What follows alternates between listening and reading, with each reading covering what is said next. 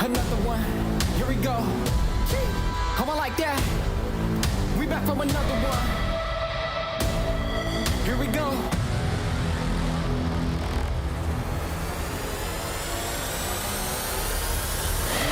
We back on the scene like we never left. Time to go put them back on the shelf. No, we do not need permission. We came in alone, now we leaving you by ourselves. Now nobody wanna play me.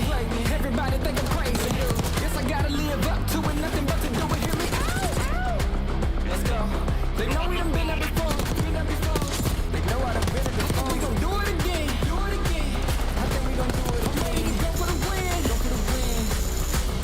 Tell them let's do it again. Let's do it again. You know what we doing. Do it again. Tell them I'm back for another one. Let's win. Let's do it again. You know what we doing. Oh, I like that.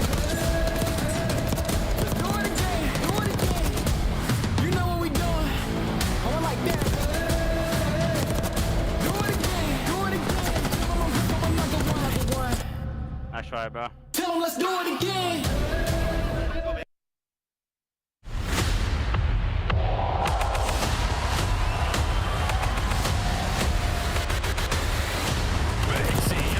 Oh, there it is. Ultra come out on top against one of the game. Real with another big couple of kills.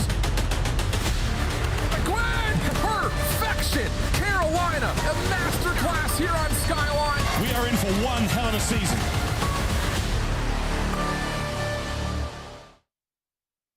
'Twas the night before Codmas, and all through the night, not a player was silent. The lobbies were hype. Yo, this is fire. This is fire.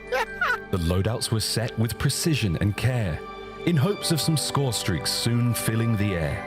And I, with my headset and my skills honed so tight, called out to the boys, let's crush it tonight. When up in the spawn, there arose such a clatter. I slide cancelled out to avoid a disaster. Away to the hill, I sprinted with ease and fired my jackal with precision and speed. But the flash of my screen from an RC explosion spread chaos and mayhem in rapid motion. And what to my wondering eyes should I see? A big jolly fellow aiming at me. Quick as a flashbang, his squad mates they came. He pinged our locations, calling each one by name. Now Dashy, now Slasher, now Kismet and Hydra. On Snoopy, on Ghosty, on Scrappy and Draza. I watched my own kill cam stricken with shame. They gunned me down with impeccable aim. My temperature rising as I heard them proclaim, GG your buns, a disgrace to the game. Then he sprang from the map with victory clear, while the lobby erupted in holiday cheer. And he spoke one more time as he left the game chat. Happy Codmas to all, keep grinding towards plat. Keep grinding towards plat. Nailed it there, Miles. Congratulations, everybody. You have made it to the final episode of the Call of Duty League for the 2024 year.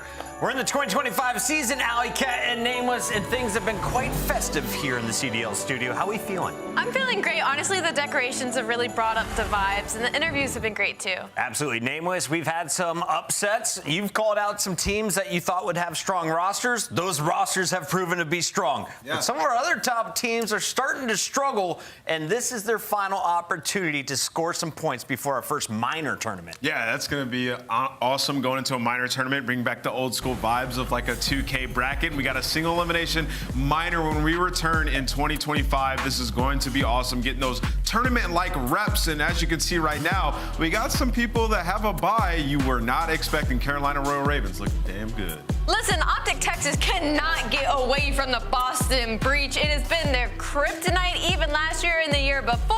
The fact that they might end up on the same side of the bracket is hilarious to me. Keep in mind, these are not official. We still have 4 more matches to go today. Everyone is going to be playing at least 3 before we get to that minor. And it has been a jam-packed 2 weeks. Today, back in action, your #1 seed, Carolina.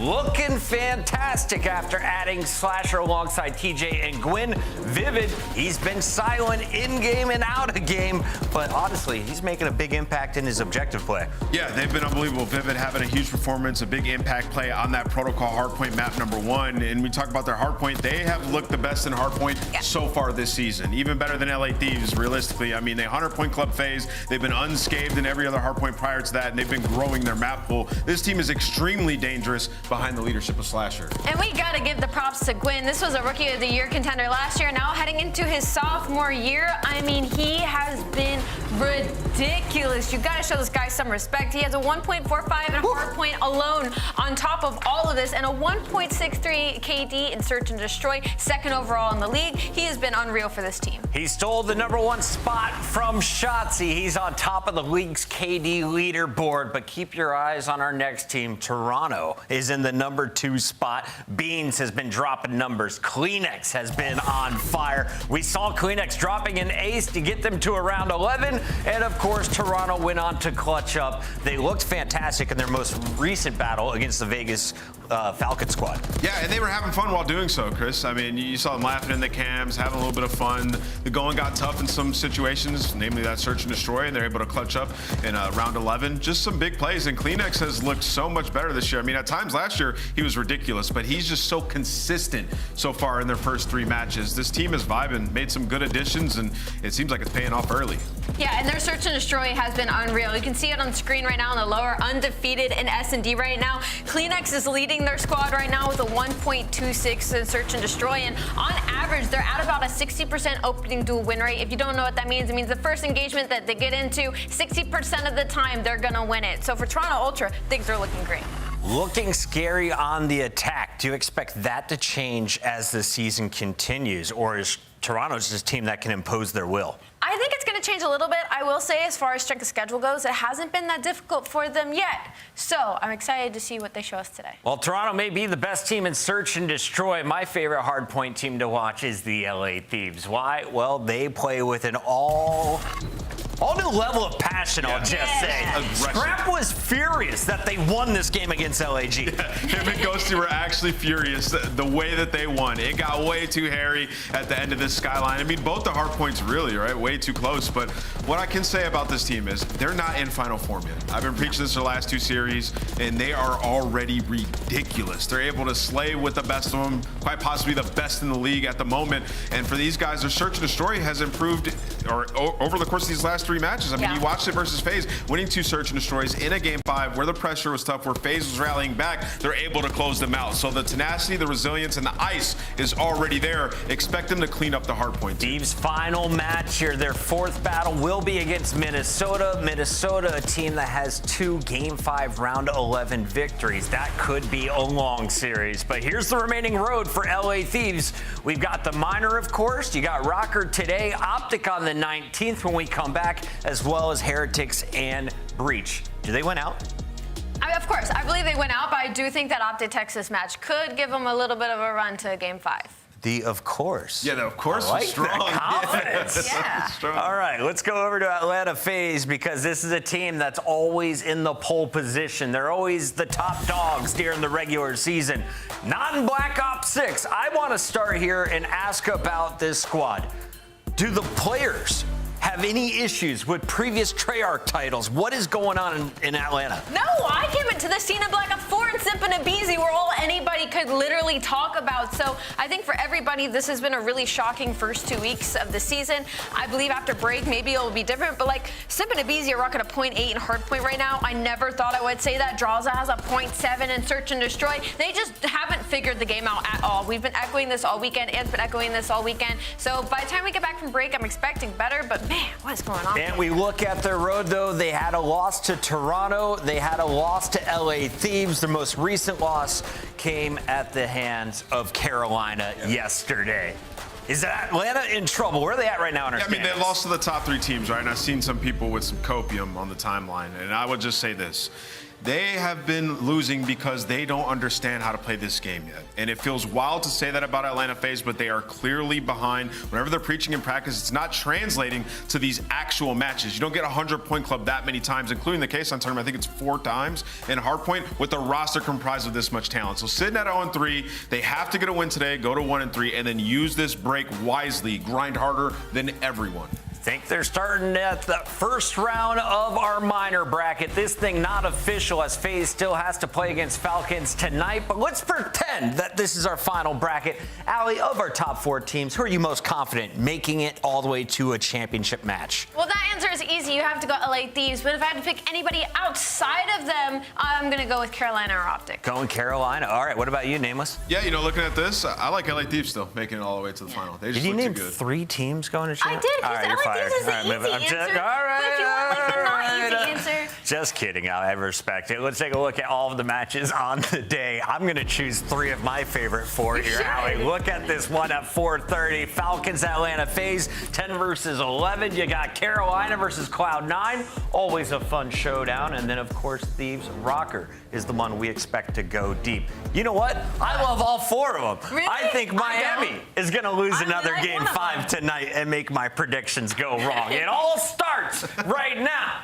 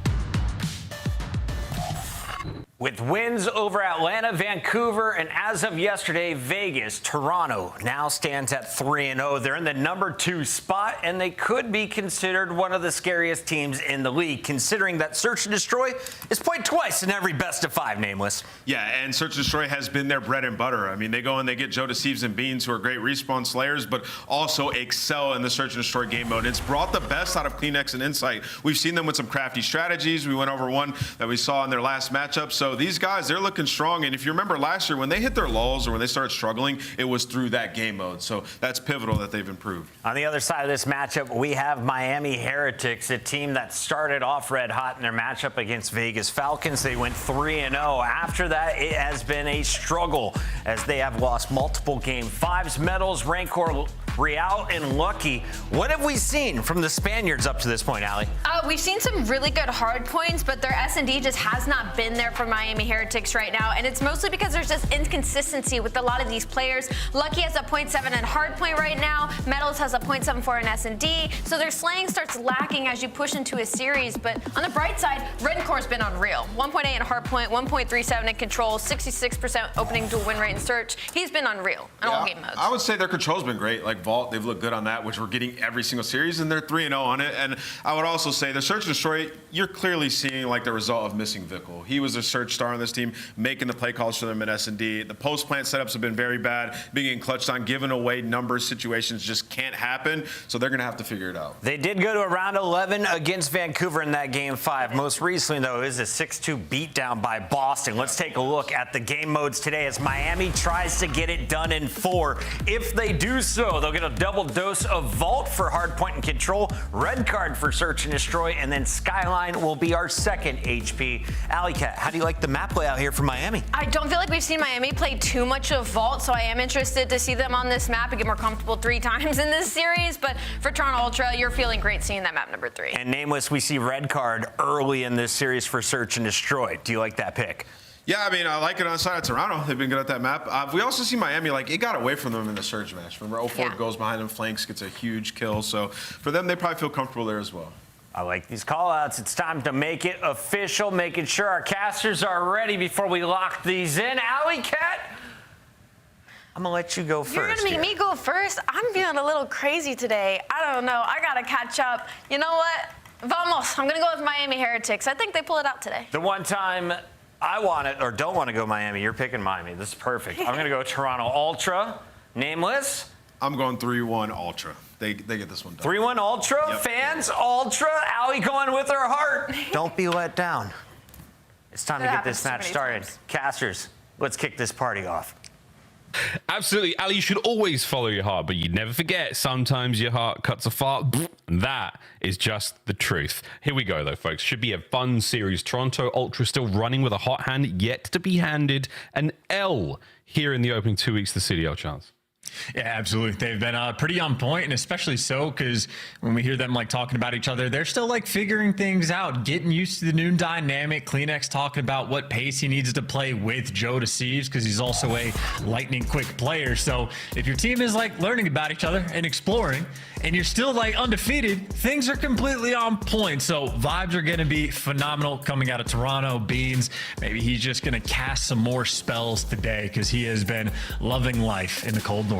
And Sorcerer Supreme Beans has been, really loving life and loving Black Ops 6 so far. Joe Deceives as well, lightning fast pace. You brought it up a moment ago, and yeah, it's a difficult thing to do to get used to new players, especially I feel like Toronto Ultra, so few roster changes over the years in the COD League. They really did set themselves up as one of the top tier teams back in Cold War, and since then, not a tremendous amount of change. This time though, a big 50-50 split. We're going to go back into the match though, folks, as you're looking at the hard points 3-2 either side for both the Heretics and for Ultra Chance. This should be an absolute banger on Vault. And, you know, paying attention to the records, both these teams solid on the map, but it's not like they've been spectacular. So this is an early opportunity just to get that edge. And I'd say for Heretics, you want to be that team that strikes first. And Real, a player very capable of getting the hot hand. Maybe gets caught on the flank. Maybe finds the route. How good are the comps from Ultra? Maybe just a bit too slow. Real, the pace has been set. Wow, this looks nothing like the game of Ranked we just played before going live. This is glorious from Miami Heretics. They're looking good out there. What a route from Real. Gets himself a couple, and he might set himself up for a few more. That stun may have connected. Lucky there over by Cat. Picked up. Nice work. Right back at it. Go Toronto Ultra in this beautiful purple and orange minimap we've got. Always gotta love the instant bounce back, but Metal's doing a good job. They can keeping things nice and safe, right? Your team gets wiped off. You don't want to flood it in Chow. Make sure you're at least stable for the P2 rotation. So as bad as the opening break was, Ultra do have a little bit of nudge, and they got CleanX sort of blocking these back spawns. So Insight's gonna be with them, but they just get wiped off the board, and now it's Insight last man standing, and Rancor gonna be there to hunt him down. Great comms, great efficiency. Miami in the top. Miami once again, a big wrap here. Oh, from Real, but no, it's Rancor. They need too good, and now this allows the players to make their way through front, and that is Ultra with a break. Oh my Gideon. It was looking so good. And if you want to talk about it at this level, how on point you got to be. One team kill like that, and you sort of just lose everything. But it is just going to be a topsy-turvy, back-and-forth game, and Real going to feel the brunt of that pain, and Lucky, too, head on a swivel. Sort of unfortunate. I mean, Heretics had a few different good moments, and well, they're going to be down by 40 seconds going into new. A little bit of a painful start, but these frag grenades continue to make an impact. Here comes the next big battle of the map. It's going to be Insight, making sure nobody gets in towards that new hard point. Rancor on the other side as well. Our two AR players doing their job admirably so far. Just hold those irons, don't let anyone get close. Here comes CleanX and Metals. That next fight's going to be nice, and that is a big win. Oh, a couple across the board here, either side. Mid-map, nobody home just yet into the hard point. But Ultra Chance happy to sit there with the lead they've developed. Yeah, that's a nice catch for Metals, though, right? Ultra is very much a team where they wait for the map to develop before they sort of jump on these objectives. And, well, that's sort of the moment. Beans sliding out for the strike, and they're able to catch a few different players. Now, the question is on the timing. Do you have to worry about the middle map if you're Beans? No. Jodeci's has it covered. You have the Overseer and Insight. Yes, the only thing he doesn't have is a trophy. And, well, that's going to cost him. Nades are the punishment, and Gal and Rancor, the cleanup crew. Oh, they barge their way in, break the hard point. Wide open, CleanX do what he can with the aims. Misses his Jackal at a moment like that. 15 seconds to go on this hard point, and I must say it's been as productive as it possibly could be for the Heretics. Good for them as they managed to get a nice bit of time. Over towards the low left-hand side of the minimap, the race is on. Thieves pumps the brakes, starts to think a little bit too much. He might get shot in the back. He does. So an awkward hit across map. Kills for Ultra, all good. But you are going to see the spawn sweet as sound there for the Heretics. Yeah, everyone's going to be a little bit turtled, though, so you have Ultra able to take a good chunk of space, but Lucky and Rancor, they win all the important gunfights. Now they just have to count to 4, and they do turn for it. You know, Jodeci's in the back line, but now he's just drawing all this attention. He's blocking the spawns, has 2 players worried about him, and, well, that's why they got to worry, because he is shooting. And timing's good as well. Last player through the front is going to be Rancor. Makes his way into the hard point for a moment now, but Heretics, they've done exactly what they wanted to do, just pull this lead right back. Ultra have just missed a step in the last 2 hard points. It has not been ideal. Joe Spree continues their chance, but so much pressure here from the Heretics on point.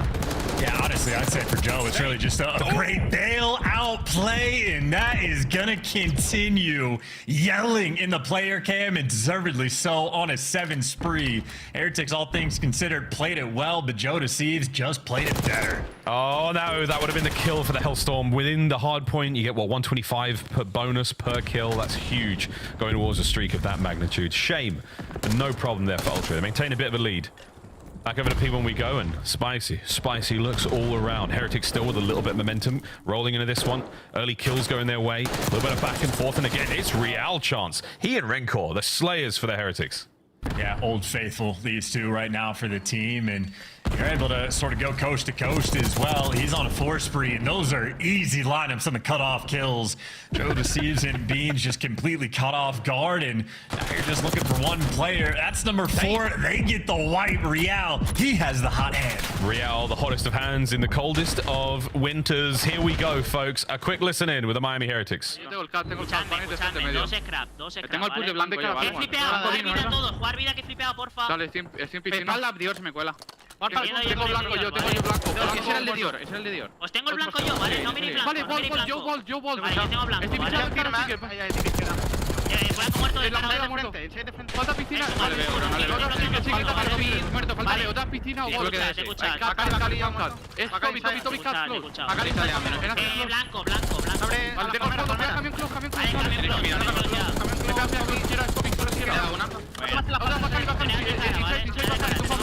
Un tiro, Cheva. En la palmera. Salgo mal, ahí voy quitando el blanco hacia gas. Toca los dos, ¿vale? Le flanquean un segundo. Blanco, una bala. Muerto, blanco, una bala. Solo uno, Bacali, una bala. Tengo dos fondos, Bien muerto, otro punto yo. Los dos medio, voy en esto, Bacali, fondo spam. Se mete al paso todo. Vete. Y la derecha avanzado. Derecha, una bala más, está muerto, necesita ayuda. Triple dos muertos, Tiene no lo veo. Tiene una bala. El otro está de cara, está en camión. Vale, escúchame. Nacen out, fondo, pedo. Vale, camión no lo veo. Lo tengo yo. que no habrá ni Tengo izquierda, ¿vale? camión para atrás. Izquierda bien ya, muerto. No le veo. Yo. Son dos en el Vale, tengo Moni yo. Moni. Yo, Moni. Voy de izquierda bien muerto. Dame el medio tú. Tengo cal yo. Había medio yo, vale. Derecha yo, una bala en cal, ¿vale? O sea, secret. Eso es el lobby, saco la izquierda, Conector y No puedo chalear, no puedo Estoy a la chalear. derecha entera. Vale, si quiere, conector y Lucky. secret. Está por León el pibe, creo, Le va a estar uno. ¿Dónde está tu Está por el secret, 100%. Doblado bien, doblado, tiro bien. Muerte mucho, ¿vale? Punto, está solo en el pilar, Está a tiro. Lado de Pilar muerto. Vale, otra doble. Buena comunicación de la Heretics. Chance, a nice look from them, but again, Ultra have somehow managed to pull this one back, despite the fact that Insight's 9 and 17.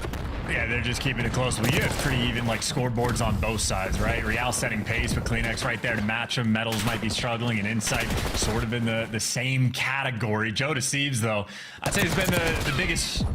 The B words always get me. Joe Thieves been on point. He's been the bastion. There you go for Ultra, really keeping things close. But a 20-point lead, but Kleenex just does not have the support for the moment. Ultra again going to be fighting an uphill battle into P4. Yeah, it's a tough one. I mean, Vault is a cruel map.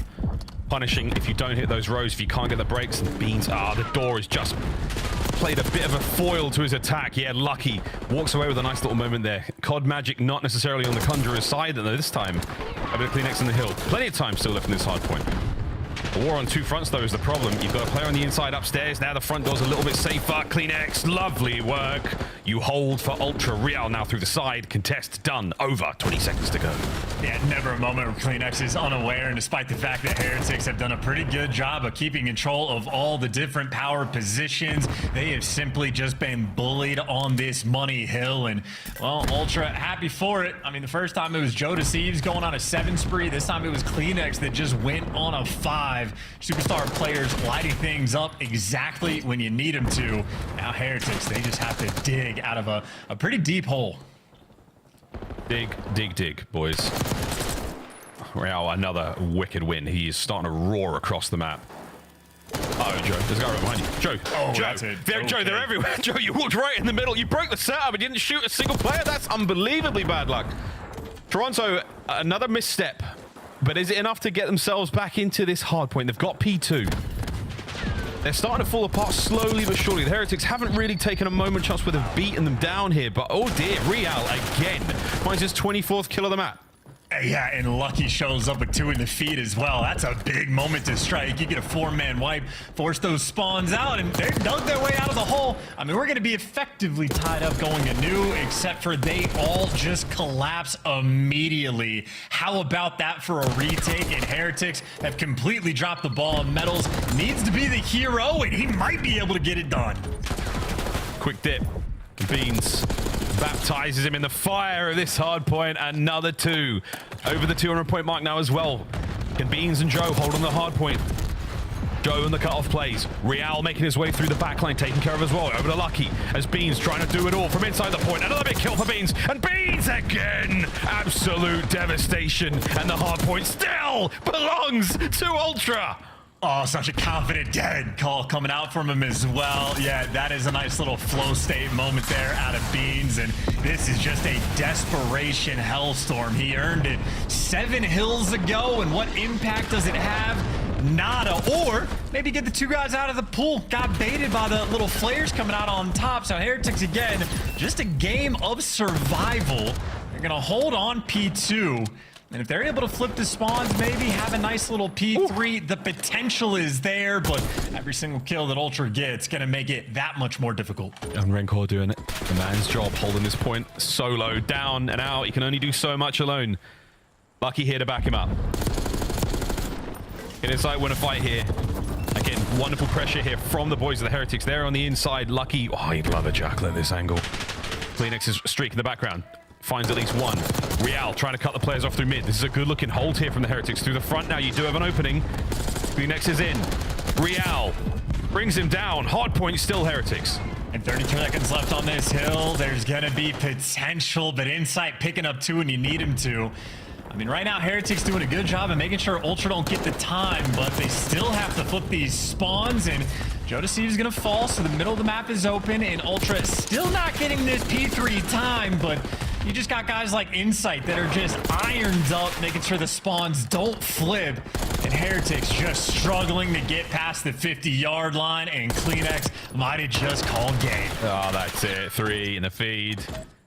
Final moments here. It's going to be a very easy ride into map number 2 for Toronto Ultra. Heretics fly towards the hill. No hope in hell. Surely, lads. Final 5 seconds.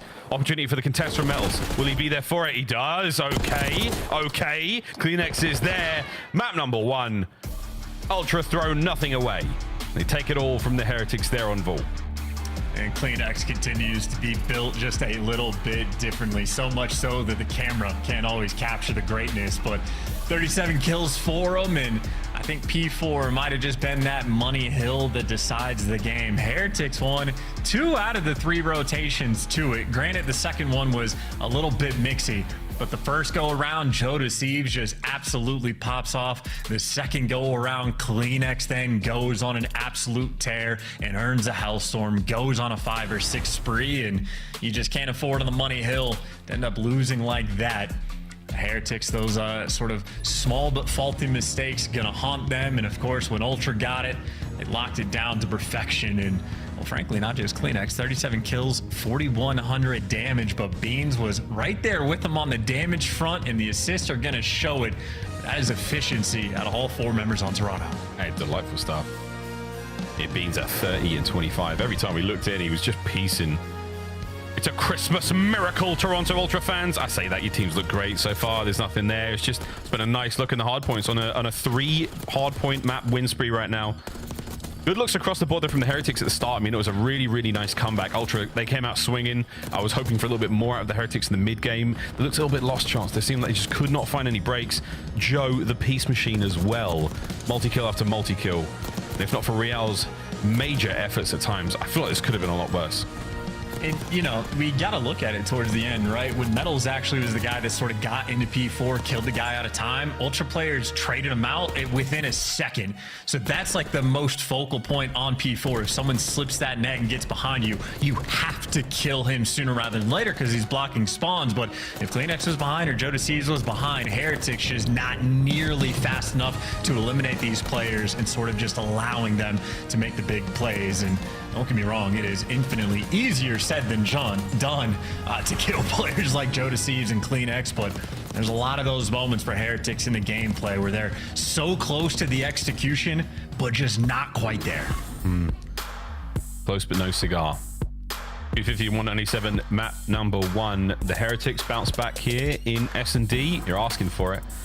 Search and Destroy is going to be a good one again for Ultra. It's been solid, really, really solid. Again, a team like this chance. I think we said it yesterday or the day before, but again, a squad like this on paper, very, very good looking in Search and Destroy regardless, and an organization between the coaching staff and the players, specifically Kleenex and Insight. Great pedigree here. Red card is where we're going, folks. We're going to be playing Vault again. Let's say it's the sandwich and the middle of this series. Skyline as well, man. I hope we get to see that Skyline. I want to see these 2 teams go at it. Real's looking fine right now. Rencor, first map we saw him play in the CDL was a Skyline. A weekend ago. I want to see more. I want more data. I want to enjoy this. It's the last day of work for a while, guys. We want to enjoy some games. You know what I'm saying? You know what I'm saying? You know what I'm saying? I know exactly what you're saying, and I would enjoy some clean S&D gameplay, but I fear for Miami Heretics, they have not entirely delivered. And on the flip side, Toronto Ultra and guys like Kleenex absolutely have, always well-oiled on the game plan front, and just efficiency that they're able to provide I mean, first bloods, he's got them. Fantastic KD, has that too, and his kills per round, a 0.85, is pretty serious production. So CleanX has been amongst the best S&D players in the game, and obviously if you watch the matches we had yesterday, no stranger to a highlight reel play. 3-piece here, a 3-piece there on protocol on red card. CleanX is happy for it all. CleanX, I think you might have to speak up, Chance. It doesn't look like it hear you back there. It is just asking for a little bit more in the volume department. Tee-hee, hee-hee. We're not just playing for the run to champs, folks. Minor 1 when we come back after the Christmas breaks. And again, these matches will be seeded out today. So the way things are looking right now, if we started the minor right now, we stopped this match immediately and just got on with it, Toronto Ultra would be there in winners round 2, or in round 2, sorry, there's only winners. But this is, very, very interesting stuff. This is the way the seeding sits right now. This can still change, folks. So at the end of today, we will give you a final minor 1 bracket, and we'll see how that all goes. I mean, that is, it's harkening back to the old school, man. It's going to be a lot of fun. It's going to be basically, it's a one and done, mate. So you just get out there, you give it your best, you see what happens, you get yourself some points. It really does just highlight sort of the elevated importance of these matches. CDL points are going to be a massive talking point as well. So Heretics, you want to dig yourselves out of the hole, but again, their S&D gameplay has been very weak. While Ultra, very consistent, very clean, always a well-executed game plan, post plants on point. Heretics have had many painful rounds and many painful moments where even when they're winning the opening duels, not always able to execute with the man advantage. And I think Skyline was the worst of it, but we've seen some painful looks on red card from this team too. I'm thinking round 11s where guys are getting the kills and then they're just 15 seconds away from being able to fuse the bomb, not putting themselves in good situations. And I don't know if they've had enough time to clean up the gameplay, because a 1-4 record in S&D is simply not a good look. No, especially next to Ultra's 4-0. Goodness gracious me. Will they drop a search and destroy here? Can the Heretics end the run? We'll find out. So far, so good, though. We're going to be diving into the attacking round for Toronto Ultra first and foremost. Heretics with a 3-1 split, A being the place where to send the bodies.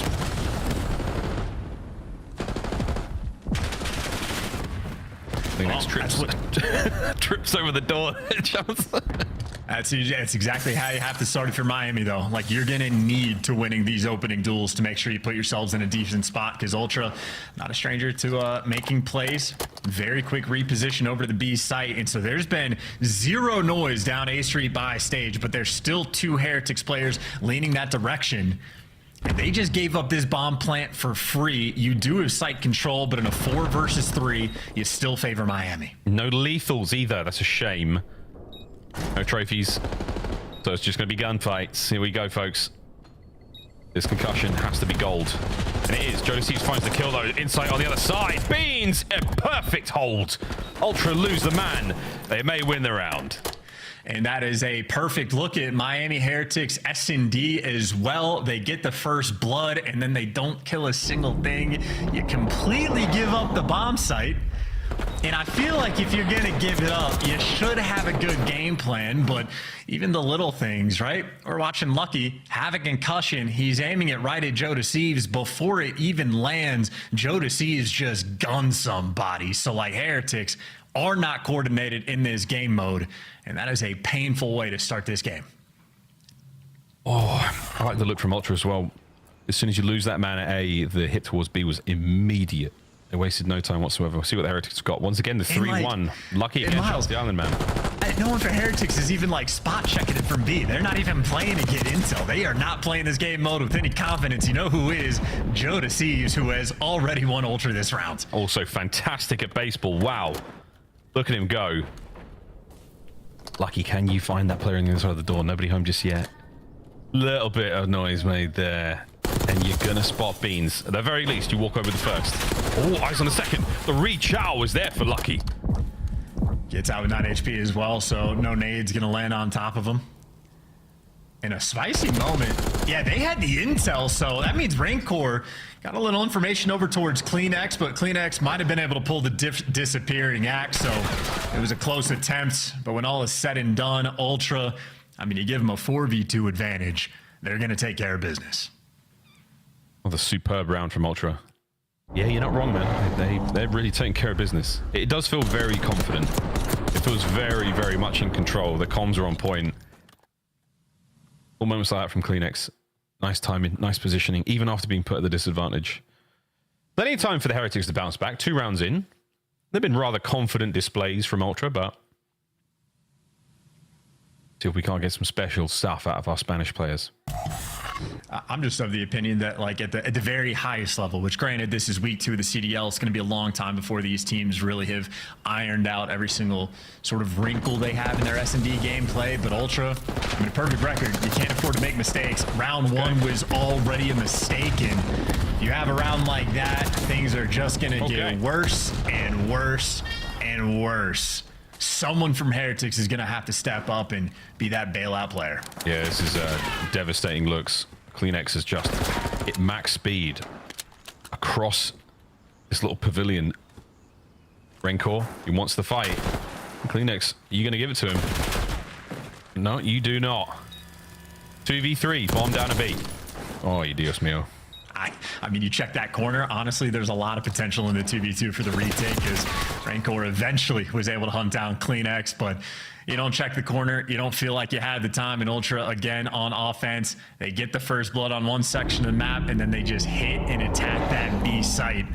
And I don't know if that's homework. I don't know if that's like VODer view and just paying attention that Heretics don't properly defend the site or are willing to give it up and give up that space, but Ultra seem to be attacking that direction, and they are all over it. Effectively, a perfect start here for Toronto. 3-0 lead. Joe Thieves has yet to die. It's a really, really good look out of Toronto Ultra. Search and Destroy continuing to be, I mean, forget bread and butter, man. It's the staple of the diet. Hard points looking sound. S&D still magnificent. We're going much slower this time around for the Heretics. Yeah, if your strat is your bomb guy to play a creddy corner in a section map, it's not ideal, but it'll pay off. So that's not confident gameplay coming out of Heretics, but that is the right kind of call to make. And Insight's going to know A's going to have to be the hit. You see number 6 on the minimap, Joe Thieves immediately wrapping out. But in the meantime, Real, the floater, gonna get picked off, so there goes your man advantage. Important to always flush the floater out. Make sure that the battle keeps going your way. Joe Thieves makes it a 3v2. Lucky still with the bomb, making his way forward. Now Insight snipes him. Wow, shots at range like that. Rencor now in an impossible situation. He's going to dive towards the bomb, hope for something here, but the Miami Heretics once again have been measured and destroyed by Ultra. And I got bad news for Heretics fans. They lost map 1, which means they're gonna have to win 2, or like at least map 5. Like, you're gonna have to win one of the 2 S&Ds to win this series. It's not looking like it's gonna be red card. And if I've watched the S&D gameplay in Miami, it's not gonna be map 5 either. This is a serious pain point, man. That's another first blood. And it's not like they're getting the first blood and then they're just choking some 1v2 or someone makes some highlight play from Ultra. It's they're getting slammed after the fact. And Ultra aren't having to work very hard to make it happen. It looks easy, but they are working very hard, Charles. They're professionals. Oh, well, they worked hard prior to this to get good at S&D. They're not working hard in game. They're coasting. They won't be cruising. We are hell storming. Joe Thieves, that is guaranteed on a Rancor. See you, mate. He got the trophy down in time, but you're not stopping the Hellstorm. You might stop the little sidewinders that pop off the side, but that's going to allow the A-bomb site to be well and truly in control right now for Toronto Ultra. A man advantage and the bomb down, looking for map point. Yeah, and you see the nades even off the target, so you were playing without a trophy, but Heretic's not going to be able to punish that in any capacity. Trying to work the flank. Real down to 16 HP. Him and Lucky really trying to hunt down Joe Thieves in the back line, but you got to be quick because you are running out of time. Here we go. Oh, there's Joe. Spot it out. Spot it out. Real's trying to make something of this. Lucky in the feed does manage to get at least one. So Real will watch the little hunt here, but less than 20 seconds on the clock. And I will say, Heretics players finding kills all over the place. Metal's got to go big against Kleenex to dive onto the bomb. Coverage from Real. Kleenex trying to save it. No! Woo! Heretics stay alive and get on the board when they need it at the most. Vamos! Well, actually not Vamos. They were not in a hurry in that round. They really took their time, but they got it done. Unfortunate for Rancor. Had to eat a Hellstorm missile there, but everybody else clutching up, and Lucky gives you a few extra in the round. I was very concerned Kleenex was about to just kill this guy off bomb, but Lucky there in the nick of time. So that is on point. Heretics, signs of life. We need a few more of those. We need quite a few more of those. Ultra built a very comfortable bed. Nice Egyptian cotton sheets. Really heavy thread count. Very comfortable with that 4-round advantage they started things off with. This is the beginning of Act 2 for the Heretics, though. And they're dancing. It's a great play, too. This is confidence. This is getting into the B site. You just had Lucky being a distraction, but look at how quick Ultra are here for the retake. Heretics knew that their plan was to go over towards B, and somehow everyone on Ultra has made it here before Lucky. So you might have a 4v3 retake very quickly. Already the first blood there for Toronto.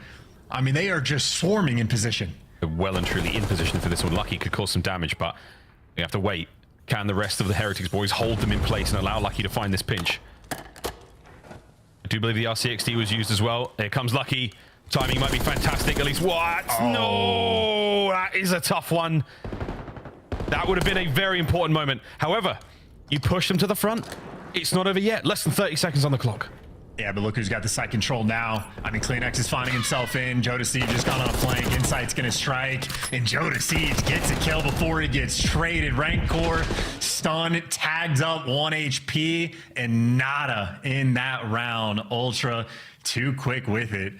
And that's a round where Heretics, their game plan worked out super well. Lucky making some noise over by A. That buys his team the entry into site. They do get that full control. And then even after the fact, even when they lost the first blood, Lucky working the flank, got in great position, and they were just not able to execute. Ultra handles the chaos to a T. Big plays being made out of the Toronto boys. Absolutely beautiful. This is Matt Point once again, folks, to take a 2-0 lead in the series so far, and in a very, very dominant display in the S&D. Aside from the one retake we saw from the Heretics, it has been all Ultra. Here we go once again over towards the A side of the map. The aims are ringing out. The Ames, the Aims 85, whatever the hell you want to call it, is making noise. And Ultra have made their noise, and now it's over to B. And Lucky's doing the spots over towards B as well, so that's the big difference here. So you see Ultra not able to go for the wraparound this time. But if there's enough silence and Insight doesn't see enough, Ultra maybe playing with a couple different options. You can see stacking up towards mid. For the moment, Ultra don't really know what to do and making all sorts of noise to try to bait out some rotations. Yeah, CleanX is like full toddler mode right now, just like banging pots and pans, trying to make noise, trying to create some attention. Look at me! He screams into the feed as he finds metals. Rialdo on the pinch. In and out he goes, back over to the stairwell. Lovely angle there from Thieves. All down to Lucky. 1v3. An immaculate gameplay from Toronto. That is a search and destroy you're going to feel very good about indeed. And they remain unbeaten on the mode. Yeah, and clearly have just done their homework as well. Every single round, there's some idea. And then even to sort of sniff out, that was the same setup as round 1 for Miami, where they got the first blood towards mid-step. So Ultra play things different, but even with guys like Real getting through, finding the first bloods, Ultra just repositioning and handling it better. So the comms are on point. They know how they want to play the map, and yeah, just making absolute light work out of that map too. But if you're looking at it on paper, that is exactly how you knew it was going to go down. Yeah, the stats didn't lie in this case. They were very much spot on. Good call there, Chance. Really, really good call. Great calls from Ultra as well. Those search and destroy shots were fantastic. Watch out for that B-bomb sight and red card. It'll get you, won't it, Desk? Good calls right there. And what's going on, Allie? You feeling all right? No, I'm feeling fine. It was a pretty fast game, too. It was a pretty fast game, it's like 7 whole rounds. It was 7 whole rounds. They got 1 on the board. They did. All right. I had a feeling things would go bad for Miami today. You're playing against the best team in S&D. Your worst game mode is search, but the hard point, that's where we had hope for Miami, right? Yes. Heretics, 190-some points, not close enough today to hang with Toronto. Man, I gassed Rancor up just for him to go 19 and 29. Come on, I get it. I jinxed you.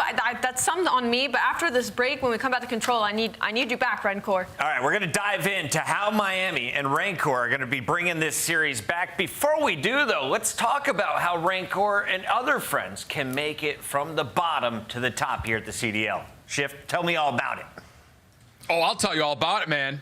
We've got challengers starting up. Of course, Rencor, one of the only rookies actually as we start the year this year, which is a bit of a stark difference from last year. But Path to Pro has always been a very formidable function of what we get in Call of Duty esports. And we're going to have that again, of course, at the end of this break, because so far we've only had challengers cups. And well, the first two were really dominated by this guy on your screen. Hook, of course, was really stapled as being a major opportunistic player to possibly pull in early to the CDL this year. Obviously, we saw that happen, but his teammates have also put together a really solid start to this year in these first handful of cups. Looking at players like Spart, Capsital, and Proloot. Of course, we've also got players like Illy and Arcides doing really well through these first handful of cups. And our Challengers Cup number 3 is still ongoing today through both Europe and North America, but also in Latin America, and of course, what we have in APAC. Elite's gonna be sick though. I mean, like we said, there's a lot of opportunity for some new names to jump on in. Of course, with some other maybe experienced former pros trying to reprove their worth, trying to get themselves back into the league. We've seen instances of both over the course of the last handful of years. So Wednesdays and Thursdays when we come back are going to be what you want to watch on youtube.com/COD Challengers to see who the next up and coming pro player may be. But if you're someone who may be competing in Challengers or maybe looking for a different avenue to get to the path to pro, don't sleep on College COD. If you're a full-time collegiate student, you can participate in the upcoming spring semester where we're going to have 8 weeks of round robin action followed up by our postseason, which will include conference championships for the first time, regional playoffs for the first time, and of course the CCL playoffs where certain names like Dan Ghosty, Kevin Fame, and Noisy have all come through. The season structure will feature 4 geographically set regions, 8 total conferences beyond that, and 16 total divisions. So we're really focusing in on the geographic locations of these schools to make sure students are getting a really accurate depiction of what the competitive environment would look like if you were to play things on LAN and things of the nature. So it's gonna be really fun. Registration is still open, so if you're one of those students at a full-time university and you've got 3 friends you want to play, you can do so by going to collegecod.com for more information. That will be open until 11:59 Pacific time on the 5th. It's going to be a lot of fun, man. I'm excited for the CCL. I'm excited for Challengers. The spring is always a good time for COD. So you got about 20 days to sign up your college, but how many schools are we expecting to play this time around? Well, at the most we've been over 200 across the United States and Canada. This year, our anticipations is going to actually surpass that. So it's pretty big. We got a lot of activity going on. Yo, best of luck keeping up with all of the action. I hold shift, always holding it down. Could be fun, man. Cheers, man.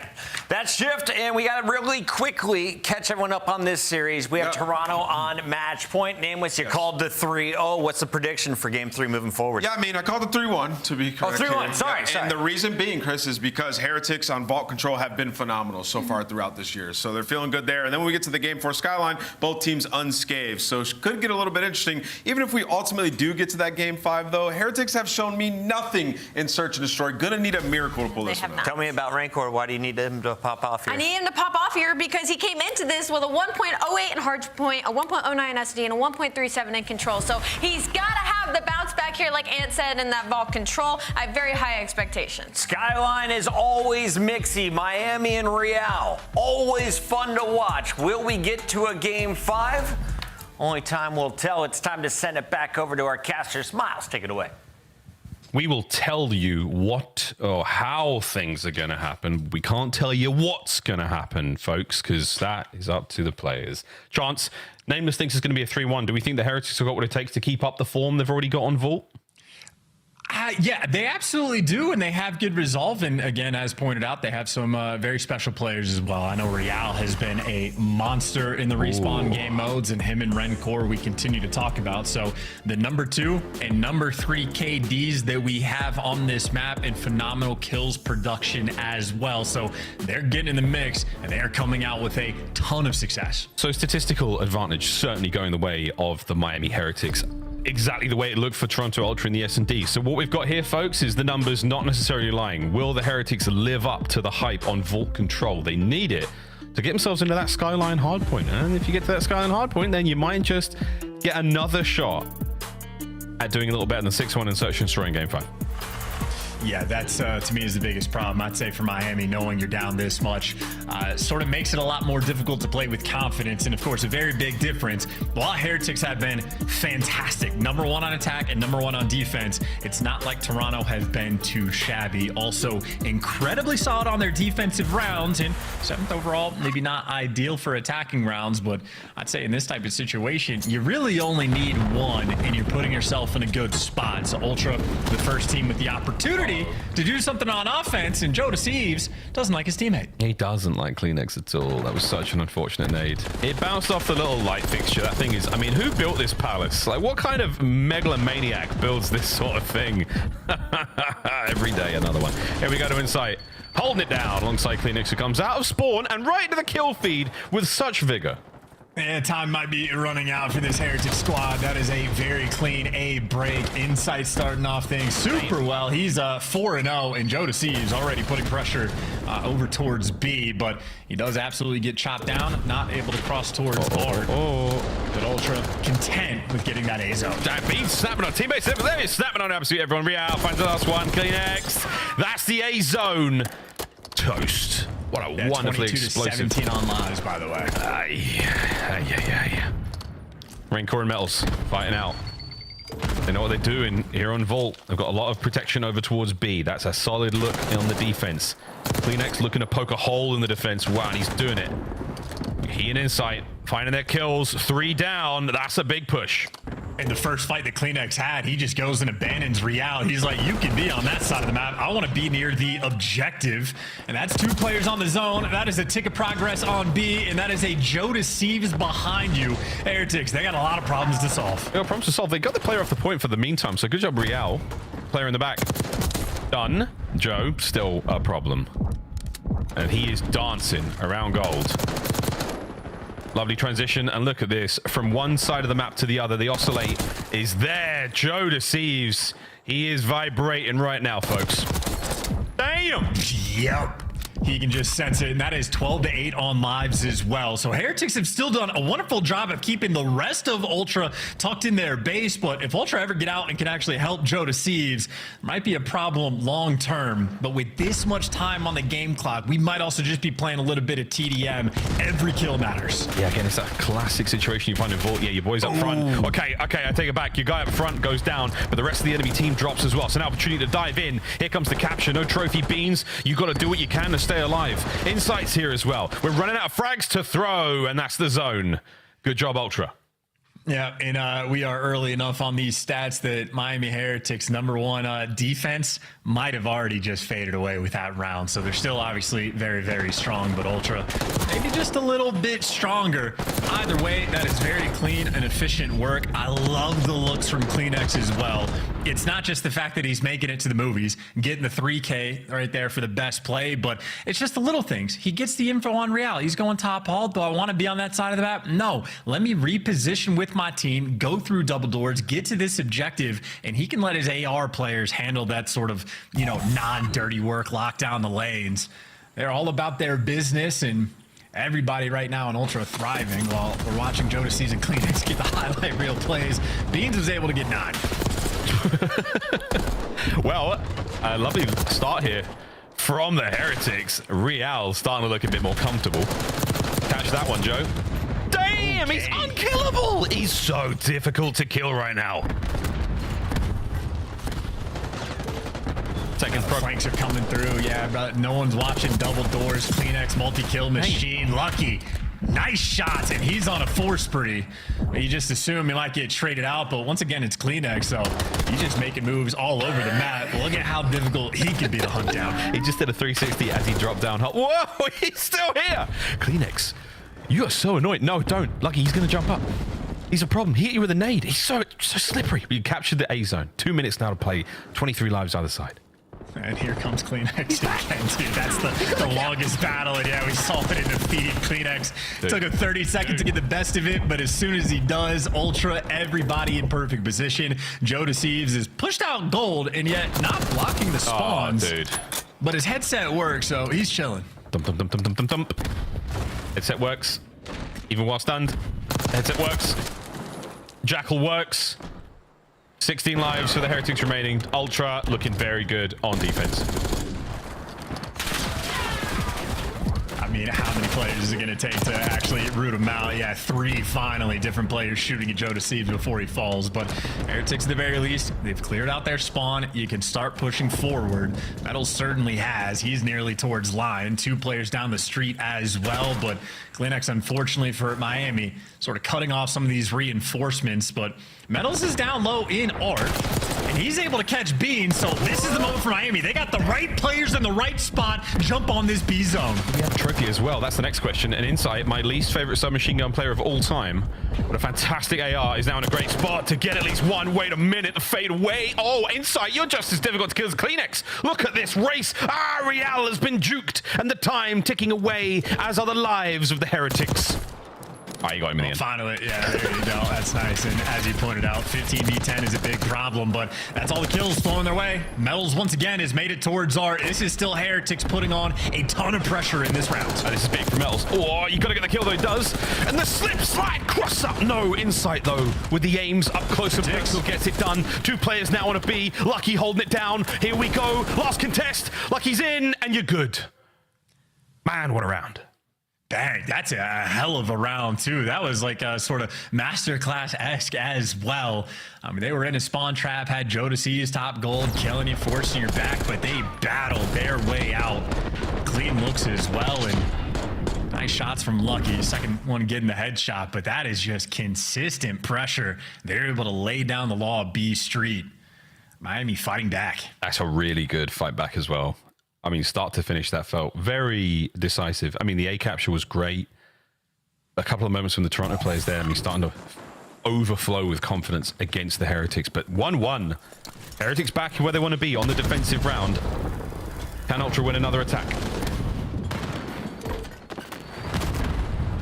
Not the best start. Rancor is able to give you 2. Insight has too many directions to look. Worried about Hall, worried about double doors, the flank. Rancor on A, but he deals with it. He's staying mixy around the pillars, and you cover your flank as well. So Ultra, it's all guns forward. No flanks to be concerned about. And Beans here getting some of these cut-off kills. So this A zone gonna start to sort of glide its way through. A 2-man stack will go reasonably quickly. Reasonably is one way of looking at it. Here comes, the counter. Bodies are there, but Joe Deceives, perfect time to get involved in the fight. Lovely coverage on the zone. That's another piece for Joe. 4 in a row. Second segment at A, evaporating. More players now flooding forward towards B. Yeah, and Joe Deceives is just another one of those players that you can see clearly intelligent, always heads up, has a great sort of vision for the game. So it's not just the pace he plays, but he is very aware and, I mean, seems to be fitting in quite nicely with the Ultra Boys. Beans, though, on the cross, does get spotted. And Rancor here to at least keep him honest. With Beans, I mean, he hits the strong side, head goes down, he manages to make it in, and now he's alive. This is a problem. You can see the arrows on the minimap there for the Heretics. Have to identify Beans, have to deal with him. He's going to be a problem, but for how long? Big pinch on the far right-hand side of the minimap. That's huge from Real. Now the pressure is back on Ultra. So good work from the Heretics. And Rancor is going to get him as well. Just wins the gunfight. That is efficiency. That is making sure Heretics stay on top of watching this front pressure. And that is a great look at the, again, best team on defense. Might have lost the first one, but clean work so far. Very well orchestrated. Easy flank. I would have thought. Joe Deceives, hyper aware. Damn. Minute to go. Only 2 lives separating our teams. Contest. Kleenex manages to sneak through, and there's a 2-man stack right now for Ultra on B. Here comes Rancor. You've got to go big here, mate. That's number 1. That's large enough. Real's here to back him up. Kleenex, the last man alive. He does continue the capture. Everyone falls up. He gets cleaned up, and so does Joe Deceives. So again, Heretics making sure that, like, their game plan on the vault control, very on point. They just need to play their P4s and hardpoint like they do in control. Yeah. Man, that'd be dangerous. Joe Deceives continues to be a slippery customer. Lucky. A strange battle against Insight out by Palms. Pressure there still. As the Heretics are doing a lovely job of pushing Ultra away from the zone. Kleenex dancing around. Real should have him here. We've just let it rip. Fight's on. Ultra on the outside. A big win from Kleenex now. Oh, no. Metals, you should be able to get this on Insight as well. You've stopped the clock. Another moment. But it's not over yet. Oh, take it back. Rancor peels the top of Beans away. Yeah, no one from Heretics in this moment, though, can overchow. You're not worried about the ticks rolling through. 2 ticks of progress are necessary. You let Ultra come to the point, and then you gun them down. And that is efficient work. Only 3 lives remaining, and it does not last. Rancor, he's not playing with the names. He's playing with the delete button. He just had himself a monster round. Deep breath. Heretics take the lead. They continue to look the business on Vault Control. You're not wrong, mate. The defensive rounds, I mean, the numbers do not lie so far in Black Ops 6. Real also having a game. As Joe Thieves, we've seen him in the bottom sides of these buildings time and time again. A real nuisance. Heretics unfazed by the shenanigans. Yeah, that's a good value as well. Real making sure he switches the class depending on what you want to do on the defensive end. So if he is the Jackal, Joe Thieves might be able to square up. But again, part of the reason why they have been so clean on this map is all 4 players. They know the game plan. And don't look at that 2 and 9 from Metals. I think he might have had a 10 kill round number 2, so his stats are back in the mix as well.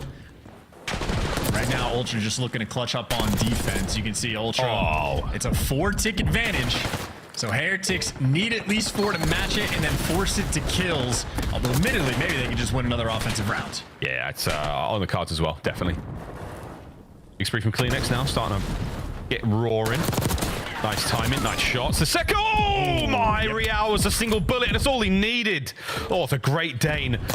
It's a lovely moment. Joseph, you couldn't do it the same. Lucky at full HP. CleanX is back in the spawn, and this is a problem for the Heretics. Yeah, I mean, where do you even spawn in these moments? I don't even know if CleanX do. It's like, okay, you're standing in absolute depths. It's going to be on one side. Woo. And Ultra playing with some serious pace, but Heretics have been able to battle out. Metals is there to give you 2, and you get more pressure on this A zone. Again, 4 ticks is necessary right now from Heretics. That's what they're gunning for. What? Can't get the ticks without the Heretics. CleanX trying to stop it. Catches a sleepy Rancor. Dancing. Joe Thieves from downstairs. He and Beans clearing house. Still up on the catwalk. That's where CleanX finds his kills. Oh, and they've done it. They've saved the second segment of B. Real fighting for it, though. And there's players all over the map, but looks like Inside has a good chunk of it covered. So you're not going B Street. You're leaning absolutely towards this A zone. And Beans falls as well. Metal's there to give you 2, and that should be good for the A zone. You buy yourself an extra minute. You are very close on lives, and they're only down 1 more tick. And unfortunately, the scoreboard's broken, so who knows who's up on kills. That is the tiebreaker decision. The Heretics can also just call a game. They're in a decent spot for the moment. Yeah, just over a minute, and we're barely on the edge of double-digit lives. Slow things down. Get a nice, clean, wipe. Ultra is what they want. That does not help. That's 2 dead. Joe's got to go. Very, very dangerous here. Knows that player off spawn isn't going to be anywhere near him for a minute. Insight now trying to provide a bit of intel. Sending Joe for the kills. Here come Ultra into the jaws of the Heretics. Oh, and it's nearly a perfect run. Insight, last man up. Less than a minute to go. That is game, folks. See you later. Miami Heretics stay alive in the series. They do it exactly the way you'd hope. Ball control.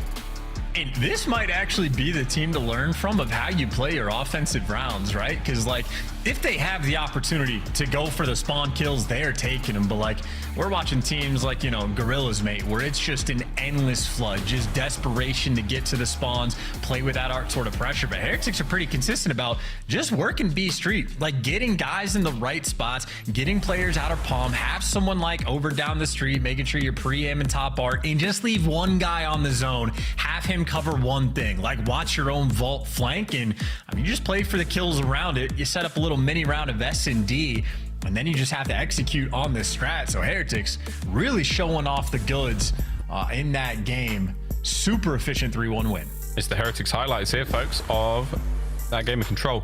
We're getting a lot of love to Joe and Beans with damn good reason. Again, absolute pandemonium running around causing issues, but kudos to the Heretics, a team effort. A very, very sound team effort, and the 1v1 wins. I mean, they're great examples of how to maintain certain positions and how to cause problems, be those big, you know, attention-seeking plays, those distraction moments.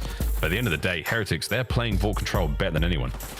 Yeah, and this is sort of what I can't remember the name, the drawing conclusions. That's the type of thing I would love for Ali or Namus to like break down, of like showing the setups that the Heretics are able to create before those like big moments happen when they're working on B Street. And don't get me wrong, it's like a multi-step process. You have to win 1 or 2 waves of gunfights and sort of work yourself up to get in those spots. But Heretics may be showing off some of the goods, and yeah, clearly showing off. Might just be the best vault control team in the game. And obviously when you're shooting like this, it doesn't hurt. Metal started to turn into just a multi-kill machine as well. So again, we kept seeing it. Started off 2-9 in round 1, but after that, he was absolute class.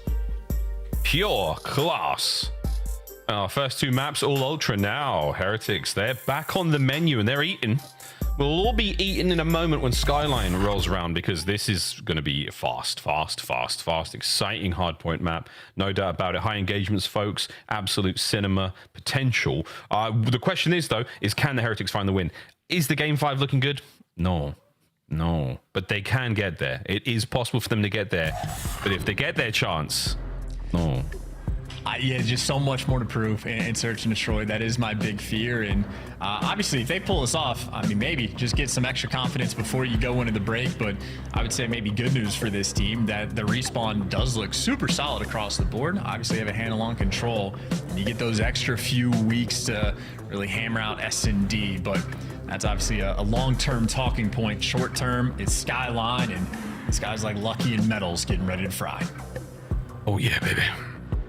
Miami have had a tough road so far in Black Ops 6. Signs of tremendous life. Again, a big old 3-0 over the Falcons to start things off, and then 2 Game 5 losses against Surge and Boston. Tough one. We'll see if they can, I hate to say it, but if they win the Skyline, it does look like another Game 5 loss here against Ultra. That's pure speculation based on the way that Surge has gone so far and against a team like Ultra. Cloud9, Thieves, and the indomitable Royal Ravens is the end to their road of Major 1. And for the Heretics, we get to go home. We get to go back to, Spain. It's going to be a lot of fun. Get to see some friends and family back there. But you don't want to go that way after a tough loss against, some of the best teams in the world. Going into the Major with a lot of confidence, absolutely key. We'll see how they fare in Minor 1 as well. From the Minor to the Major, oh boy, it's going to be tough. And honestly, maybe one of the most confusing things is that the road to the Major, the one that's going to be in Spain, isn't the Heretics Major. It's actually Toronto's. So it's a weird battle that we're going to have. But if I had to take a guess of who the fans are going to be rooting for. Yes, I would also be very surprised indeed. Skyline, here we go, Heretics. Give the people what they want. I mean, that's what I want, is a fantastic game, and I think we're going to get it. And again, once we get to Vault S&D charts, who knows, man? Red card is not the Heretics map. I mean, who knows? Anything can happen here in the COD League. And it tends to do so. Skyline, Hardpoint, map 4, here we go. If we're really paying attention as well, Vault is a very straight up map of S&D. So like Red Card is one where you have to be making plays. Even for like Skyline, you have to be on point with like your post plants and whatnot. Vault's straight up enough that maybe Heretics actually do have a pretty good opportunity to pull off this reverse sweep, but we have still yet to see one in the CDL. But with an opening break like that, vamos, Miami might be on their way. Who knows, man? We're still thinking about the next map, but you could be hitting the headbutts over towards the A-bomb site on Vault. Why not, baby? Rencor. His debut on this map. Turn heads, cause a lot of problems for the Vegas Falcons. Can he do the same right now for Toronto Ultra? The answer is absolutely. Look at the shots. Nice start here from the Heretics. Ultra right back in it, though. Oh, it's 4 down. Spawns are great, though. How many of these spawns are going to be great? That's 2 players from Miami in and 2 players out, and one of the 2 players that spawned new. Well, both of them gone. That is Ultra just jumping all over the moment. That is Beans racking up extra kills from time, and maybe sort of shades of what we saw on the first hard point as well. Heretics might have started strong, but Ultra just come away with it with the lead and the advantage on the map. Yeah, the split spawn certainly helps, and then after that, the immediate answer under all those kills. Fantastic work, Joe. Yeah, your instincts are right, Joe. There's a guy down there. Will you get... Oh, that's tough. Metals is in. I'd love the opportunity for the break here. Can you get a few more kills? 2 Ultra members left. Clean X. Trade it out. Inside towards the back line. Oh, plays it safe, plays it steady, and gets his 5th kill in a row. Slam. Yeah. Well, yeah, very quickly falls away, and actually everybody does. Beans, last man standing, trying to hold the fort in a good position to do it and able to give you a little bit extra. That is beautiful comms from Toronto. Needs to know that player's one shot, but if you lose the back spawns, you lose the time as well. Heretics, nice little battle on P2. They are keeping this game nice and close going into the new time, but that's a 1v2 sort of moment for CleanX. That is a 15-point sort of shift in the score. Yeah, it's nice. Scrap time goes a long way in BO6, it feels like, early on. The pistol from Beans not quite enough there as he gets opened like a can in kitchen, and now over to Insight behind that lovely island. Although I've got a gripe to pick with the position of the wine rack, but that's for another stream. CleanX's multi-kills continuing, 5 now in a row. Hardpoint still in the hands of Insight before Metal steals it from him. What a two-piece that is. A 3! Ooh. No, it was lucky, but man alive. Heretics are back in. Yeah, maybe Metals is the true sommelier in the lobby, handling on this section of the map, and why not give him a little bit extra? CleanX had a hot start, but Metals is here to match him and then some. So 12 kills already. Heretics have the right side spawns, and it'll be an interesting question if they can actually take the lead on this time. It looks like Ultra are going to overwhelm, and Miles, as you pointed out, I mean, that's scrap time. That's 15 seconds. That is a good chunk of time, and Metals has to hold the line, able to give you an extra one, and at least sets himself up. It is only CleanX now, and he gets caught. Metals has delivered his team this P4 time. Beautiful from the Heretics. Real, what a hop. Did he? Oh, he does. He gets the second as well. Real, beautiful shots. 5 and 11 overall, but that's not a problem, man. You hold down point. There's number 6. We're starting to cook things up, get things rolling. Toronto Ultra, they don't know where he is. They're not looking the right way. You're getting shot in the back nearly every single time. Real dancing and diving around Skyline. You are a pain in the ass, my friend. And he doesn't even have to overcommit to any one of these chows. He can just tag these guys up, be a nuisance, be annoying. And he's on a 5 spree as well, but you don't want to let him cross for free. Keep a little bit of pressure, and that is 3 players on Ultra that had to just go up top to avoid it. So Metals is reading it, knows where they're going to be coming from, and Ultra, they finally get the back spawns, but that does not mean they're going to get this time. This is a wonderfully played P4. Heretics have a lead and then some. Wait a minute. Real back and forth. Wow, Heretics, beautiful stuff. Ultra fighting tooth and nail. But it doesn't seem to amount to a whole lot. Real on the vent play. He's going to be in P2 in a moment. Meanwhile, P1 vacant. Nobody home just yet. As big kills across the board there for the Heretics. Boy, Beans feeling the heat as well. 8 and 15. He's everywhere. His teammates are everywhere. Once again, great comms, great read. Metal's last man standing dropped, and Ultra may be able to stabilize. Trying to fight back. They got the P1 time, and Miles, they get the left side spawns too. They got the left side spawns, got the P1 time. They got 30 seconds to go. I think it's about time we go for a listening with Toronto Ultra. I'm holding under now. I do have an arrow. I can hit it, guys. I'm staying down. Let me know if you see Metals. Sit down, one of their side. Right. Nothing low. Low, dead. Low, dead. Top bridge. Really top. Bridge Gen also. Bridge Gen. I'm on my top bridge. Gen weak. I don't see where she's Over time, behind you weak. Over time, yep. I'll break down one shot. I'll break down. I have. He's still laying up top bridge. He's laying up top bridge. I have piano right now. Close left, Ben. Could be under. He's not hit it. Low, weak. He's in the corner. One at a time. Back to. He went time. You're good. Hold tiles. Yeah, I spawn here. I think we're good. Time. Trap. Gym. Behind you, bro. Dead. I'm so one shot. Piano. You're gonna be close to already. I'm gonna spawn out. Kitchen. Okay, stay. Kitchen one time. Fuck me, bro. Okay. Good job. Gotta push my kitchen, bro. We're gonna chow. Good job, bro. Really weak. See that? Kitchen, weak on the chain. Went on couch, I think. Nice. Couch is about. I'm full stun. Front him. Behind the table. Left side table and tiles. He's pinching balk. They're both tiles and balk. So balk. I'm trying to balk. I'm dead. That's really weak. I spawned out, bro. Top of me. Over one at a time. 10 seconds, bro. One new. Dead new. That's one there. Just hit you off and balk. What? Really big balk. Still balk. Laying up. One's bed. One's front dead, okay? Balk. Else towards two. And go speaking there. I can try jump. Jim, one shot. Jim, not still me. One Jim. I'll be time. Put on the table, pushing that credit corner. Ready corner, dead. One more dead. He's right. 3 hedges, 3 boys, 3 He left the shot. Run me. Again, I don't see him, bro. Child dead. Left side now. Charge right. Stay down. Right, dead. Left. Dead. Wait, one shot. I'm one shot, bro. Absolute one. Dead. Right, kitchen now. I have right. Left now. Right, dead. Nice. Lucky. One on you. Nice. One shot, bro. Smells. Big time. Just one piano now. I'm trying to hold mid, bro.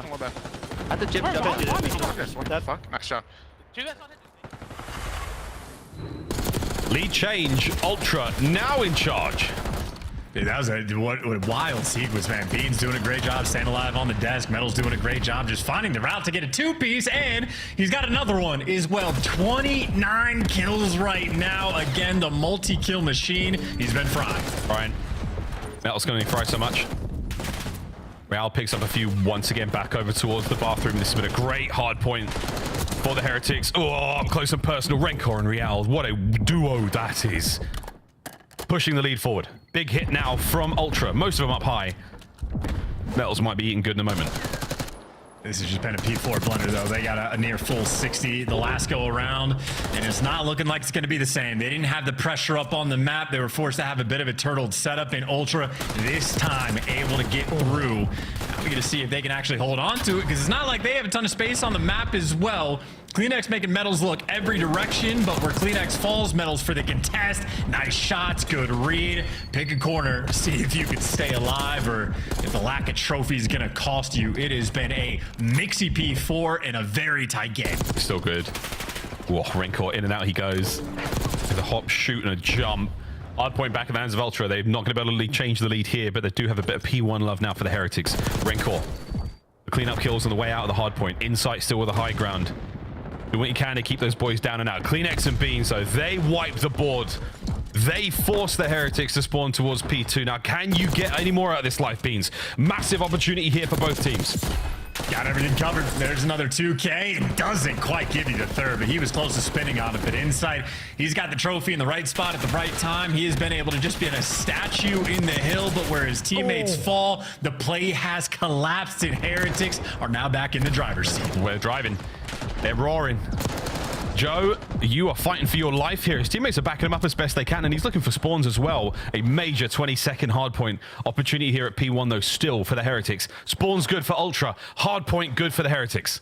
And this is great soak time as well for Heretics to be able to collect. They have two players that have been just running in circles trying to find Joe to Thieves, and Rancor is able to collect a decent bit of time at Old, but the two players trying to hunt down Joe could not find him, so Ultra will have spawns and the time it knew. Joe wins a massive gunfight as well and stays alive. That is tremendous.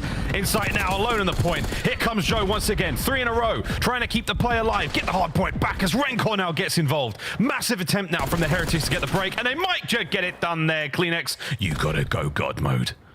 And he just needs to wait. He's waiting for his teammates to get in the mix, and he can't quite get it done. But Insight and Joe to Thieves do so. Front pressure's open. You're blocking the spawns. Rancor last man standing, and the smooth moves are not good enough. Another break on P2 rolling through. This time Ultra a little bit more desperate to hold on. Heretics playing at a light speed for the moment. CleanX is there to match it. Yeah, CleanX's 2-piece might have just saved it. This hard point is going to stay in the hands of Ultra. Rotation done. Once more to the kitchen, and what a bloodbath this is about to be. Lead change Ultra, but for how long? Real now looking forward the rotation. Can't get it. It's Joe to Thieves. Metals. No, he's down as well. Ultra are in. That's the entry you were looking for. It's the one you're gonna get, and you get the trophies on time as well. Heretics, you get one attempt to make this break. One break's all it takes. Heretics looking to stay alive in the series. Insight from Jim, getting the reps in. Still holding it from the front. Ultra looking to get the win right here and now. Metal's trying to find anything. There's a pinch, there's an opening, and there's a chance. The Heretics are in. Can they stay alive? It's pistols. It's pistols, and we're screeching to stay alive now. It's all for 6 seconds. There's the first set of trades rolling through. There's the next set in CleanX. The last one alive from Ultra, and he does not last. Now it is Ultra. How the tables turn. One break attempt for the game. Oh my goodness, here we go. Real with a corner, finds his, and no one left from Ultra's close enough. Rencor gets it, Joe's in, done, down and out. Their comeback is there. Game 5. It's another banger on Skyline from the Heretics. And medals for MVP. The route that he just took to make sure you go for that break, it is the desperation moments. You can feel that Ultra's so close to winning the game. He doesn't hit through the front. He doesn't even cut through mid. He runs all the way around and goes for the full flank. They had one attempt and they set themselves up right. That is a hell of a call from Metals and great execution from the team to wait for him to strike. That is impressive stuff coming out of Miami. Their resolve on Skyline knows no bounds, because what a battle. We've seen so many hard points in this game already in the last 2 weeks that have been this close, incredibly well intertwined scorelines. Man, good stuff there from the Heretics. Last minute turnaround, back and forth finish, a sensational 37 out of Metals. And look at the damage from Rencor as well. Joins the team, massive work in the assist department, gets 34 of his own kills, 23 non-traded, 4.6 massive damage. Great, man. That also, look, Real's gotten a ton of gas as well for being like a pretty hefty slayer in the respawns, but to see him falter like that, only dropped 2,500 damage, not a lot of kills. He had a tough game. His team picked him up, so that is a wonderful sign for the side of Miami Heretics. But that's for the respawn. Like, Heretics have shown they're strong in a contender. The ultimate question, it is their S&D, a 1-5 record overall. They have not been making good plays. Admittedly, though, for the state of this series, Vault is a very different map. It is much more of a square up. It is much more of a head smash over to the A site. I think they have a lot more potential, because this would be a huge win for them to take down Toronto Ultra. What a moment. Well, can we take down Toronto Ultra Heretics, or will we lose another game 5? We're going to find out after the break, folks, as Codmus is just starting to heat up. That's right, folks. Plenty more gifts under this tree. Santa's sack is loaded. We're going to find out who gets a big win after the break.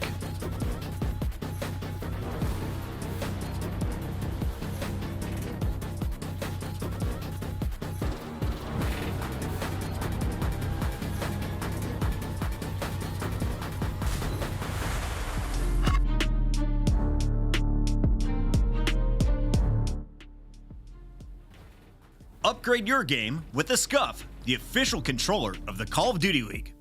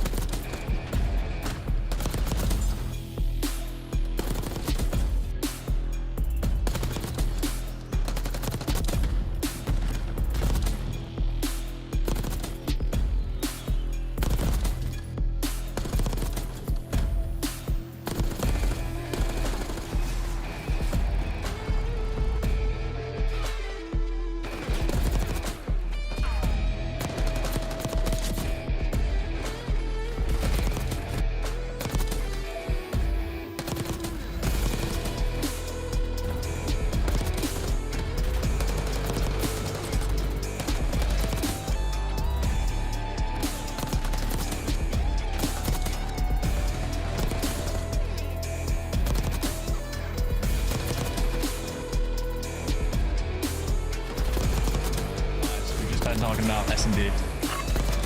Well, what do you know, folks? Game 5 between the Miami Heretics and Toronto Ultra. Yet to get a reverse sweep on the season. This could be it. If Vault is continued to be so friendly to the Miami Heretics outside of Hardpoint, this could be it, Chance. Because you're not wrong. It's a very different search and destroy map. And yeah, Ultra, they're great at search. They haven't lost one yet. This could be it. I think Heretics have sort of already shown that, like, if they do clean up their S&D gameplay, they're going to be one of the top teams in the game. Like, they're going to be able to contend and fight with the best. And if their S&D continues like it is, well, this game 5 is going to be a struggle. But I say good news. Again, they've struggled on Red Card. They've gotten picked apart on Skyline S&D. Vault is very different. It is much more of a square-up map, and maybe that's more of a theme for Miami. Maybe it's just a good map, bad map situation for them, where they're not having the advantage in the pick and ban. So I think the potential for the reverse sweep is absolutely here. But obviously we know Ultra are incredibly clean in search and destroy. They're going to bring their A game as well. Oh man, this is a big one for both teams. A real big one. And don't forget, folks, we're still seeding -1. A massively important matchup for both of our teams. Let's see how we rock and roll. Oh, Real, you are so unlucky. That is a freebie for CleanX up first.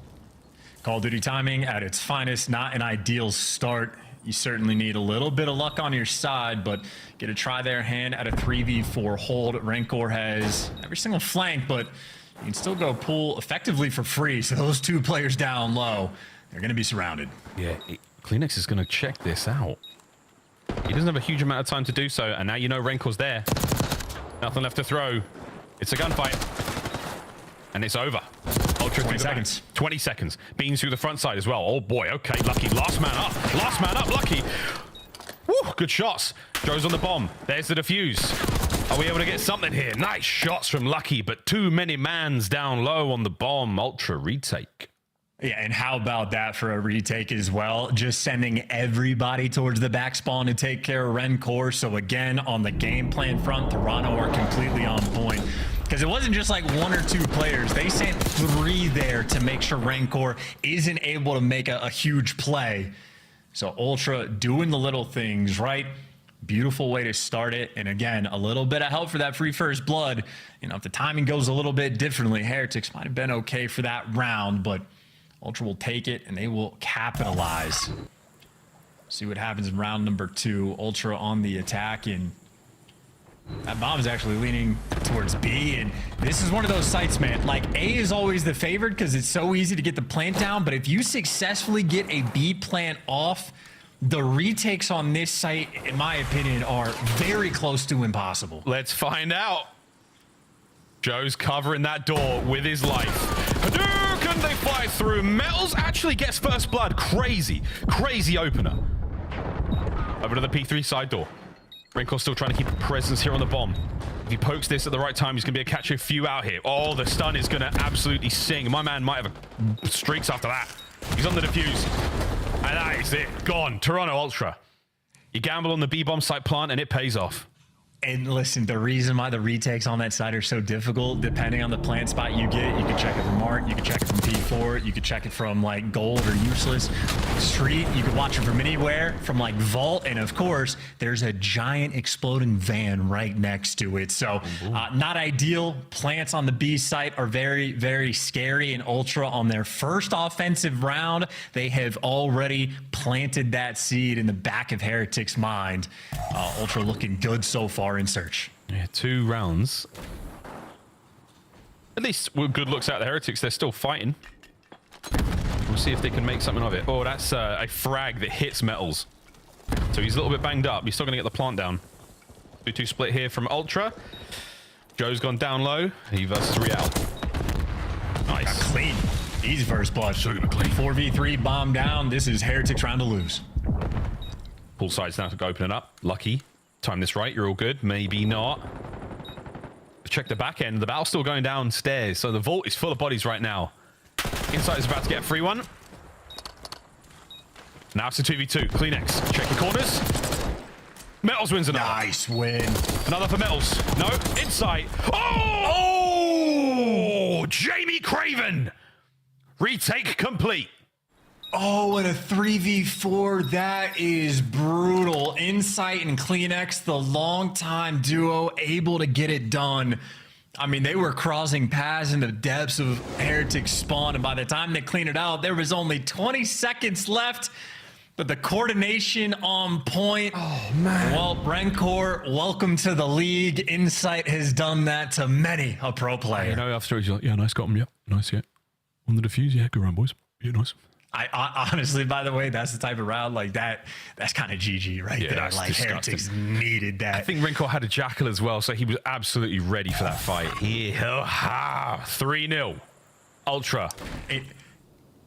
If you're Ultra as well, you make maybe a tiny bit of noise towards B. You just expect to beat pressure. Heretics do not care. They're squaring up at A, despite the first B plan. Now let's go. Let's do this. Gloves are off. Oh, Real should be able to pick up Beans from the back. Oh, look at timing. it go. The second time that it's hit Real, the timing is so tough. Beans. Oh, two in the round is enough. That's such a damaging moment. Okay. Round Ultra once again. Okay, well, Heretics, listen, it is a long break over Christmas before we come back to CDL. There is one big main problem that we're going to have to work on. But that's great news in that sense, but that's comedy. Poor Rancor. Oh, no. We're so close to him as well. You can see he's looking at his face like, damn it. You kind of know when it's at that range. Damn it. Become Jeff Daniels, not Jeff Bridges. Jeff Daniels. In the best Christmas movie of all time. Which is what? Die Hard. Thank you. I think Jeff Daniels is in Die Hard, bro. Yeah, he is. No, it's not. Wait. The bomb's down at A. Oh, excuse me. Jeff Daniels is not. He's the guy from... Don't worry about it. Back into the game. We'll deal with this later. 30 seconds. Ultra trying to hit the retake. And Trophy's going to help out a lot. So's Mel's. No Trophy. No nades, though. Real finds his second. Over to Insight now. Can you continue your magic? On the board. Absolutely not, Real. You are soaring. Real, what a round. Joe!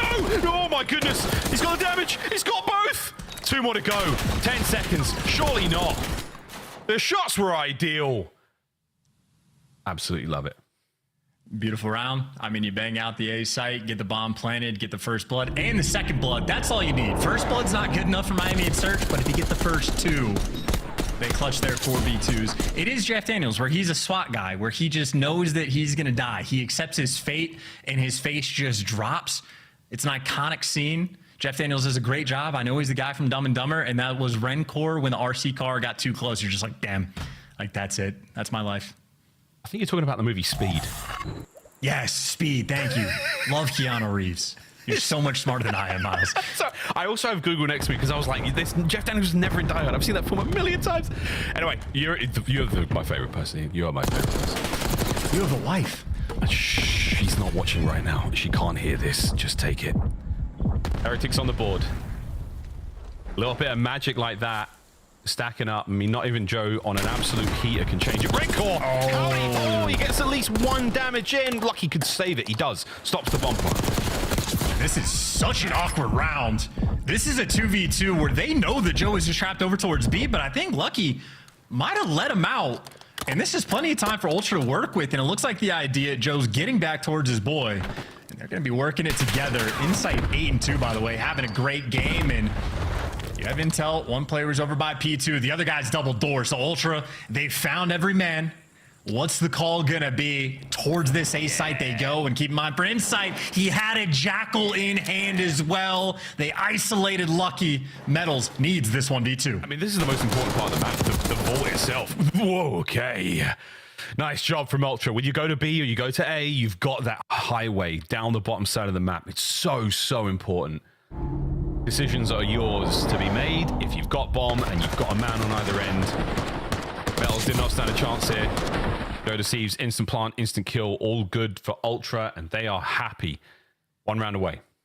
And just a sort of textbook way is how you want to play these, like 2v2 or any kind of situation really in S&D. Joe Deceives and Insight showing off the goods. If you're playing split, try to group up together, get the intel on the opposing players, and then figure out a plan. And they just snapped into position, no time wasted. Those are comms flowing, and it's a middle map square of beans. Bodies re-out for that first blood. That's ideal. Ooh. Metals doesn't want to take this fight, but he kind of has to. Look at the deep setup here from Ultra. Come to us, Heretics. Come. Take the fight.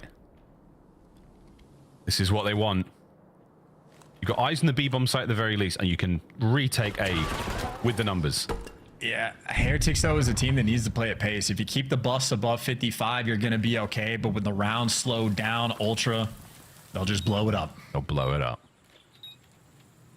Speed is of the essence. Here we go, Kleenex. Oh, dear. I think he got a couple of hit markers there, so that's him winning this fight on the hit point front. And Beans on the flank, Kleenex to the front door. That's the retake. A is done. You may as well jump on it. Lucky has to make something massive happen here, and massive is not going to happen. Toronto Ultra, they win the series. Sorry, yeah, they have to be quiet. It's quite literally their fate was sealed on that vault hardpoint. The second you lose one respawn there from Heretics and you're playing against a team in Search and Destroy that's as good as Ultra, chalk it up and go new. That is just a tale of two very different Search teams. So the score line looks close, but that is 3 Game 5 losses already for Miami. Boston, they broke their curse from last year. They have a great Game 5 record.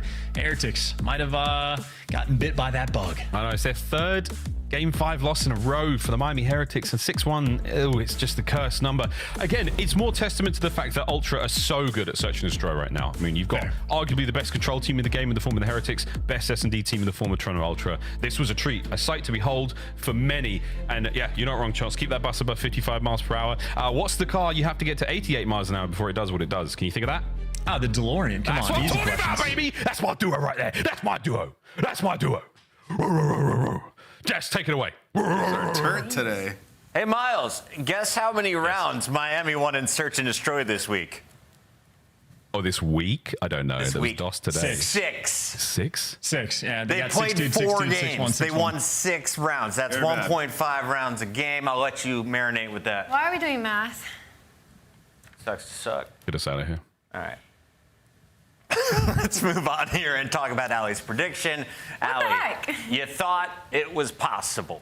Listen, it almost was. I expected them to win the map 1 vault, all the respawns in the series. Unfortunately, they fell short, and that hurt them as they made it to the Game 5 because their S&D is God.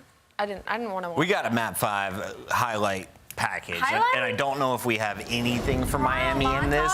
Yeah. It's probably all Toronto. Oh, we're opening up with a lucky. Yeah, I mean, Toronto are great. I mean, off the rip, they're playing with their minds. You're going to be playing down on their first offensive round. And, you know, it's just for Heretics, there's just so many things going wrong. One, how do you allow that? There's a van there you can blow up. Somebody should always be looking at that early in the game. And, you know, I don't agree with everything Chance says, but there's something I wholeheartedly agree with he said during that cast. And what he said was, when they lower that bus, when it's 55 or lower, like, they are getting slammed. Like, the longer these rounds go, the more mistakes that happen. When you watch Heretics play Search and Destroy, it looks like no other team in the league. They're always dying individually. Some of their strats, like Rencore sitting all the way back in spawn, like you're not really holding any cut for your team. Like you're watching the wide flank. So there's a lot of issues. We can sit here and talk about it all day long, but let's flip the script and talk about Toronto because they look unbelievable. Great call. Yeah, Toronto looks unbelievable. I mean, even if you go back to that red card, like they were just catching Miami sprinting. They were taking up so much control and pressure in the courtyard. It just feels like they have the timings down really well when it comes to Search and Destroy and the way these maps play out. Search and Destroy, a clear weakness for Miami, but a clear strength for Toronto, especially this guy. Let's take a look at your scuff play of the game. Joe Deceives, the objective player, meaning he focuses on the bomb when playing offense. Guess what his KD was, Nameless? I mean, the guy was going crazy. He started at, what, 8-0, I believe? 5.0 is his final KD in Game 2. Yeah, I mean, just some great rounds. I mean, off the rip here, you see, like, the B push off the rip, getting the bomb down, playing tight, playing your trades. Like, I love, like, the sort of, like, this coming out with the odd strat off the rip is always great because it keeps your opponents honest. They know what you can get away with, right? So they have to spread the map, have to take chances. And Toronto Ultra, they're going to be tough to take down in S&D. They really are. I mean, it was just, again, like I said earlier, it was just a lot of mid-control, and a lot of that came off the back of Joe. I mean, he was just running up courtyard side, and again, catching Miami sprinting, and the fact that he even went 7-0 in a ranked match, like in a CDL season match, is crazy to me. I will say, Game 4 Skyline hardpoints are becoming my favorite game mode to watch, especially when Miami and Real are involved. Miami, unfortunately, not able to find success this week, but Toronto remains perfect. That means they will officially have a bye entering the minor when we come back from the break. Congratulations to Toronto. They were a top 4 team, and that is how the bracket that we saw earlier was shaping out to be. Toronto having a bye in that first round. We have the S&D God joining us live. Young Joey Deceives, now wearing purple. Joe, it looks like you're having fun with this lineup. It's kind of an odd pairing. I didn't see you playing alongside 3 Europeans, but you fit right in. How has it been? I mean, it's been great. You know, I think this is definitely the best team I've had so far, so...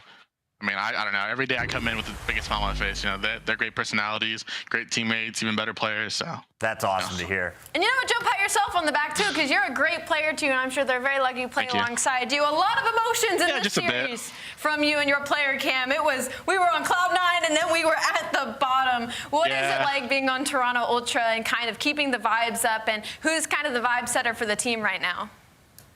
I mean, I think it's kind of all of us, but Ben does crack a good joke, you know, here and there to bring the vibes up if anything ever goes wrong. So, you know.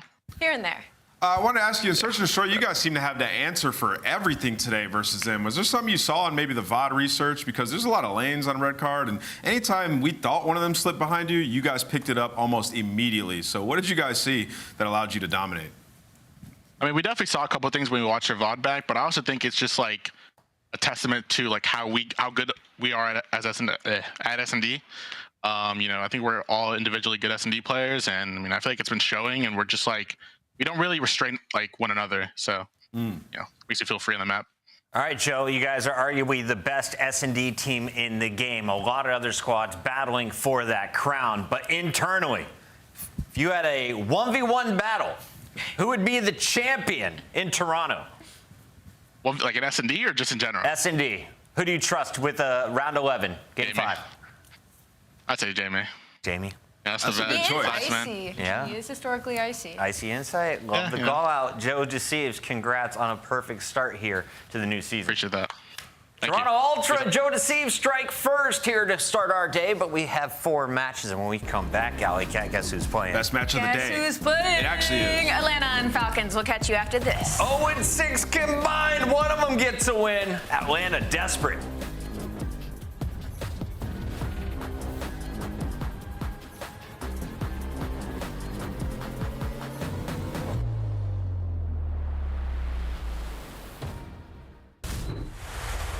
The Esports World Cup is an official partner of the Call of Duty League. Upgrade your game with the Scuff, the official controller of the Call of Duty League.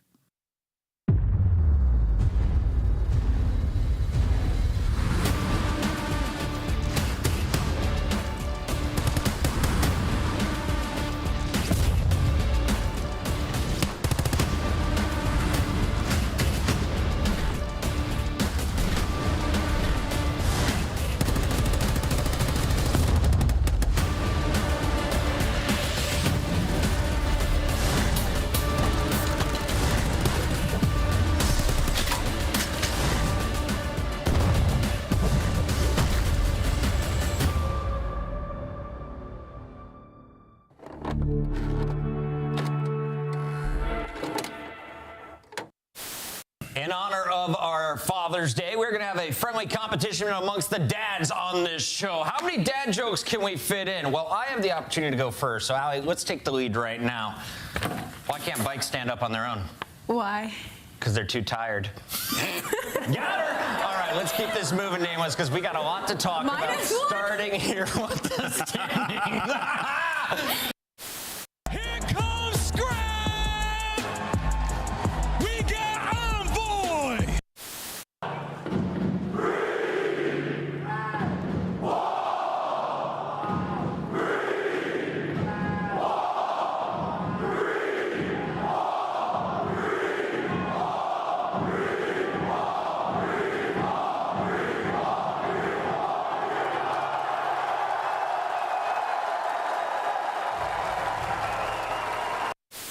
Billy, lie. But what the hell? What the hell is that? Wait, that guy's bowling. Wait, he's watching bowling. Look, look. You see, he's watching bowling. Yeah, what the fuck? I gotta troll, bro. Wait, is he trolling? Wait, is he trolling? Wait, he has to be trolling. Wait, is he trolling? He's gotta be trolling, right? Wait, he's gotta be trolling, right? Nah. That's not right. That's an Easter egg from the CDL.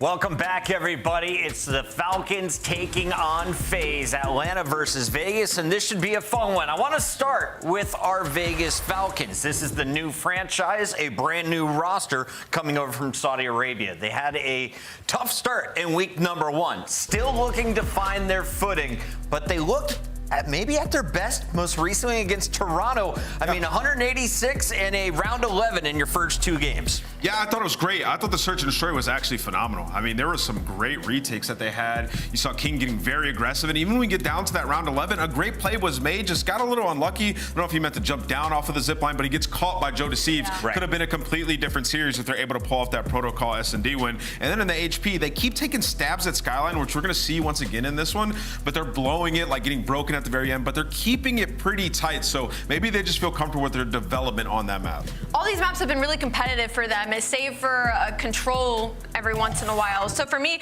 we just watched Toronto Ultra. They just 6-1 one of our middle-of-the-pack top teams in S&D. You take that, they went to round 11 with Falcons. You take Atlanta FaZe, who's been terrible at S&D, and you think, well, maybe this is finally the opportunity for Falcons to get a map. On the other side of this matchup, you have a squad that has their worst start in CDL history. This franchise is always dominant, the top-ranked team at the end of every regular season. But right now, Draza, Selim, Simp, and Abizi are sitting on a donut.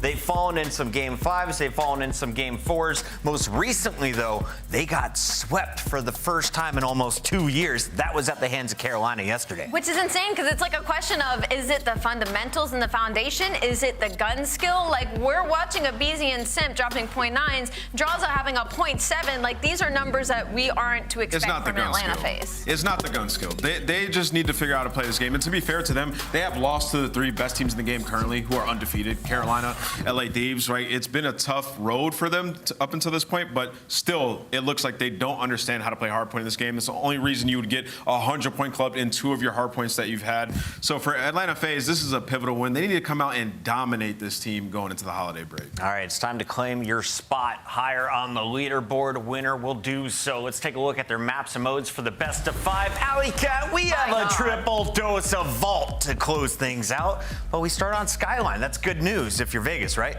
It is good news. I wish it was map 4 for them instead of map 1, because that means you are asking them to come out extremely hot. And we've talked about Falcons and they're struggling to have only one SMG. Really, Exit picks one up every once in a while, but it puts a lot of pressure on Exit and Kicks loading into Skyline first. Yeah, I like this for Falcons. I mean, you're coming out, your most reps are on Skyline Hardpoint. They've been close throughout, and then the Skyline S&D, they beat Carolina on it. So they're feeling good about the start of this series. But man, you're going up against some of the greats. It's going to be tough. It's time for our Scuff Pick'ems, and as we review our performance as analyst, Alley Cat, I want to just celebrate the holidays. Can you go ahead and open up this present? Really What is open this? this? There's going to be the letter L in there. It's kind of open. Definitely not a glitter bomb. Just goes, Definitely not a glitter bomb. Open it. Why did you wrap it so many times? I thought that... You wrapped it so many times. I'm a man now. I'm trying. This is what dads do. I'm sorry. I'm trying. I'm working so hard for this. What is... A magic 8-ball. I like that. This is so disrespectful. You know, I'm the defending predictions champ from last season, so this is crazy. You don't even have to take it out of the box. Just give it a shake. What question do you want to ask? Yeah, will Atlanta FaZe win? Will Atlanta... I don't even see where it says yes or no. Will Atlanta FaZe win? Yes or no? I don't think it's working. I think I have to... I got Atlanta FaZe winning this one. All right, guys. Production, throw it in the bottom for me. I got Atlanta FaZe winning this 3-0. Throw it in there for me. I was going to pick... Oh, I see it. Oh, I see it. Okay. Is Atlanta FaZe going to win? What do you think that says? It says yes! Atlanta FaZe. Let's go. Atlanta FaZe all across the board. The fans agree.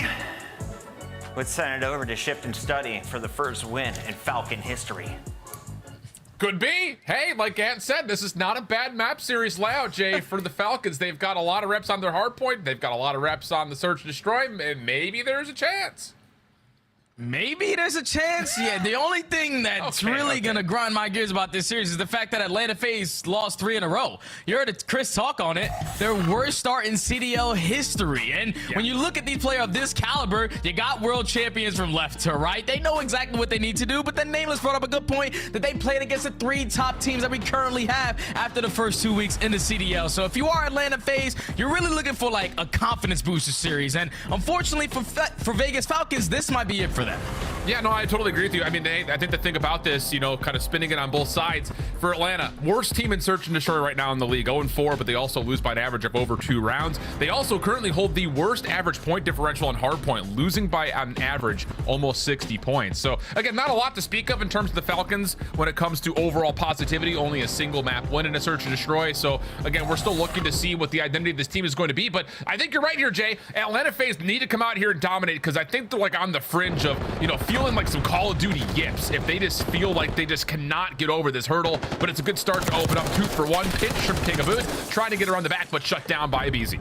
And what I mean by dominate is not really everyone go out there and get 30 kills. I'm talking about you can get a bare minimum. Everyone around 20 to 25, but you're blowing the game out by 150. That means you're doing the fundamental part correctly, but so far not off to a great start as Exit is able to catch that double. You got Vegas currently soaking up this P1 time, but with only 25 seconds, you see the rest of Atlanta FaZe all sitting comfortably around that P2 area. Clean 4 dead now. And I like the fact that, you know, when the Deaths was talking, like, it's not a gun skill diff, you know, why Atlanta. Hell no. Hanging in the moment. This is some of the most talented players we've ever had in Call of Duty history. It really is just the squad getting into a rhythm together. And again, a series like this could provide that little bit of a spark. And so far, so good here for Atlanta. They get the majority of time on 1, and they've got set up for new. Yeah, and not trying to allow anyone to sneak on by, but you see King Abad who already working his way towards the back. Vasilium catches the read on him. It's 3 dead in the feed. Last player alive is all the way across the map, at a perfect hold so far from Atlanta. Looking solid. Falcons trying to set up their break attempt. A lot of it coming from the high ground. 1 sneaking down low. That's number 5 in King Abood. Able to open up with the double around the back. Talk about this team, this Falcons team, maybe being a little bit too AR-centric. And how about it? King Abood's able to pull up the S7G, get a little bit of work done, and there's at least some neutralization of time on P2, but Atlanta with the quick spawns are right back in control. Yep, they are controlling towards that back end, and they're trading effectively around this hard point still, so keeping themselves in the numbers advantage. 1 for 1 is the trade again, and now the spawns is all the way across the map for the Falcons. So now with only 20 seconds left, you might just have to hit that rotation, but now it's time for the Tiny Terrorists to get to be the aggressors on the map as they catch 2. So far, so good. Shots are on the corner. Simp waiting for the regen. Not going to be allowed to make a further play as Kick shuts it down. He has been unbelievable. For a team that's only won a single map, he still sits number 4 in overall KD across the league. It's just the rest of his teammates. They have not been there at any foreign. King of Bodies close to last. Exnid Roxas are like in the 40th range in terms of overall KD. So again, it's just for Vegas getting everyone on the same page as Kicks. Yeah, and also trying to find a little bit of success in respawns. Keep in mind, they haven't really been practicing against the NA teams all their life. They just came to the States a couple weeks ago, so you're still trying to get your feet wet. But they're at least keeping it mixing in every single one of these hard points. Atlanta, though, they find themselves with 3 in the feed. Last player is going to be Kicks, and he's able to catch that double to keep the spawns in favor of his team for New. Trying to bounce frags off the wall. Not going to be able to connect as the trophy system denies it before it can make any impact occur. Exit off the regen. Last one standing for the Falcons. Trying to get some help. And the pinch from Abizi is beautifully timed. 2 for Abizi. Atlanta FaZe all over the time of scrap. And now it's just down to, can they get a read in the split spawn situation as they do deal with Roxas and Kicks on the other side of the map, getting them in position for P4. Yeah, that's fantastic early break even before the hill pops secure those back spawns. Now an uphill battle again for the Falcons. King Abu not having the best time so far, sitting at 2 and 9. He has found a couple players on the back end, but the stun is going to connect. You set up Cillian for the freebie. Draws it with the double. Is still going to be able to put himself in a position to block those back spawns, but now the pitch is here for Atlanta. Good damage being tallied by Kicks, but again, there's just no other help nearby. So Atlanta will eventually deal with Kicks, get into the hard point, and 35 seconds to fight. Kikabuti looking to get himself in as an entry. Already tagged up, and Sip says, all right, fine. I'll go ahead and push that through. Draza also denies the play over towards the topside jump wall, and that'll be enough for Atlanta to still hold numbers here. The next break attempt is on the way, or at least it looked like it was on the way until Exnid drops. Yeah, now Falcons do have the numbers, though, to still find this late game break for this final 15. You just got to go quickly because Atlanta FaZe are already a step ahead thinking about that next hard point rotation. As they're in control of the piano side, they're being aggressive over towards the bottom side of bedroom, but you do have a route being hit by King of Body. Can he get anything on that end?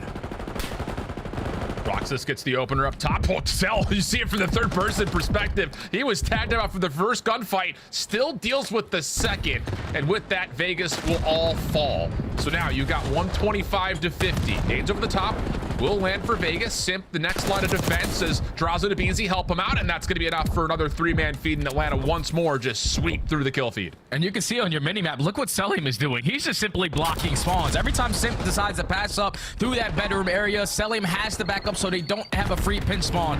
So the fundamentals right now for Atlanta FaZe, they are showing. As now it's Sim's turn to strike onto the point, only able to take down one. The rest of Vegas just fly right on through and would look to be a great hope from Atlanta FaZe for at least the first 45. Spawns flipping, now Vegas have an opportunity. Chance to possibly go from P1 to P2, but Simp is already hitting her out as we listen into the Atlanta FaZe comms, see how they try to break P2. Hey, I'm gonna hold. I don't think I put I think one got a best. Hey, bottom couch.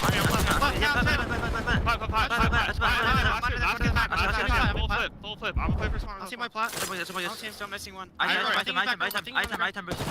Oh, one shot. I see him in the back. We're still missing him though. Can't see one. Everyone can't see one. How much? I spawned down. Right at me. Right. I'm repitching left. I'm repitching my steps out. In the back, a body, one shot. 20. Just in the back. One more in the back. I'm trying.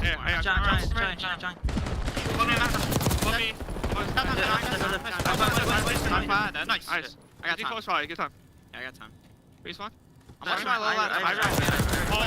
I'm trying to drop, Zach. I'm trying to do. No. Shit, 3. Nice, 20 best one, the best one. Yeah, they're all spawning back. You. Close you left. I'm trying to get you fast, guys. I spawned yeah, try to get him. Yeah, good play. NC, I'm wrapping you.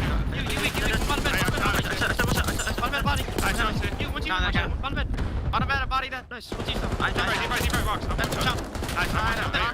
trying Roxas. I'm trying. I'm pushing. I got time. Hurry, I'm pushing. Well, Jay, FaZe have turned it up. 21 and 14 for Sip. Cell still on 5 in a row, and you said not everyone needs to drop 30, but they might, depending on how this game continues to go. Yeah, because they're winning some insane gunfights. You saw Sully with that double on the bottom side of Kitchen. They are making it look easy with either AR or the Jacko in hand, but you see Kex, he's also doing it on the opposing end. The only player currently positive for the Falcons. Trying to give this team a little bit of life to potentially fight their way back into this game, but Atlanta FaZe way too much pressure around the map. Another 3, make it all 4. Dead spawn secured for the next. They're going to be rotated and set up at new. Yeah, Kix is going to need some help, man. He is throwing in the full effort, tell you that much. 21 and 20. winning a lot of key gunfights, but his teammates just not there to follow up behind it. And now as they get wiped on the rotation over towards New, Atlanta has a chance to win the game here. This comes down to if Vegas can touch and contest enough to try to force another hard point. Draza picking up in the play over through Old at Kitchen. Has an SMG in hand and kicks. Okay, just enough for at least the first blood. Simp behind it, looking to follow up, and he will get the double, leaving just now Vegas trying to hit from the front, and that has also been met with resistance from Atlanta. Yeah, they're all just getting cut down one by one. Abadi's able to win at least the gunfight in towards the hill, but Atlanta still with those backspawns, able to instantly put themselves back in position to close out the game here at P4. Final push gonna come in for the Falcons. They open up at the double. Now the pressure's gonna be here at Bedroom. Simp off another 5 spree. Also gets a read onto a kicks on the rotation through Wardrobe. Can't quite collect, but it does at least force Atlanta off the hard point time, leading to what will be a hot tub hill. BZ Draza opened things up nicely, and this looks like it should be the finish line here for Atlanta. A team that, you know, on social media is starting to get a lot of criticism out of, you know, since all the Black Ops 6 events have happened, including the preseason events. 4 hard points that they have been a 100-point club, and now they're looking to kind of return to sender here as they have a chance to put this one away with 10 more seconds of time, Jay. Yeah, it's gonna be over here. Atlanta FaZe trying to right the wrong so far in their season, finally dominating in an opening hard point. Only need 4 to close it out. Looking good for it, although King Abadi up top. That's nicely done with kicks and support. Zelia right over the top of this, trying to get the trade. But again, shut down as Vegas look that they will escape the 100-point club. A mere consolation prize, though, as the rotation to New is already pretty much afoot here for Atlanta. Kicks again. You know, just give the kid some credit. This is a Falcons team that barely broke top 24 in Challengers Opens last year. A couple of good online placements, but Kicks has always looked good throughout all of that, and he continues to win some impressive gunfights off 4. Yeah, if you also remember when these two squads matched up at EWC, Falcons, they gave them a run for their money. Every single map was close, even though it ended up in a 3-0. And it was Exited and Kicks, that dynamic duo, who were able to put them in a position to even contest it. But final kill gonna come in. Still the back spawns here for Simp, but that is going to be Simp. Mr. Chris Slayer closing out map 1. Yeah, this is the series that Atlanta needs. They need to have performances like this, kind of quell some of the doubts, because I think the thing about it, and like we kind of briefly touched on, since Black Ops 6 has hosted competitive events, there have been 4 hardpoint maps that Atlanta FaZe have been 100-point club, 2 in this CDL season, as young as it is. So when you already hard veto out Red Card, and you've been 100-point clubbed on Skyline, you've been 100-point clubbed on Vault, you're sitting there like, what is happening? So big bounce back match here for Atlanta, and they're starting it off very nicely with a convincing win at map number 1. Yeah, and the thing that I loved about Atlanta's gameplay there is that when they needed to execute team pushes to find breaks, they were able to get it done. It wasn't relying on individual players to make those big time plays. Everyone played a role. Even though Selim was sitting at 21 and 19, 19 non-traded kills, still puts up 3K damage. He opens up with a double on a kill on the hill to allow his Tiny Terror, the SMG duo, and the Simp and the BZ to roam the way that they were. But it was a lot tighter of setups. They were not allowing breaks to come in, spawns to get really hectic. They were in control of that map from start to finish. So you could already see Atlanta FaZe with the practice they've been putting in the back end, improving a lot in hardpoint here. And I think it's just, you know, again, zoom out from the fact that this is, you know, a world championship caliber team versus a squad that is still getting their feet wet in the CDL.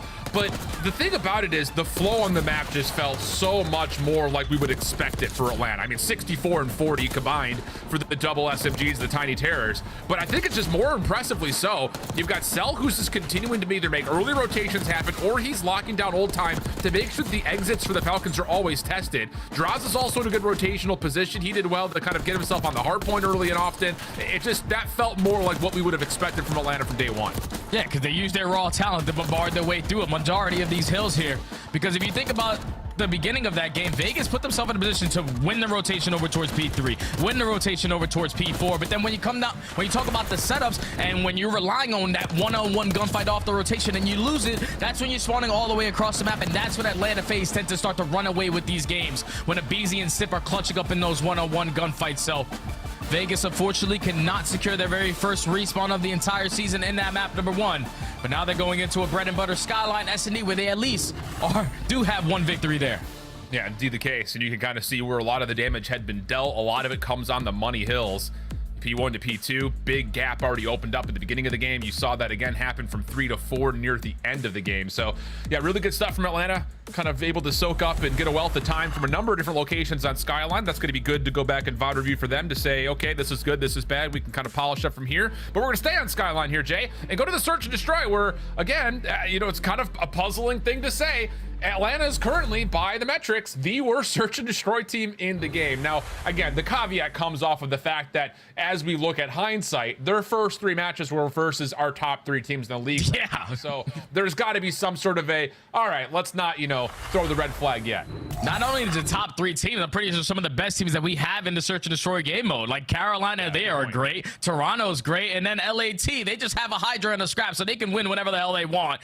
But if you are Atlanta, now you're going to take a look at your road to the major, because obviously starting 0-3 is not the ideal way. When you're one of the most accomplished rosters that we have in the CDL, you have to try to figure it out quickly, because the beginning of your schedule was very difficult. Now that we look at it in hindsight, the way that those guys have been performing. But following this match, you got Rocker, then you got a Breach, who I've been really impressed with that roster, and then Cloud9 finally getting their first dub a couple days ago.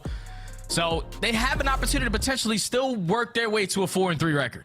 And I think the thing that's kind of important in the midst of even looking at their recent results, you go back to that LA Thieves matchup at the end of last weekend, you got to remember that was a round 11 and round 10 search and destroy losses. Yeah. So, I mean, again, that was a closer series than I think maybe we're kind of keeping in mind, simply due to the fact that LA Thieves came out of the gate swinging 250-77 on that full hard point that just had us all completely aghast. But again, like you mentioned, it does feel like a pathway that needs to win out if we want to try to reduce the damage that had been dealt early. But looking at, again, the numbers, it has not been particularly great, especially I think on the offensive side of the map. That's the peculiar thing. We just have not seen the same value from a BZ try to get that opening first blood for quick bomb plants. That has not been there yet for Atlanta. Yeah, it's just kind of difficult on a map like Skyline, where these rounds can be ended in the first 15 seconds, because you know the pressure that's going to be over towards the A site. You send in the Terrors, they find the early 3. Now it's Kicks left in the 1v4. Yeah, the BZ gets 2 of them. Yeah, okay, so forget everything we said. Just completely counteracted.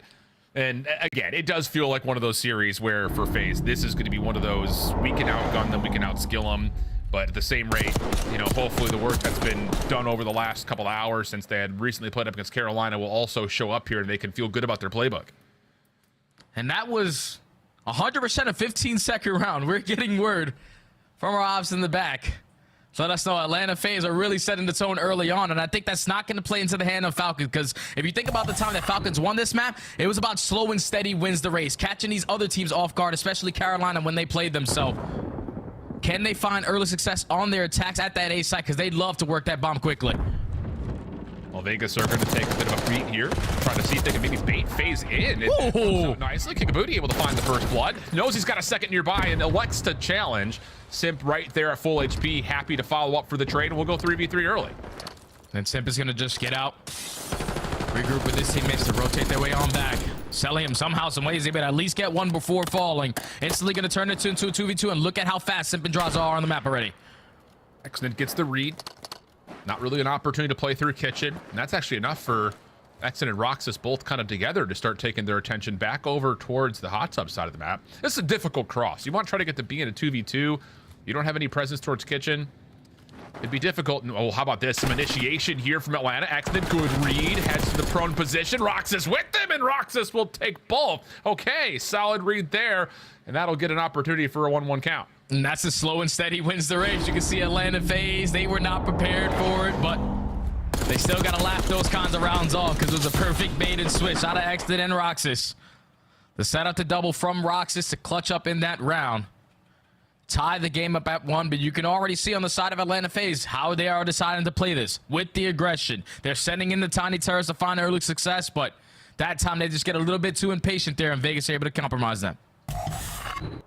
Seen a number of teams try to pull that same kind of strategy off of, let's just hold back. We don't have trophies. It's going to be difficult for us to make initiation across the map.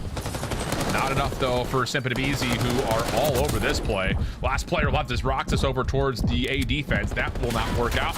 And it's just down to Kicks. He will be likely stunned. Actually avoids it, but has to force to take a challenge as he's being hunted. And it's a flawless offensive round again for Atlanta. All right, so opening attacking round for Atlanta took 15 seconds. Second opening attacking round took about 22 seconds. It's just the SMGs being super aggressive over towards A again. You're finding the early success. You're putting yourself in the early man advantage.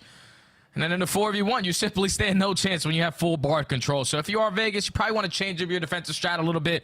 Try to apply a little bit of pressure around that mid P1 pool area because Atlanta are dominating over towards bar. Yeah, it's been a little too easy, it feels like, for sure. But we'll see what they can try to do as they modify with trophy systems coming close to being earned. Oh, nice opening nade with a little bit of pre-fire over towards Draza's direction. That connects for an opening first blood. And this is where you need to see the Vegas Falcons show us something out of their playbook. 4v3 in search destroying this game, you just cannot afford to lose rounds like this. Just gotta play your numbers advantage. Try to isolate the player, at least get early info on to how Atlanta FaZe are looking on their defensive setup. Rox is going to be laying down towards the top plat, still just waiting for one player from Atlanta FaZe to be a little bit more aggressive than they want to, but it's already been 40 seconds, and look at the repositioning out of Avizi. Looking to get aggressive with this. King of Booty is able to get a couple of opening shots in, tracks him over towards the pool. Semtex deep, a little bit of pre-fire with it. We need to finish him. Gotta get this kill. Avizi's just hanging out. Finally, he gets finished off. Cell trying to provide some support, but now he's caught over by Piano, or is he? Nice win from Cell, but it will come at the cost of a post-plant situation for Vegas in this 3v2. And Simp is hitting the on-the-ground route. Oh, or at least working his way through top hallway. So both players with ARs trying to clutch up into 3v2. They isolate onto kicks, 2v2 now. They have time for this. Vegas will have to be a little bit worried about the rewrap back through mid, and they will bail completely all the way out towards the open patio and rewrap this through mid. It's a proactive play. But can they get here in time to ensure that no one's on for the defuse? You're gonna have to make a commitment, and Sim's able to get the read. Now it's just down to one. Exit for the 1v2. He's gonna try to play out the clock. Down through Jim. Did he see Cell? Maybe not on the initial drop. Check to make sure no one's on it. And Cell, he's able to stick for it. Sip saves his life at 9 HP. And he's gonna be able to secure the defuse and a 3v4 round for Atlanta. And I thought Vegas, they played that to perfection. You turn it into a 2v2, you hit the rotation out, but then you get isolated in those one-on-one gunfights. Because when you put yourself in a position to give up all of bar side and try to work it from pool, there's no angle for you to watch the bomb, so you're panicking a little bit. You have a player drops down from mid-hallway, gets some bad timing, you turn it into a 2v1.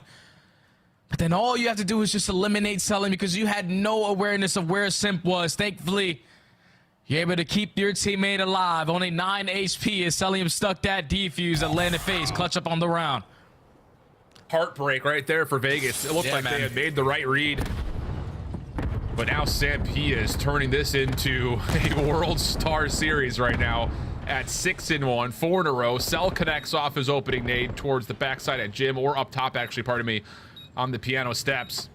And now it's a 3v4 the other direction where Vegas are all full flooding through the catwalk. Maybe a chance to isolate him to Drazi here if they can challenge them together, but this is just happening a little bit too slow, and Atlanta's got a perfect post plant. Yeah, they're wasting a lot of time trying to locate one player. Oh boy. They have yet to work their way into bottom bedroom. Finally, someone's gonna go for the chow. Roxas gets the better of Draza. 20 seconds, 3v3. Timing here, BZ gets caught. Follow-up, not going to be there for Simp. He gets turned around, so now it's just down to Cell for the 1v2. He has the clock in his favor. Able to catch Exit, and that'll be enough to secure the round. Not enough time for the defuse, even though Kicks does find the kill.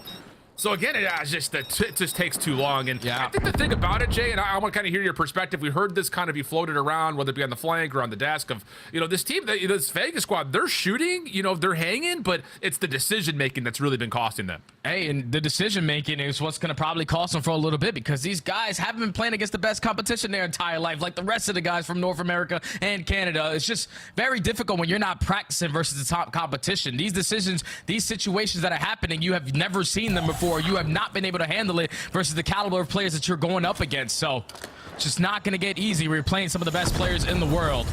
Now currently down 4-1. RC going to get invested to slow down the aggression for Vegas at this A site, but the body already finds himself in the bottom gym, going to get blown up. First blood.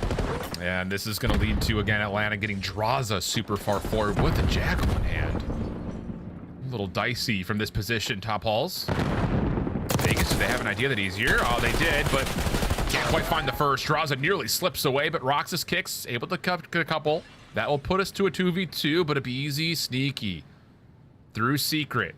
timing is going to be kind of the key question mark here in terms of when does the BZ want to pop this door and make a play from behind. And they're probably already having the communications. They're most likely sitting in the back of this spawn because they have yet to move once again. But this time, we're not going to be the aggressors. We're going to allow them to try to make the play because with only 35 seconds left, they had to start thinking about that objective. You're just waiting for a comm to come in from Sip. Now you send in the BZ. But with only 25 seconds left, Sip does fall 1v2 now. BZ up top, able to clear out the B side, at least mostly. Tries to fall in towards Jim, and he's going to be met really by both Falcons who were right around that same drop spot. So Vegas will get around to the board. A little bit of aggression coming out of the playbook, though, from Atlanta with the RCXD in the mix. Looked like it was going to be solid, but just could not find the ground to stand up. Yeah, it's been all out aggression on every single round, regardless if it's on defense or offense for Atlanta. But that time, Vegas again just slowing down the game, slowly but surely picking them apart. Once they isolate onto Simp, they realize that BZ, he's not a slow player. He's going to jump at us eventually. And you catch him working his way down from top cat. Put your second round on the board, but this is where you have to make the adjustments, man. You have not been able to secure any defensive rounds because how aggressive Atlanta keep taking away this mid-map area from you. And we're going to stack that mid-map area, Jay. That's what the call is here. Think of Booty up top. He's going to have 2 Falcons flying with him, but Abizi already getting over towards Jim. Takes one, slips away for a moment, but Vegas just taking there you go. Aggression. Okay, how about that? A little adjustment, and it's just, hey, let's stack, let's snowball, let's just flood right at him, and that's going to work out as it's just down to Simp.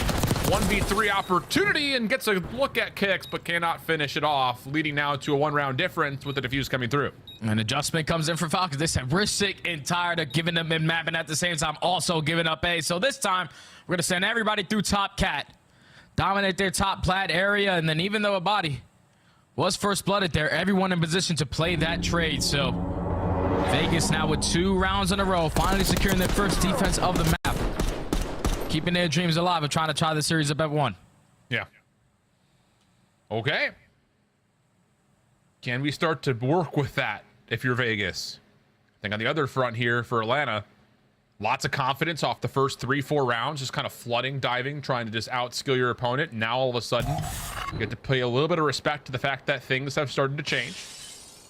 And in a series where the SMGs have dominated, Draws is just at 1-5 right now. He's been kind of flexing around a little bit, though. We saw him with an SMG last round. This time he's playing top piano stairs, and it looks like there's going to be a little bit of exchange of gunfire between both sides, and none will be worse for Wares and stay 4v4. Yeah, and I think if you're Atlanta, this time on your defensive round, force them to actually plant the bomb, because the both attacking rounds where they won, they did not think about that objective, but Sully him again with another RC card, this time cutting off all the bottom bar. You cannot approach over towards this A site without Selim knowing. Yeah, Kix has one of his own. I'd be curious to see if he tries to use that as a way to kind of use a bit of a forward scout. And you can hear it. Kix is going to kind of get, at least some sort of an angle on the car playing the third-person peek on the corner. Abizi still, though, finds first blood as King of Booty was just completely by himself over towards Hot Tub. And now we've got a 4v3, 30 seconds on the clock. Oh, yeah, King of Booty, he was trying to work an underground route while his teammates are working up this objective over towards A. Fortunately, you run into the first blood, King and Abizi. Celium now takes down Exit, 4v2 catch. Can you get anything done on 6 in a row? Good first. He's also working for potential Hellstorm. Keep that in the back of your mind. He needs some help. Or does he? Kicks. Oh. Slips away, does earn the Hellstorm. But does he do enough to allow Roxas a chance to convert this 1v2? Cell's gotten the read. And yep, they're just going to completely isolate, and that's enough for Cell to get the win and take this to 5-3. I mean, you got the RC, you've got the Hellstorm for Kicks. He continues to play well, but Atlanta, now you're all of a sudden on map point. Yeah, and that's just a situation where obviously you want the round to start develop. You want to see what Atlanta FaZe are throwing at you on this defensive look. And this time it was no aggression through the middle of the map. So with the minute going down, you have no info gained. You start to work your way over towards low bar. You blow up the RC car and you take control of the site. But then on the opposite side of the map, you have King of Body before the bomb even gets planted, trying to commit on that gunfight, at least hit a route through underground.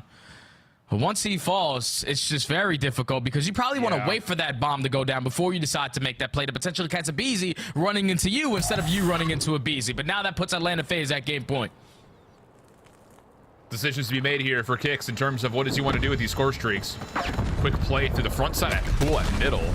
The Beezy will completely win over the kitchen. Now we got a quick plan. Trophy system will go down.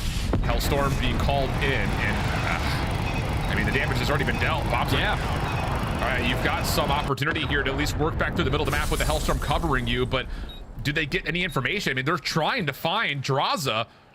Does Roxas get the timing? Sure does. Careful. Almost loses the gunfight. But now 3v2. Got to find a way to retake. 25 seconds. Still a lot of time to work with, but you're trying to isolate onto Sip. He is going to have King of Body one shot as well. 42 HP, descended, and Atlanta FaZe on the attacking round with the aggression basically every single time. Secure their first S&D of the season. It was only a matter of time. Well, a little moment in the middle of that map, though, where you start to look at Vegas and say, okay, the mines are working, the gears are churning, able to put together a couple of adjustments, but the hot start from Atlanta, a little bit too much of a gap to come back into the mix, even with Kicks still putting himself, I think of what, he finished on like 7 in a row, 8 in a row to get the RC and the Hellstorm. Don't really find the full value with it there at the end. But regardless, another solid map from Kicks continues to be impressive for Vegas, but the problem is his team still hard pressed to find map wins. Yeah, because it seems like King of Body, the only SMG player for this Vegas squad, is their playmaker. But when you have 5 first deaths, you're not really finding any success in your playmaking ability with only 1 first blood. So Vegas, they started to slowly but surely work their way back into this game by slowing down the rounds, and Atlanta FaZe probably getting a little bit overconfident there. But Atlanta FaZe did not let their foot off the gas since that map number 1. They take over the search and destroy, and now they're up 2-0 in the series, looking for their first victory of the entire season. Yeah, looking for both these two teams looking for a lot of firsts when it comes down to this overall, but at least Atlanta will find themselves a search and destroy win on the way for maybe their first match win as we head back to the desk for our mid-map breakdown. This is the bounce back they were waiting for. And what's up, Nameless? I'm just saying Atlanta's back. Atlanta's back? They're back. 100%. I mean, they're getting there. They're getting there for sure. All right, we're going to show it and how in just a moment. First, though, Allie, let's visit some highlights and talk to me about the search and destroy. You mentioned it during game 1. Kicks was catching your eye. Yeah. Why? I mean, he's just gross. I mean, even when his teammates were struggling to put numbers on the board, Kicks ended up doing what he could, going 29 and 28 in that map number 1. And then we come into map number 2. Guy goes on an 8 spree out of nowhere, trying to pull themselves back into the game. Unfortunately, a one-man army is not enough to take down Atlanta FaZe. Things were trading back and forth early, but unfortunately, Vegas Falcons just didn't really change their approach. They very much invested tax often when it came to these defensive strategies to try and catch Atlanta FaZe, to slow them down. But once they did that, they didn't really take a whole lot of space on the map, and I feel like Atlanta FaZe got used to that and was able to counter them fairly easily. Yeah, they're gelling well today, Atlanta FaZe. Working together well. Tiny Terrors, we've seen a lot of situations, even in that hard point, which we'll go over here in a second. This is how you want to play this game. Utilize the Omni movement, play aggressive for Atlanta FaZe. You can tell today they wanted to make a statement. They're taking these guys super serious, and they've been dominating so far. Got to bring it into control, though. Falcons trying to keep it close and search and destroy. They'll do the same as we get to a game 3. Before that control, though, let's revisit why Atlanta FaZe is back. Nameless in the green room was like, oh boy, look out. Yeah, look out for them, man. Listen, it's only a matter of time. We all know. If they were to lose this game, they would be on blow watch. Shout out to Octane. But they're not. They're looking good. So let's talk about the situation going over towards P3. So typically what teams will try to do, they want the preferred spawn, which we'll use green here. The preferred spawn's over here on this side of the map. Just because you're going to be rotating to that next hill and dominating. So we're going to talk about what Atlanta FaZe does here and how they execute this. So this is Sip and Abizi, the Tiny Terrors, the players we want to see work together more on the map and play more aggressive. So on rotation here, you're going to see Abizi is going to push up, and what they're trying to do is they're trying to kill this guy, so Simp's going to bait him out in that moment, right? So typically, though, after you execute that kill, what happens is a lot of players will like send their players around to get that preferred spawn, like I was just saying. Well, instead, Atlanta FaZe, they're getting better, and they're peeling back that second layer. What they do is they group up and they adjust and they come to fight over here through the mid gap to help their teammates so they can secure time here and also flip out the Falcons players to get the bad spawn back piano. So I love how they play this, the adjustments that they make. We'll come back to the mini map here in a moment, but let's just sort of watch this rotation. Stellium, big kill on rotation. You look at your mini map, you see Simp and Abizi working through mid, they get that kill, and this is where they play it masterfully. Once again, like I said, if they were to just try to push around for these spawns, these players would then be able to push up and make it a 2 versus 2 versus Draza and Cellium, right? And really it's not a terrible play, but you don't want that happening. You want to utilize your numbers. So you see all the Atlanta FaZe members sort of grouping around the hill to push out these spawns together. And then if you do successfully get these 2 kills, which they do, some of them can peek the back to make sure nobody's quick pinching. And then you secure these spawns and spawn them all here, where you can basically chain 2 big hills together, which is exactly what FaZe does. And this is high level hardpoint, right? So this is what we were asking from them versus the top teams. Can they process? Can they execute this fast enough versus a top team? They're getting there. And you see this is exactly what they push through. They play these kills, Celium picks up the time, and they ultimately secure these spawns and then go on to win. That was awesome. Incredible drawn conclusion there by Nameless. I have a follow-up question, though. Do they finish top 4 in our minor tournament when we come back in January? Ooh, I actually think so, yeah. Yeah? Really?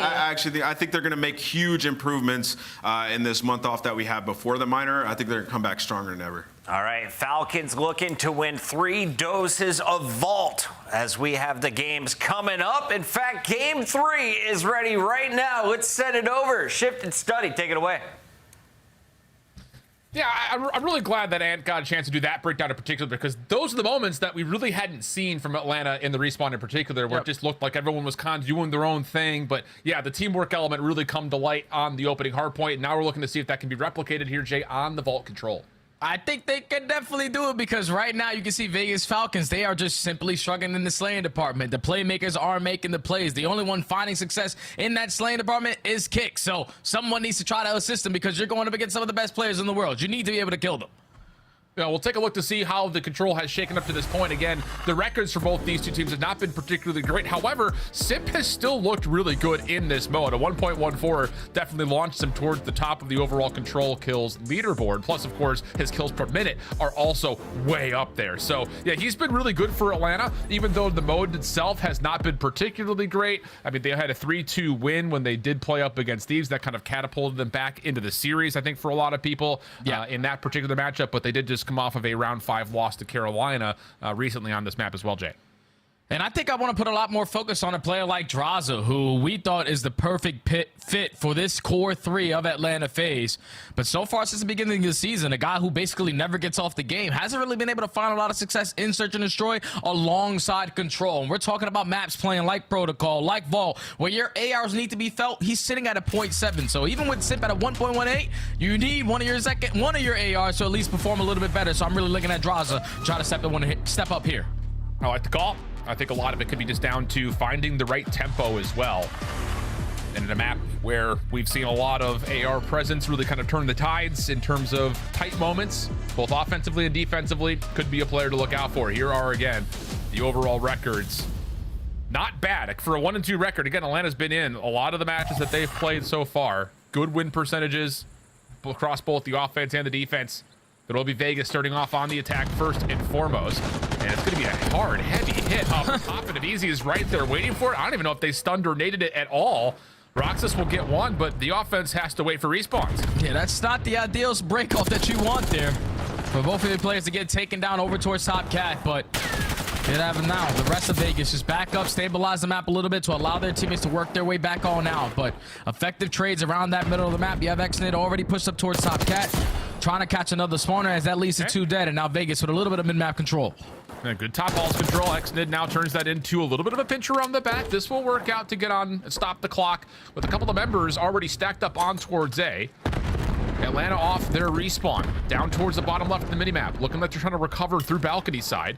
Kicks, clears out B Street, and now all of a sudden FaZe making a bit of a decision of, are we really going to go for this? And Sim says, sure we are. If not with that, I mean, able to get himself 2. Abizi following behind. Roxas's double will keep Vegas' offense in contest. Yeah, Vegas still have a couple players around this minimap ready to contest it, but Celium is able to get the better of Kicks for that final player. So now with only 30 seconds left, 1 segment to their name. Have a route being hit, but Sip with the perfect read onto King a body, puts him down with ease with that Jackal in hand. Now with only 23 seconds left, 3 dough down in the feed. Farthest player is going to be Roxas. He has to get a couple more if he wants to make a play happen. And Abizi's on the hunt for the trade, and we'll catch him. No worries over towards Zuka. Now a full-fledged defensive front starting to amass here for Atlanta. Cell on the inside. A bit worried about the catwalk play with 5 seconds on the clock. He just needs to make sure no one touches the zone, and that's going to work out beautifully. Last attempt here for Vegas to try to get on and stop, but Simp right here around it, and they will clear off the last contestant on the zone, and the defense will only give away, I think, a single tick of progress there, Jay. Yeah, single segment in favor of Falcons. And you would take that if you are Atlanta, because when they initially got those 3 kills and they were stacking on that 8 point, Atlanta were really slow on their re-break attempt. But when you allow Simp to just walk right on in through mid-connector and find that double to start off those traded fights, and then they maintain the rest of the map control the entire time, Falcons just didn't have any breathing room to even think about their second objective play. So now they go on the defensive end. Just got to try to keep Atlanta trapped in the back of this one as long as you can. You can even see again just the emotions of Atlanta, still very lighthearted, smiles and laughter all over. Again, a series that you put the names against each other on paper. This should be a blowout, and so far it has been. Vegas, nice nades, bounced off the wall through marble. That's going to work out to clear the top halls. Now the focus for Vegas can start to be working forward, and that's nicely done. Okay, good break off here for the defense of Vegas. They find 3D initial kills. They also take care of Simp. Now you know that everybody else of Atlanta FaZe are off the respawn. You have Kicks already pushing out towards gold as well, so gonna isolate all of Atlanta to force them to work this overextension, and Vegas are ready for it. Good opener from Xnid. King of Booty, though, cannot take care of Draza, who was caught with the pistol out. Trade is good. Xnid, a little bit more control. Okay, this is what we need to see. Someone with an SMG starting to step up. And Xnid has provided so far 7-4 off 3 in a row, but can he keep up with the likes of Simp and Beezy throughout the entirety of the map? Because Simp is doing stuff like this, a little dash, a little style, but Xnid does chase him down to find the trade, and Vegas will hold a 4-life advantage. Yeah, and there's only 30 seconds left, and Atlanta do not have a single segment to their name. Now with Beezy trying to open up a route through this OE. Finds that first go onto King of Body. The rest of the Falcons players working their way over towards B Street, but Atlanta have worked their way into A. But you see the route being hit by Kicks over through top cat. Can he find anything? Taking his time, waiting for a little bit of help. Able to clear off Celium. Clock will still stay paused as more FaZe members are here. And what are we waiting for? If you're Vegas, we got the full surround. Let's just hit the go call. And eventually they will. Kicks able to continue his little spree at the moment. Eventually shut down, but the clock will continue to tick. Atlanta now going to be hard pressed, trying to work their way back in, especially with Xnid. 10-5. Really doing a nice job just kind of floating around the zone. He's going to have a couple of FaZe members in front. He still deals with one of them. Last player left is a Beezy. He has to jump on into the zone. King of Booty able to get us a little bit of help from Roxas, plus the follow-up is good. And we're just at a 1 tick for 1 tick affair for the first 2 attacking efforts. Great defenses from both teams. Just a lot of mid-map control on both ends. That time it was Xnid and Kicks just hitting those routes, finding a 2-piece after 2-piece. But every time you thought that they were going to work their way over towards Cat, that's what you had the AR player at Roxas finding a couple of those clutch kills as well. Atlanta FaZe still have yet to try to figure out this control map, but Vegas finally showing a little bit of life in this series, securing that round, tying it up at 1. And I was about to ask you at a certain moment, like, if this continues to be one of those kind of 3 ARs setups for Vegas where, you know, King of Body's just not really hanging, do you look to a player like Kicks and be like, yo, you're talented enough, you're obviously gunning with the best of them, do you try to maybe push him onto an SMG and see if he can maybe run that rogue SMG slaying role that we're so familiar with seeing with our top teams? If it continues to not work, then hell yeah, why not? Because the guy obviously has the gunny in the back pocket, but yeah, he's able to get it done with both. He's just hoping that King of Body can find a little bit of success with his SMG, because right now Xnid, he's also setting that tone with the Jacko in hand, as the first segment is already in. A clean break off right there from Falcons, as now Atlanta FaZe working their way over through Cat. Second tick as well. Will be locked on in. Draza trying to challenge. Xnid floating just right in and out, but Cell, Draza combined for the damage. King of Booty trying to work his way in to keep this offensive play alive. Here's a moment. Huge double for him. Knows he's got Simp on the corner. The pre-fire was well provided, just could not quite connect. Xnid trying to follow up. Can he take this into a double? Loses track of Simp for a moment, but the Falcons have numbers and they're still trying to get this extra 60 seconds by finishing the zone. But you just got to be prepared for all these pitches that are bound, because Atlanta FaZe are attacking from every single angle. Now you just got to take care of a Beezy and Simp. Simp falls, a Beezy falls, and Kicks with the turn and burn on the Celium. Leads to the A capture being complete. Now 1 minute and 45 to work your way over towards B, up by 4 lives. Telling you, man, Khalid, he can hang. 14-7. Little hot swap to the pistol works out. Stunned in place is exited though as the damage starts to get mitigated. 2 life advantage. Minute 30 on the clock. What can Vegas do with this remaining time? Abizi's been stunned, but does back away to keep himself safe. Kingabooty up top. Red. Shots go out his direction. Abizi trying to finesse, but Kicks will find the kill. Trying to follow on a second, and Roxas will provide. Draza in trouble. Deals at least with 1 Falcon member, but the hit towards B's on the way. They're on B. Now you're just hoping that Draza can find a little bit of something over from gold area. Gonna put himself towards the top. Roxas knows that he's on the pinch, but Draza's able to get the better of him. Now you're just gonna slide away if you are a Kick, because you don't want to die at this B point in the positioning that you're currently in. But that first segment is almost gonna be there complete. Kingabooty just gonna watch on this cross, playing bottom side art. Now he's gonna make a move. Timing could be decent here. He's gonna be able to catch out Cell, completely unbeknownst to the play very quickly underneath art. You know Synth is above. Stun for Kingabooty will actually, I don't think that actually lands onto a Bees. He still wants to try to take the gunfight. Simp off spawn, able to make sure the zone stays relatively clear of Vegas members, but now all of a sudden, Kingabooty's in a really good spot with the Jackal, gets a bit, the help over the top is beautiful, and here comes Vegas, 12v5, Stack is in, trophy system down, keeps them safe, and they will convert the offense and go up 2-1. Whoa, you see, then they're starting to roar. They're trying to find a little bit of energy. And that's when everyone just has a piece of the pie right there. All had their moments of body. Once he get pushed up in towards bottom mark, he went on 3 or 4 in a row. Just slaying with the Jackal. And also that aim is in hand, but it was all came down to the initial breakoff. You get clean forward dead, you find an early 2 segments, and then you close out and extend that time with Kicks finding that triple. And then at that point, Atlanta FaZe, they were on the back hill the entire time. They could not work out of their space. Every time you saw Celium or working his way up through B Street, someone was watching that overextension. Atlanta simply did not have any map control on that round, and now they're down 2-1. Another wake-up call here for Atlanta. Hello, get it together. Yeah, I'm saying. Focus over towards poolside. Abizi gonna get up top onto Marble. Good read down low. Hello. But Roxas responds beautifully. Sif Drazas tries to keep the offensive play alive on towards A, but here comes the reattempt from Vegas. Roxas gets 1. Nade cooked up. Will keep not just Vegas at bay, but it also finds Kingabooty. And now it's just down to what does Exton want to try to do from above. He's able to clear at least one of the FaZe members off the zone for now, but with the trophy system in, Vegas will still have to break this again. Yeah, Vegas got to work their way on in. You have a route being hit from Kicks, playing it super patient, knowing that Celium is coming off the respawn, but should have managed to play his life. Hopefully his teammates can find a little bit of success as Roxas takes down Celium, exiting the King of Body. That's 3 dead in the feed. Last player is Draza, and Atlanta FaZe are not successful at closing out that A point. Now everyone off the respawn, trapped over towards P2 side.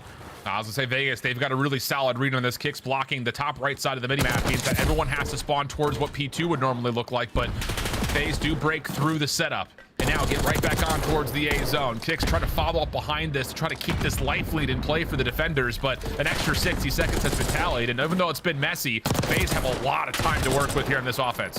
And they also have 3 dead as well to go with it. Roxas on 5 in a row. Information already gained that he's trying to push out in toward bottom Vol, but Draza chases him down. Now all of Vegas coming off of the respawn, but at least they do have a couple players roaming around that mid-map already.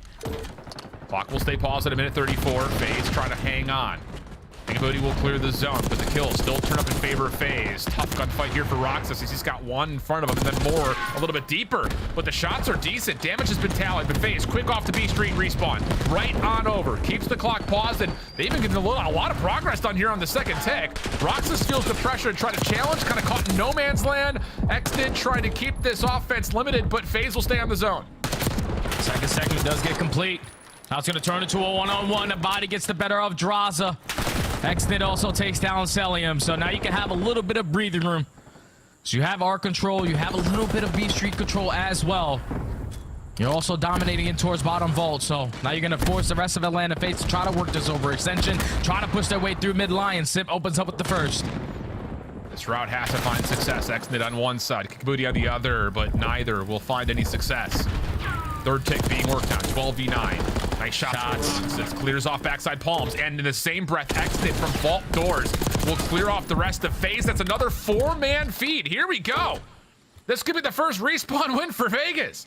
48 seconds on the clock. Atlanta has to find a way to break. 8v9 lives remaining. Atlanta now going to slowly work their way out of their spawn. So if you are Falcons, you still want to have someone be the aggressor. And I love the route being hit out of X. They're going to take your sweet time to flank all the way towards the B Street. Every kill that you get, they will spawn them all the way in the opposing side of the map. Now with 25 seconds left, Exit on 5 in a row. Abizi on the pitch. He gets shut down, and Vegas might find it right here. Their first respawn win. Well, Cell gets double, though, through B. Oh, no. Simp also clears things out. It's just down to who are they going to commit to getting out of the zone. 10 seconds. It's going to be Simp to touch to keep the clock paused. 4v5. Exton is in a spot to where he may be able to come up from behind this. Kicks clears off the player at art. It's just down to what Celia can do. MacArthur, he's still staying alive. Oh! Outbound with Abizi. Last player on the zone. Pistol is out. 8.9 seconds, but the double stack is in. And Abizi and Celia will save the map for Atlanta. Woo-wee, it should not be that hard if you are Atlanta FaZe, but thankfully you still got the clutch gene in those final moments, selling with a huge double. But then to eliminate that player in towards bottom vault, just putting down shot after shot. You can always guarantee Celium to put down the damage, but this time you get Abizi with the assists to find the final two. It would look to be a Vegas respawn victory. Atlanta snatch it away from them. Now we go round 5. How many times in this season, the young season we have, has Celium come up huge to save Atlanta FaZe in a couple of key moments? So far, it feels like every time they need him to. He's on 5 in a row after what has been a pretty underwhelming performance to this point. Roxas clears off the zone. Atlanta will have to try to win this through a round 5 offense, and Vegas defensively good for essentially what is a 3-for-1 exchange in the middle of the map. You're now Simp, last player alive. You just want to try to play your life, finesse a little bit, force these players from Vegas to split on their defensive setup, as now he's working his way over towards B. Gonna have a one-on-one gunfight versus King. A body stun gonna come in, and a body gets the better of him. So that leads to 3 dead in the feed. Abizi now, farthest player pushed up. Gonna put himself in a position over towards R. Now he's gonna give the comms. We can push over towards B Street. Yeah, he's gonna be on the hunt here for Extid. Last one to come off the respawn. Draza will be, I'm sure, watching this outer pool ball.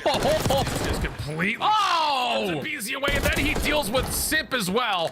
Draza with the trade, but kicks right there to return it right back to sender again. So here we go. 23 plays 18, 38 seconds on the clock, and Abizi's feeling the pressure like he needs to make a play. 1v1 that Exton takes, and the Vegas defense is now all of a sudden in the phase spawn. And this is just so simple right here for Vegas. You have one player pushed out over towards gold. You want Atlanta FaZe to spawn over towards pool side, and they are trapped. They cannot get out. 25 seconds, not a single segment to their name. You need to get on the objective.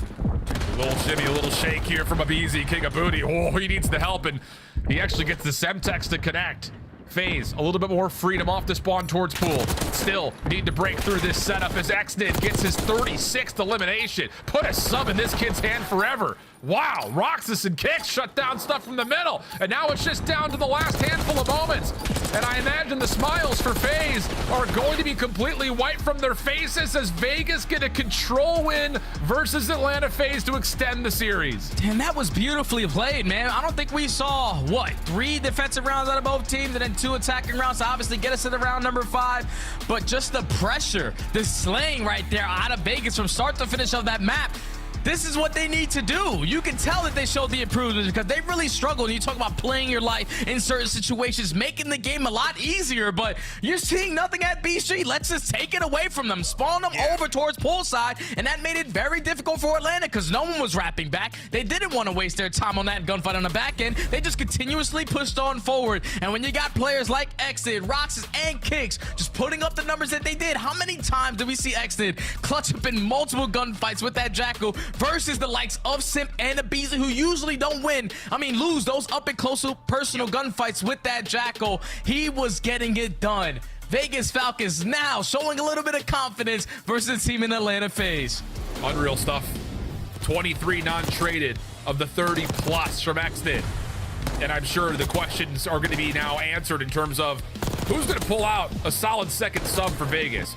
Let me see Xnid on it from here on out, man. This was some solid gameplay from him. A number of moments where he has to deal with both the tiny tears, and he does, or at least gets one and also gets a little bit of damage to help confirm a trade. You can kind of go back and see it on the scoreboard. the non-traded kill percentage for Vegas was extremely high compared to the opening respawn. And the reasoning of that is because Atlanta FaZe again fall back to this method where they're relying on individual players to make individual plays. How many times did they get 3 dead around that middle area, and then you have Simp and Abizi pushing out towards you, playing for those kills, allowing Vegas to work their way on out, and then set up these pitches to get these positioning plays to put themselves back in map control. It's just Atlanta, we can't really do that. We need to make the game easier on ourselves. Like, Celium was over towards B Street, but he never pushed up past that 50-yard line. Never blocked the spawn for his teammates, so they were consistently all scattered all around the map. It's just Atlanta did not have control from start to finish. Just Vegas, they were the ones dominating the slaying department, making the game easier, forcing them to spawn where they wanted to, and eventually now they force this game 4. Insane stuff, man. But as we continue to look at what is going to be a long stretch of vaults, we got to. I just got to see Exton continue to run this SMG. Oh yeah. I mean, without question, he able to put up a monumental performance, one of the top overall control kills rounds that we've seen so far this year. And just another note that we kind of have done from production is that is not the first time that FaZe have allowed a team to essentially fringe upon record-breaking moments against them. They did it earlier versus Carolina as well. They're just not finding the same kind of slaying presence that we saw, you know, I think especially from last year. Yeah, the slaying presence obviously isn't there, but the game plan isn't there right now for them in control. Hopefully, when we add a third control map into the mix, they can potentially find a little bit of success in this mode because Vault has not been treating them nicely. The ARs aren't finding their kills. Map control is not in their favor, and they continuously are running out one by one and getting picked apart and always coming off the respawn just trapped in their base. Not easy to win like that. No, not at all. So, again, like we just mentioned, we're going to see at least one more vault, if not another, if we get to a map number 5. The interesting tidbit about this map 4, though, Jay, is that neither of these two teams have really preferred to see it. We haven't seen Vegas play it at all. And the only time we saw Atlanta play it, they got smoked at about what was like a 5-minute hard point where they lost 77 to 250 to the LA Thieves. So this is going to be one of those moments, again, where we can kind of take a breath and try to evaluate, is Atlanta actually getting better in their respawns in particular? I think that's kind of the big question mark with what we just got off the Skyline map number 1 earlier in this series. Yeah, we're going to be looking at the fundamentals on a map like Vault because we know that P3 to P4 chain is the money hill. If you can secure that hill, you're basically going to guarantee the game, especially if you're going into 3 rotations of this map.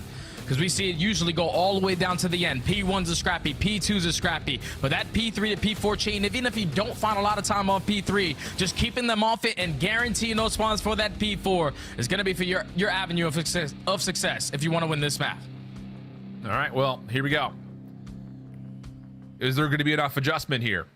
Who's going to run the second SMG for Vegas? Handful of questions as we're learning about 2 of our squads that find themselves at the bottom of the standings early on in the 2024-2025 year. It will be FaZe over towards the poolside spawns, and they are going to try to immediately get up top, hit Marble, see if they can get around the back, and yes, they will find Roxas. Draza on the interior also clears the hard point for Sim to jump on. Early 3 dead. Now the spawns do get a little mixy. Thankfully, Draza is blessed with the parallel. He's going to give the comms on at least 2 players. Finds the freebie onto King of Body. Also the second onto Roxas. Job well done. You flip the spawns right on back, and you're still sucking up this P1 time with 25 seconds remaining. Keep your eye on Kicks, just trying to stay around the back, and Abizi able to track him down pretty swiftly. And with that FaZe, another 4-man feed. So off to the races here for Atlanta. They recover off of the 1 misfortune spawn. And now all of a sudden, lots of focus towards what Vegas can do, trying to rotate through that top Palm Street. Yeah, we're boosting stats right now. You just have Celium sitting all the way in the back. Actually, it was Abizi before falling, just blocking that back spawn, allowing Draza to get as far pushed up as he was.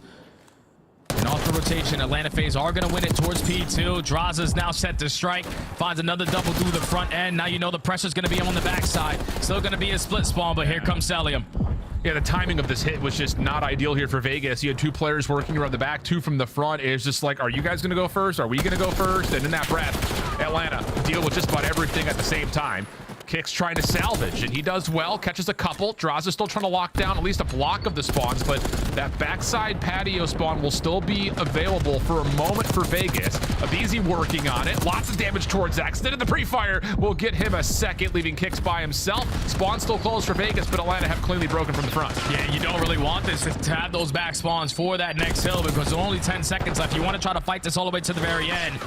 But to try to get a little bit of time now off towards P3 without having hard spawns is not going to be easy, but Now, if you are Simp, you want to try to back your way on up. Make sure you account for everyone, because King of Body is going to be blessed with a spawn over towards the backside of this hard point. Just going to wait for his teammates to try to find a little bit of success from the front end, but Simp shuts it all down. And King of Booty just needs to get involved. He's still over towards the backside, looking to see if he can catch people off spawn. And he gets eliminated. Okay, so 74 plays 5. Draza around the back, good pinch. And also getting the read that the spawns for Vegas will still be in front of him. So Irons will stay up for him. Nice little turnaround as he's able to connect on the kicks, but Vegas will break out and have a chance to get a little bit of time here on 3. Yeah, they need this time because it's going to be very difficult to try to break in towards P4. Thankfully, one player in Celium is going to spawn all the way across the map, and Simp now should spawn alongside him with him. With Celium finding that kill, he's just going to take him off of this hard point time. You know that your teammates have this money ill off the rotation over towards New. I just hope you can find every single kill from the front end instead of for full 60 at next. There we go. Chance maybe flood through the old time in towards Art.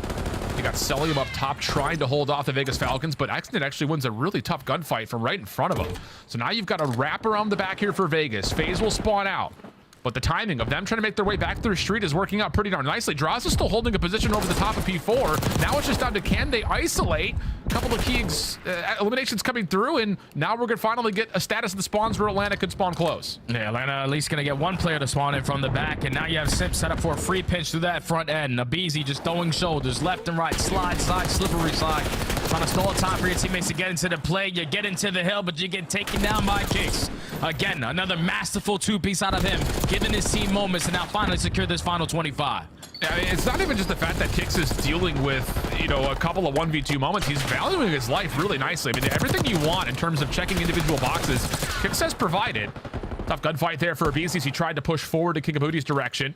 Trade from Draza, but with only 5 seconds remaining, Atlanta's not really interested on the old time. They're more just trying to put together an aggressive zone around P1. And Celium working over towards the front side of Lion has done well to at least get a read on where this exit is occurring. Just comes down to can he deal with it? And no, because again, Kicks is in his way. Yeah, he's on 4 in a row as well. So now you have the numbers if you are Falcons. Try to apply pressure in towards mid-map, but Abeezy gets the better of King of Body. Draza finds a double. Last player mid-lobby is also going to forward, clean forward dead. And you see Simp on your mini-map? I'm chilling. I'm just a chill guy blocking the spawn. You guys can have some fun. Keep soaking up that P1 time. So far, so good. Abeezy off of his own stun, just pushing forward, trying to make sure Vegas do not get entry from the front. Chance to possibly work over through the hole in the wall here as Exnid will jump through vault side. Roxas with him. Sip now has to come forward to the play, and as he does, almost takes down the triple. Kicks shuts him down because of course he does. He's been there for pretty much every single moment that the Falcons need him, but not enough to hold on to the scrap time. Just comes down to can they battle for P2 spawns. Now off the rotation, people are dropping like flies. Last player alive is going to be Roxas, but you see that trophy, you get the info. Someone's got to be in the back. Celium, are you blind? Unbelievable. Doesn't find that kill, but thankfully Simp is there for the trade. Back spawn secured. Atlanta FaZe are in. I mean, I get it. They're in bright white outlines for us, but still, it's right in front of you. Abeezy over the top. Okay, that will reduce the hit for Vegas and kind of save the hard point here for Hello. And yep, there's an extra one for Abeezy. 18 and 11, having the best SMG map to this point. And he's got more in front of him. Concussion difference. Exnid will drop, and now Abeezy is looking for more even further towards the Vegas spawns. This is just so annoying. Look at Simp, calm, cool, and collected on the back, just blocking that back spawn, allowing Abeezy to roam the way that he is. He knows that they have to apply the pressure through the front end. Finally, he is going to fall. And if you're Vegas, you're like, please, somebody get this guy. It's now Atlanta with a flawless 60 hold. They're at P2. Already having a couple players sneak on by to work their way over towards Art. Simp, his turn to catch a double, secure these back spawns for his team. They are dominating right now. Yeah, absolutely. I think the thing that kind of keep in your mind here is like how the individual skill, which we're seeing time and time again, but the baton passing between Simp and Abeezy has looked much better today than in their first 3 games, where Abeezy's hitting around, Simp's holding the back like you mentioned, and then as soon as Abeezy falls, Simp says, all right, my turn, and then he makes the play forward to hit the route. So again, better macro gameplay here from FaZe as they enjoy a 120-point game right over the top of our Mixius hard point on the map at P3. 25 seconds still to fight for here, though, if you are Falcons.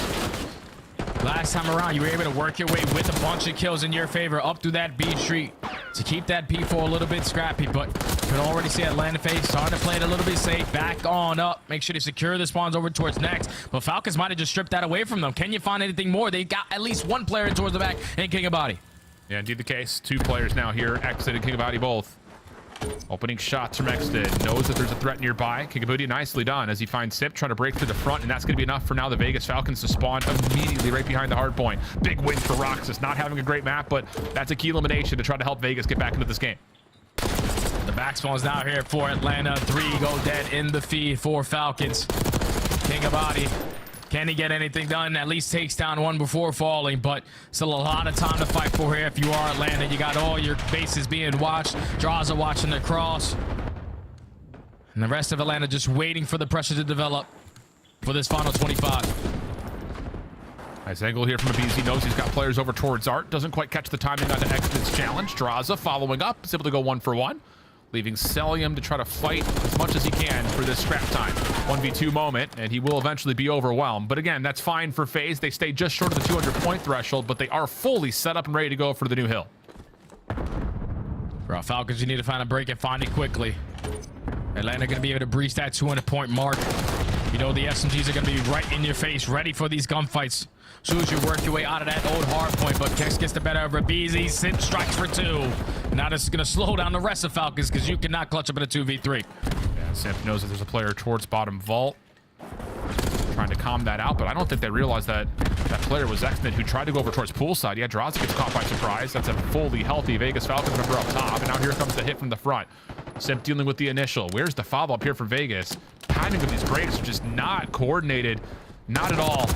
Roxas seen up top. Simp now on 4 in a row. 24 and 16 as FaZe have well and truly put this map out of reach.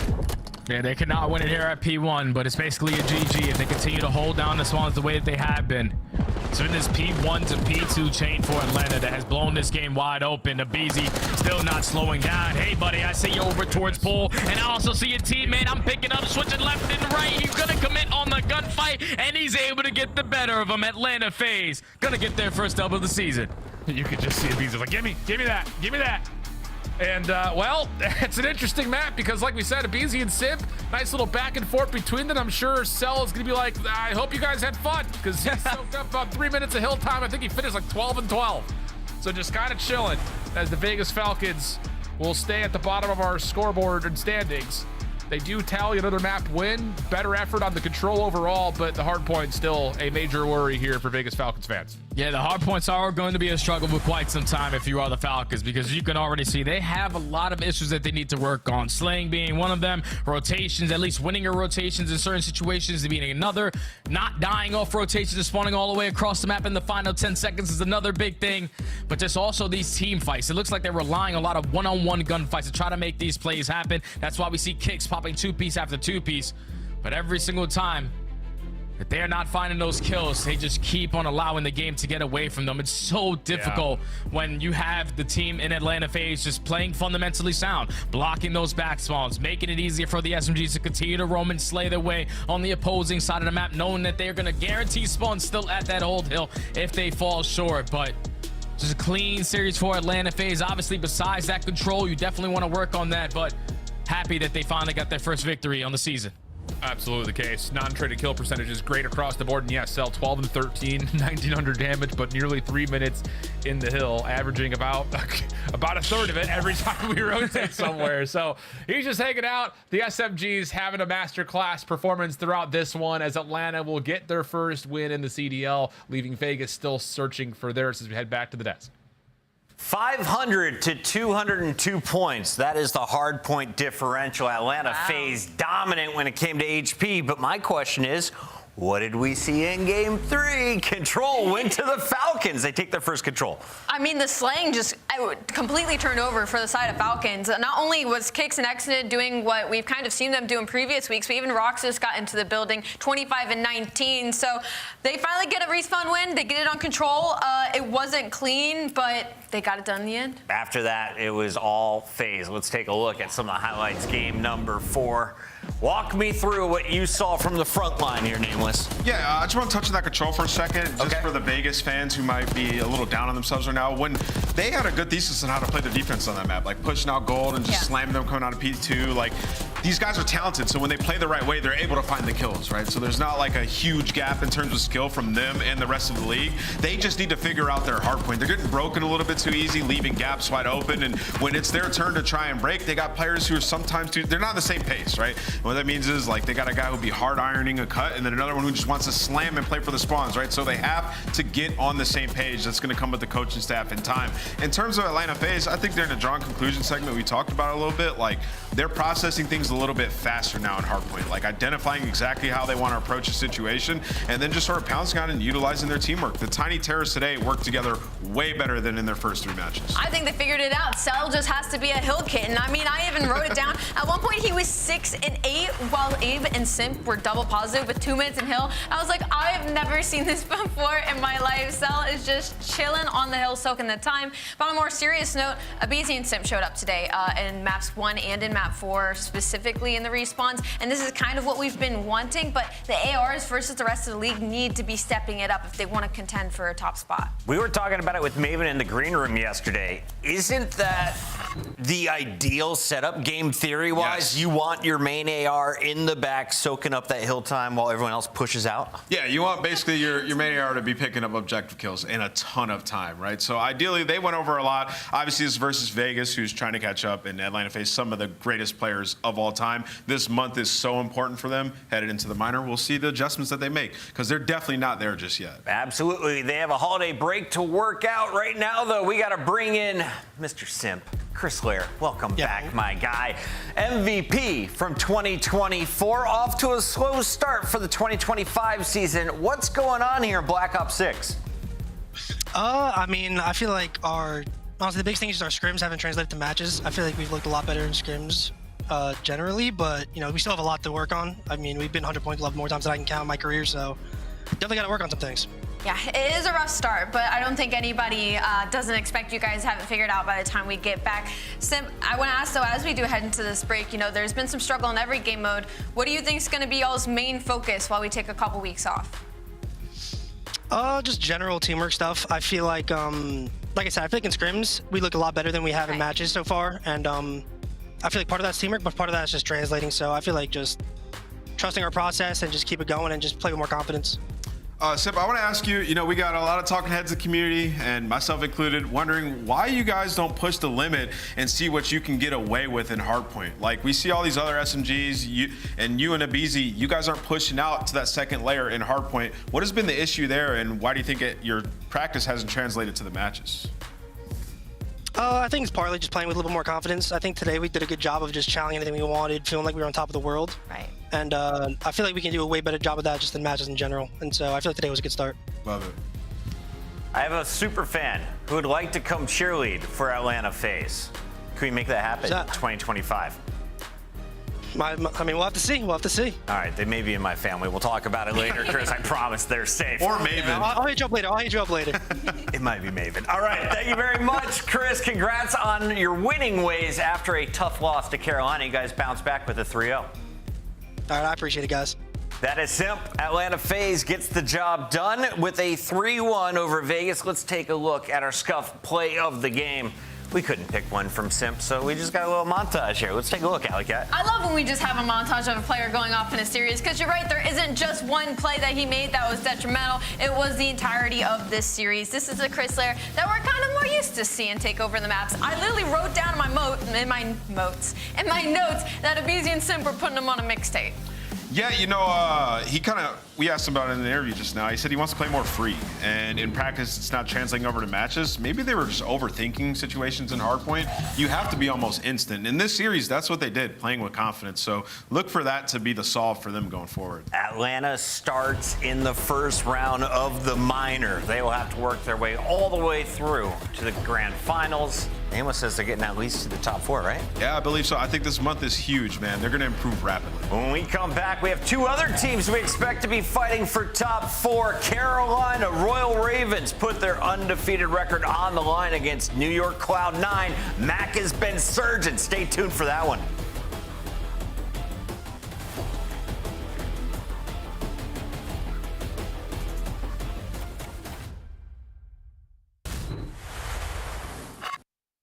The Esports World Cup is an official partner of the Call of Duty League. Upgrade your game with the Scuff, the official controller of the Call of Duty League.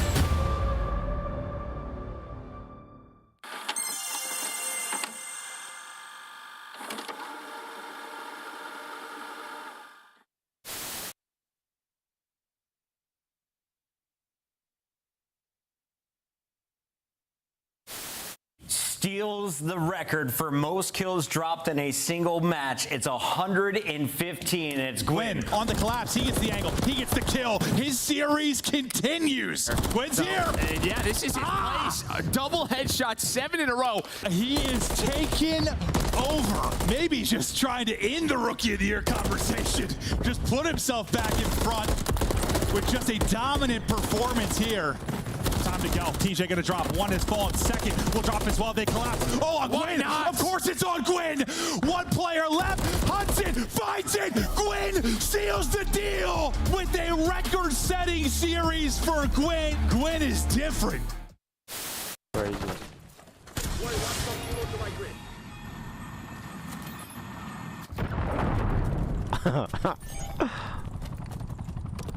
I suck with this.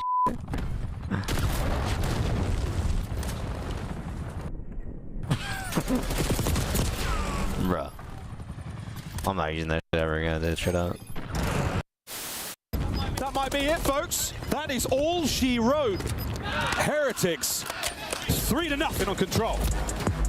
Unbelievable stuff. Again, these guys on this map were lost for so long. The improvements they made, never mind, the map is going on 0.0. Vehicle didn't know either. Heretics started celebrating, and there's still game to be played. There's 2 segments gone. Wow, what's happening? It's not over yet. Trying to find what he can. But I think behind Sim's pick, with only one player here, they should be able to retake, but there's still a nice presence. Uh-oh. Here we go. Strap and Envoy both able to get kills. Uh-oh is right. You're on it. It's flowing. Second ticket.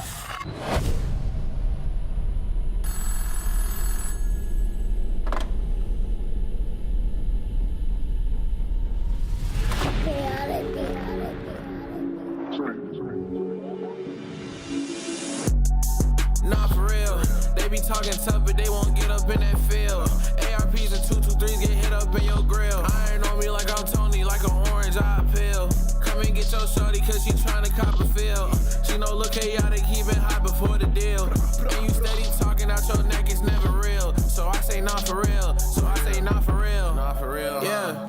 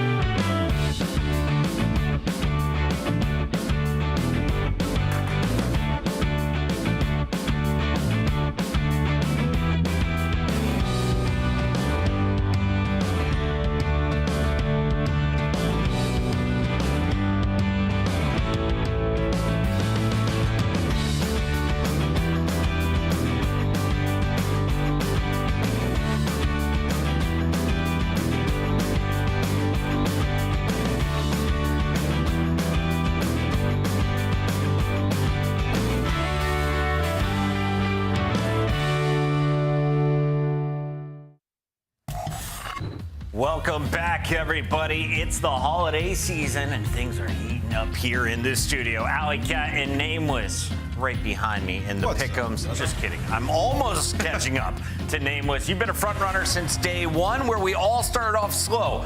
What have you learned from these two teams? I want to start with the Ravens because they're 3-0 after adding Slasher to the lineup. Yep. Yeah, I feel like they've been the best hardpoint team. Fundamentals, the slang has been there as well. Slasher has been incredible for these guys, leading them.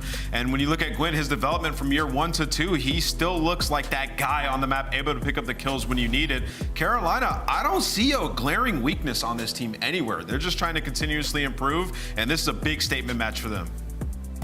Carolina looking ready to go on the other side of this fight. We, of course, have Cloud9 New York. Right. So we're New York Cloud9. Let's talk a little bit about this matchup and what Cloud9 brings to the table, because they were off to a slow start, but it looked like Mac was awakened in his most recent matchup. Yeah, if anything, Mac has been the most consistent and most damaged player on this roster, which is a little bit confusing when you look at the lineup. So for Cloud9, I think this is a big proving ground matchup for them to really see where they stand in the league. They fall short versus Optic Texas. They have a couple of grievances. So I think in this series, this is really an opportunity for them before this big break. Cloud9 looked really good in hardpoint. They won both of those against Minnesota. The second one, it was a blowout, 250 to 109. But you're playing Carolina, who may be the best hardpoint team in the game. Yeah, it's tough. And there's actually, rarely do I like highlight individual players, but what they're asking of Sib on this team is to be one of the main slayers of this roster. And KD isn't everything, but he's yet to post above a .88 in a hardpoint, even in their wins, right? So he's got to step it up individually. It's something that I was worried about coming into the season, the dynamic between him and Attach, both playing similar roles. It has been an issue for them in matches prior. I know a lot of people have absolved them of their first 2 series, but they're still going to have to pick it up as an AR duo. Carolina definitely playing for something. Tonight, they're playing for the #1 seed after Toronto dropped a game earlier to Miami. It definitely opens the door. I believe all they have to do is win. We'll talk about it more at halftime, but let's take a look at our maps and modes. Can they finish 4-0? Looking at Skyline, Rewind, and Vault as our opening 3 maps. I think we're going to go 5 in this series. To be honest, I think these teams will match up incredibly well. I like the Skyline for Carolina Royal Ravens. I think this gives them an opportunity to open up extremely hot in this series. On the side of Carolina Royal Ravens, I don't know if I see anything leaning for them. Yeah, I mean, I look at the vault control. It's been bad for C9 coming into this one. I know that Carolina likes Skyline hardpoint, but it's still very early. But if we're just looking at their matches to start, then yes, Carolina feel very good about maps 1 and 3. I have a special request. In games 1 and 2, can you keep your eyes on Crimp? When we were at EWC, he was the reason LA Thieves made their run to the podium. I haven't really said his name a lot yet here at the CDL this season. I want to see what he's doing for Cloud9. Those were our maps and modes. I'm told we got to get our Scuff Pick'ems in, so let's make them official. Alley Cat, you don't need the 8-ball for this one. Kick us off. I don't need it? I don't know. I feel like I kind of do. This one's hard. I'm going to go to safe bet Carolina Royal Ravens, but my heart wants to say Cloud9. I'm going to go Ravens, though. Smart. Use your brain, not your heart sometimes. We're also going to go with the Royal Ravens over here. Nameless? Dang, I don't want it to be a clean sweep, man. I'll just go C9. I'll have my first trolley pick of the year. I said I wasn't going to do this year, but I'm doing it. I'm going C9. You sure? Yeah, why not? All right, he's making it fun. I mean, I think it's going game 5, so C9 just going to have to clutch up. Sometimes you got to throw an S&D round just to make it more exciting. If they win. I'm going to be so salty. We got our casters ready to go. Miles, Chance, take it away. It could be a game 5. I'm feeling it, but we'll find out if your crystal balls are so crystal clear as we get into this banger of a series. Chance Slasher comes back after getting dropped horribly off of Boston and puts the league on notice. Daddy's home. Well, and we're going to find out, right? Because to me, this is like a dust-settling sort of series, right? Obviously, Carolina, 5-0. They look incredible, as mentioned on the desk. One of the best, if not the best, hardpoint team in the game. And, of course, for C9, it hasn't been ideal for the start, but they played against Thieves. They mentally checked themselves out before they played against Optic.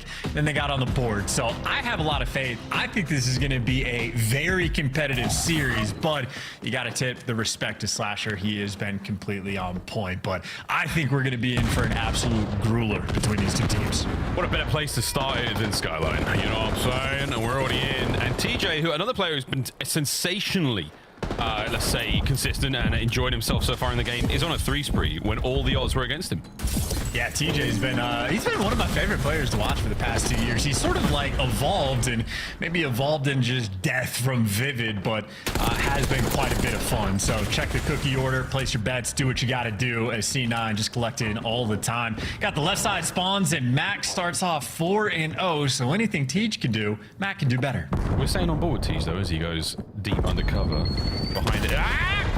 Enemy lines. Mac is absolutely cooking, by the way. 6-1 now. Finally gets brought down. Okay, Tej, that's gross. So we're going to see that P2 break on its way. Have we got full control though? No, not just yet, but Tej feeling pretty solid here. Love this. Whoa, nearly gets one of them at the very least. That'd have been ideal. Gwyn up next. Another superb addition to the Ravens roster. With shots like that, you see why. Yeah, poor Sib on that one. That's like a post patch, it feels like, with the headshot rolling through. That was nuts, but either way, Gwyn might be in the time. And I was going to say you don't actually have the back spawns cleared out just yet, but Carolina Ravens are going to be able to take that in. Always fun when the Carolina Blue, actually the white team. So home versus away. I'm from Charlotte. I'm a little salty. That's all. You can, yeah, that's all good, man. C9 up though. So far, here on Skyline. Mac has 10. Yeah, Mac's having a superb game. He's keeping his boys alive and kicking. Tej! Ooh, attaches there to hold down the hard point. Another big one there from TJ. Rotation of the kitchen is going to be there, and your man Slasher is in position. And again, everyone's calling for this one to be an absolute banger of a hard point. And Mac, again and again in the feed. Disgusting stuff. P3's up and it's ready to go, and so far it's the Carolina boys in control. I mean, you know, obviously this is incredibly early in this game, but if Mac kind of like continues this pace and we have like a super close hard point, maybe able to toy with the kill record, because certainly lighting up for the moment. There's Sib striking in his moment as well. That's a 4 spree he goes on. Vivid though, correcting his frag grenades, this time on the enemy, not your teammates in Carolina, swarming in for the break. Very efficient, able to sneak those frags around the trophies, and now you get one out there of your own. We've seen this before though. We've seen these solid breaks and immediately get broken following it. A moment like this. Good job staying alive. No, it's Mac. It's Mac with his 14th kill of the game, and my word, again, blistering pace. I could barely finish the sentence before it happened, before another break befell us, and that's Cloud9 coming to play today. Really, really hot start here on Skyline. Well, here's maybe Carolina trying to get the little bounce back though, right? Trying to set up around P4. Up top, though, is going to be Attach, and Vivid maybe has him in his sights, but Vivid is also surrounded, so brand new to running an AR, and it does not last because Mac is on a 5.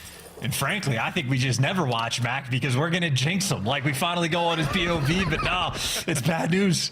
It's going to curse him. Mackenzie is melting. Leave him alone. He's doing fine. No one's going to curse him. There you go. Krem gets that hard point firmly in the hands of C9. This is their game so far. Really, really good looks against what we have called the strongest hard point team in the league at the moment. Mac, another 6 spree for him. No streaks though, because of course it's a score streak we're looking for here. Attempted break now for Ravens. They're in, they get the kills, they get the breaks. Kremp on the back line taken clean care of, and that's their time. 20 odd seconds, you'll take happily. Yeah, an incredibly necessary moment there for Carolina as well, because frankly, they have just been getting absolutely handled by Mac. The dude has 19 kills. He is so far the Titan in the lobby, and even for the scrap time, flanks rolling through, and this time it's Kremp with the Jackal showing up in the feed, so Carolina have to put in the extra effort to get these breaks, and it is simply just not lasting. They are being taken to task by C9, and again, that's why for me, this series is where the dust settles. We got to sort of quell some of these hot takes. Real hot takes. Gwyn, little unfortunate timing there. Krem catching him out once again. 4 spree now for Krem. Trying to make it a 5. A little bit of time here now for the boys of the Ravens. Nice work. They're going to hold on to this as long as they can. Sprawling out across the map. They don't have spawns, but lovely shots here from Vivid. Nice wall bang there. The rest of his boys picking up kills all over the place. Attached now. Nading either side of the hard point. Lovely synergy. A little bit of nice coordination there from the C9 boys. It does help break that point for now.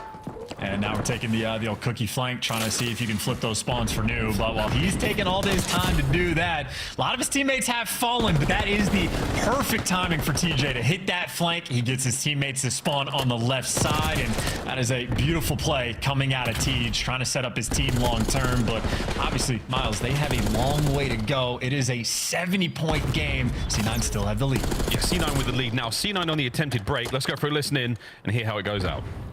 On time, Reese. One shot. Time is dead.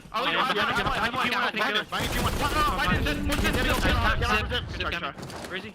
He's back table time. With you. Piano. I'm working piano. I'm working piano. Are you trying to go bar right now? I'm gonna go low here. Piano again. Piano again. Piano is dead. Up to right. Back left. I'm gonna go zip. One shot. Got one back. I'm right here. Austin chase me. Hit zip out front. Yeah, you can back.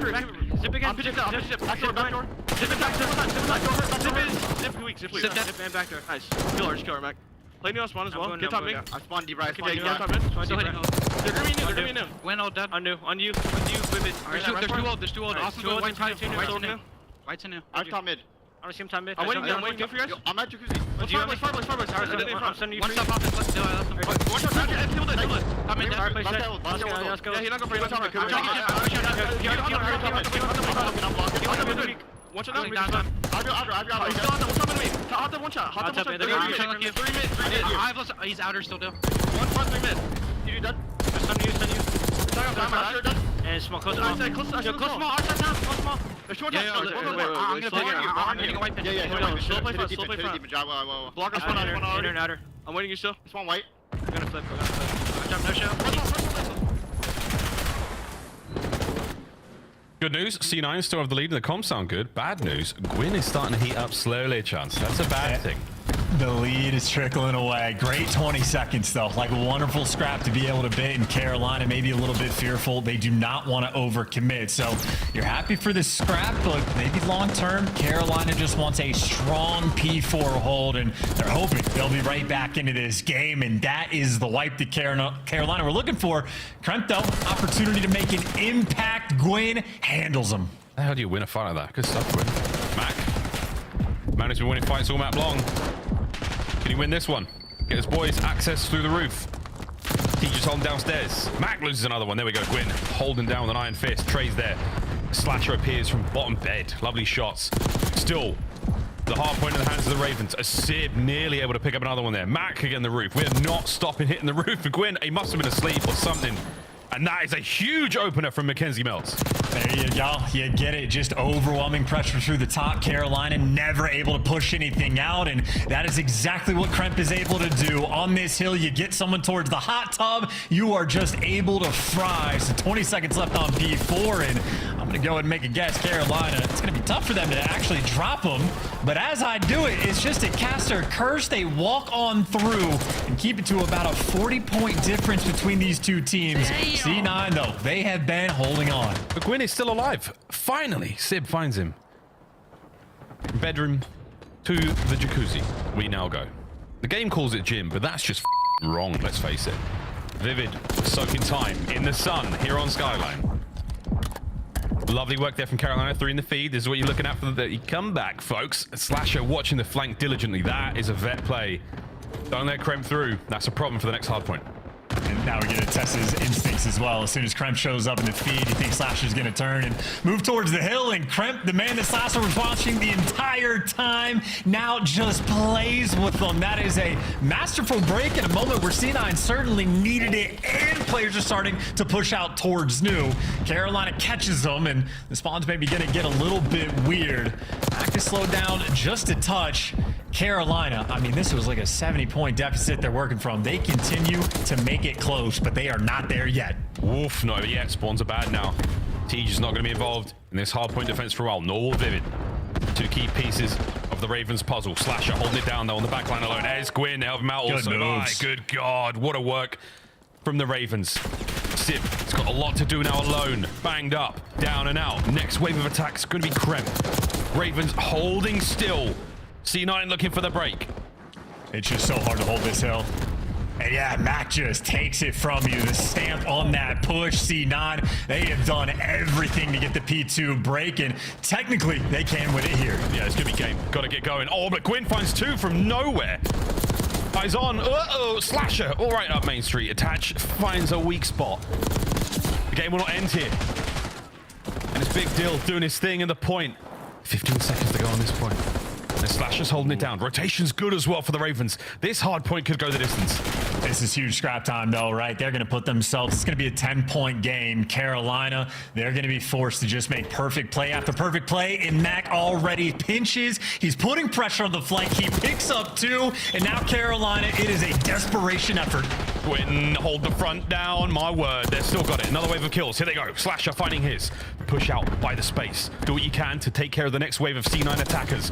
Attached down and out. It's Slasher with 2. A huge play. Any more from Piano side as the clock keeps ticking. They're funneling him, and Gwyn's at 39, by the way. Talk about the hot hand. Both teams can win it here. C9 don't want to choke this. Stabilize and look for the break. They find at least one through the front. Vivid heavily damaged, able to bring him down. Is anyone able to bring him down? Legolas, they find the kills. Slashers in. The break is on, and C9 find a way in. This should be it. You're spawning grass, you're running into Civ, you're sprinting forward, and you cannot get it done. C9 kill the perfect hard point record. They get one on the board. Oh my, Cloud9 New York. Welcome back. We've missed you. Now that was a hot hard point. The mighty Ravens, these gods do bleed. I wonder how they bounce back now after a loss like that. Again, it was not a blowout by any stretch. It was a fantastic, fantastic game. That Search and Destroy is going to be something as well. It's going to be an interesting series, man. Again, hot takes for both of these teams. Everyone's like sort of looking at the C9 stock, thinking it's down in the dumps. You look at the Carolina stock, you're talking about top 4, top 3, like you think it's solidified.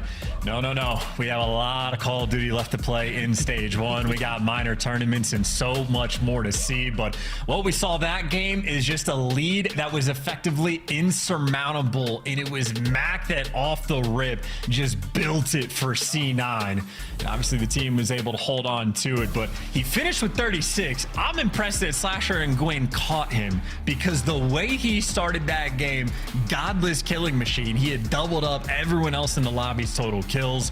Mac was certainly frying, but obviously towards the end, guys like Attach might have gone negative, but 15 assists, nearly 2 minutes in the hill, a well-orchestrated effort. Everybody from C9 had their turn. Everyone from C9 had their turn, but I just think Mac, I mean, from the start to the end of the game, he was muscling his boys through it. It was fantastic looks from C9 there. Wow, what a good match, folks. Oh, it's going to be a game 5, isn't it? We're going to get into the 5 packs. It's going to be great. Nice looks across the entirety of the highlights, actually. I mean, Slasher, he's also had a fantastic game. We've seen big work out of Gwyn. Everyone looking very, very strong, really solid. The respawns, folks, if anything, are going to be unbelievable. But again, it's Royal Ravens, very, very sound in the S&D department as well. So this is going to be a banger of a series. Expect to bounce back here. Control could be anyone's game. Yeah, we're going to be having ourselves quite a bit of fun, but it was obviously just highlight reel plays for every single different player getting involved. I mean, you had Kremp on like the P1 on the final thing going crazy. Gwyn just started turning it also to a godless killing machine. So a lot of fiends in this lobby and fairly structured COD being played between the pair of them as well. But the mixed fest of Skyline delivers. Again, C9, it's just one of those maps like you need it, right? You are still 1 and 2 in the standings. You need a little bit of momentum. You need to start building yourselves back, but they have shown a great deal of improvement week 1 over week 2. Yeah, and you're not wrong. I mean, there was a mental checkout in the matchup against Optic. That was a difficult one, but we're testing the resolve. We're testing the mental fortitude week by week. It's only going to get better, presumably. And right now, a great test of C9 against this top of the board Carolina Royal Ravens. Rewind, search and destroy now, and okay, this is bound to be a fun one. Very, very fast map, speedy map. Look for those A bang outs, long lines of sight. AR players will be singing happy. Play Vault a little bit later after that. But for now, chance, any sort of opening feels? What's the gut telling you about this rewind? This one, I think, lean a little bit towards Carolina, but like 55-45. Like, I don't know if it's necessarily going to be convincing, but they have certainly shown better S&D prowess in the names they have. It is understandable as to why. Slasher and Tej, legends in the S&D scene, 10 plus years to this point. Gwyn's been a fiend as well. And I think Vivid, still waiting for him to find his form. Like, we've thrown up the stats yesterday. He was sort of coming into it like a 2 and 15 in the kills department, and he has continued to struggle just a touch, but new role, new players to go around, and still, if you're getting wins, who really cares about the KD? That being said, Rewind is somewhat a novel map in my mind. There's a lot of different strats you can bring to the table.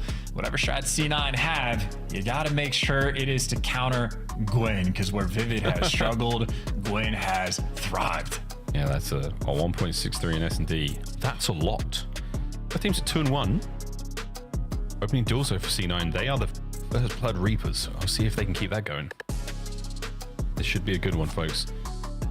Again, eyes on the A-bomb site there in the inside of the fast forward building. If you're new to the COD League, you're going to see a lot of action taking place in the middle there. The B-bomb site out by the back where 18 is not as popping, not as exciting, but still it gets a lot of love statistically. Slasher finds the first blood at great range as well. Yep, spread the map, play for picks. Slasher, that is what he lives for, and Sib on the receiving end. Namel's talked about his KD as well, and obviously not the finest in map 1. You'll take the dub, but he has been losing some of these long-range gunfights, and now with the man advantage, Carolina collectively gonna be working this A site. Should be able to get the bomb down for free. Yeah, man. This is a lot of space gained here. T just got wonderful eyes across the map. You're not going to be able to spot him up here unless his barrel protrudes past that wooden board. And right now, he's in a great spot. Stay safe. No one's going to see him unless they come into his field of view. Attach might be in a bit of trouble as the bomb gets planted A, and the battle starts to really get going on the inside. Well, there's good trades, and now you actually have TJ's position, so Attach is able to get the kill. This would be a 3v4 clutch. TJ tries to take care of Mac there. And now Krem through the back door. High Slasher put on his back. 25 seconds left. It's all on a Vivid. This is the man. He has struggled on S&D. An opportunity for him to clutch up. Eyes on 2 and gunned down instantly. C9 in a 3v4. It just falls into place. DJ maybe a little bit too trigger happy. Try to catch Mac inside courtyard, and the second that he shot, attaches like, oh, there's the guy that was playing the street. And everything after that, it just collapses. A tough round for Carolina. Not the bounce back they were looking for. Early days here in Rewind still. Got to start to see trophy systems come into play. Makes everything that bit more interesting. Well, we got Carolina. We're going to watch them on attack now. C9 defense. Looks like we're flying in towards A. Classic nades every time here on Rewind. 2 stages to that attack, and the first one's going to slow him down only slightly. Yeah, that Carolina blue, it'll trip us all up from time to time, but you've made it to be free and clear. And Vivid might have the intel, but it's not before the bomb gets planted to a 4v4, and Kremp's sort of that island player. He's the one that has to make the big play for C9, as Carolina now converging, and well, Kremp has done his job. Oh yeah, trades. Kremp does his job and some. He's overachieving right now. Touch on the outside as Cloud9 in the blue win the round.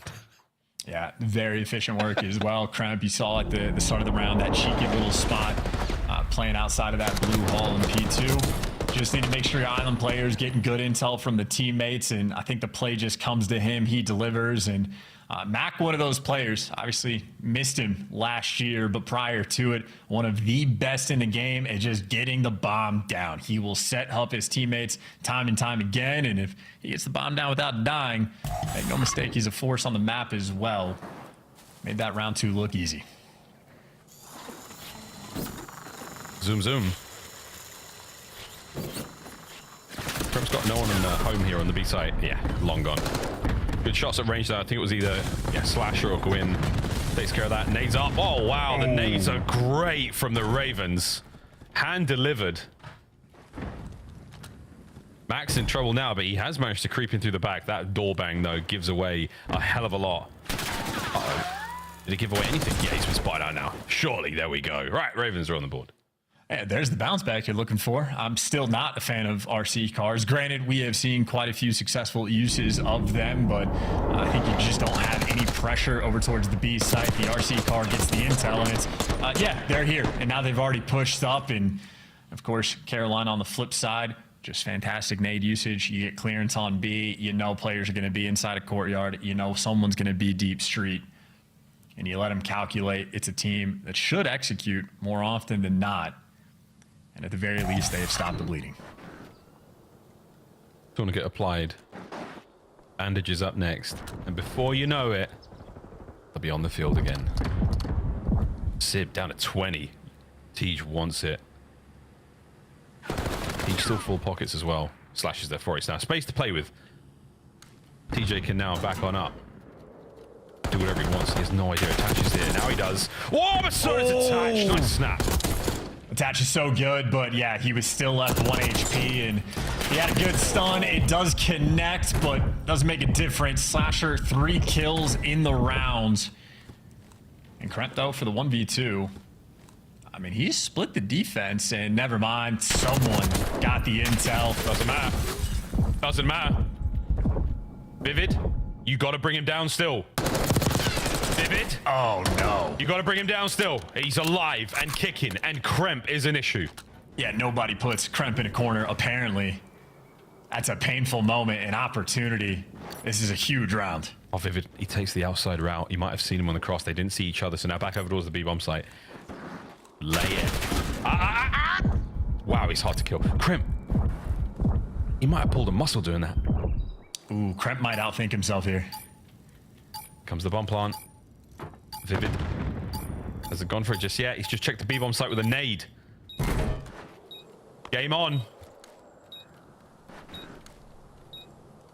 And Vivid with the aims. He doesn't want to deal with any of these close-range gunfights. Oh, he's doing his best job to stay away from it, but it's just coming to him now. Wow. Kremp, the longest of long games. Oh, man, that is so frustrating. That is so frustrating.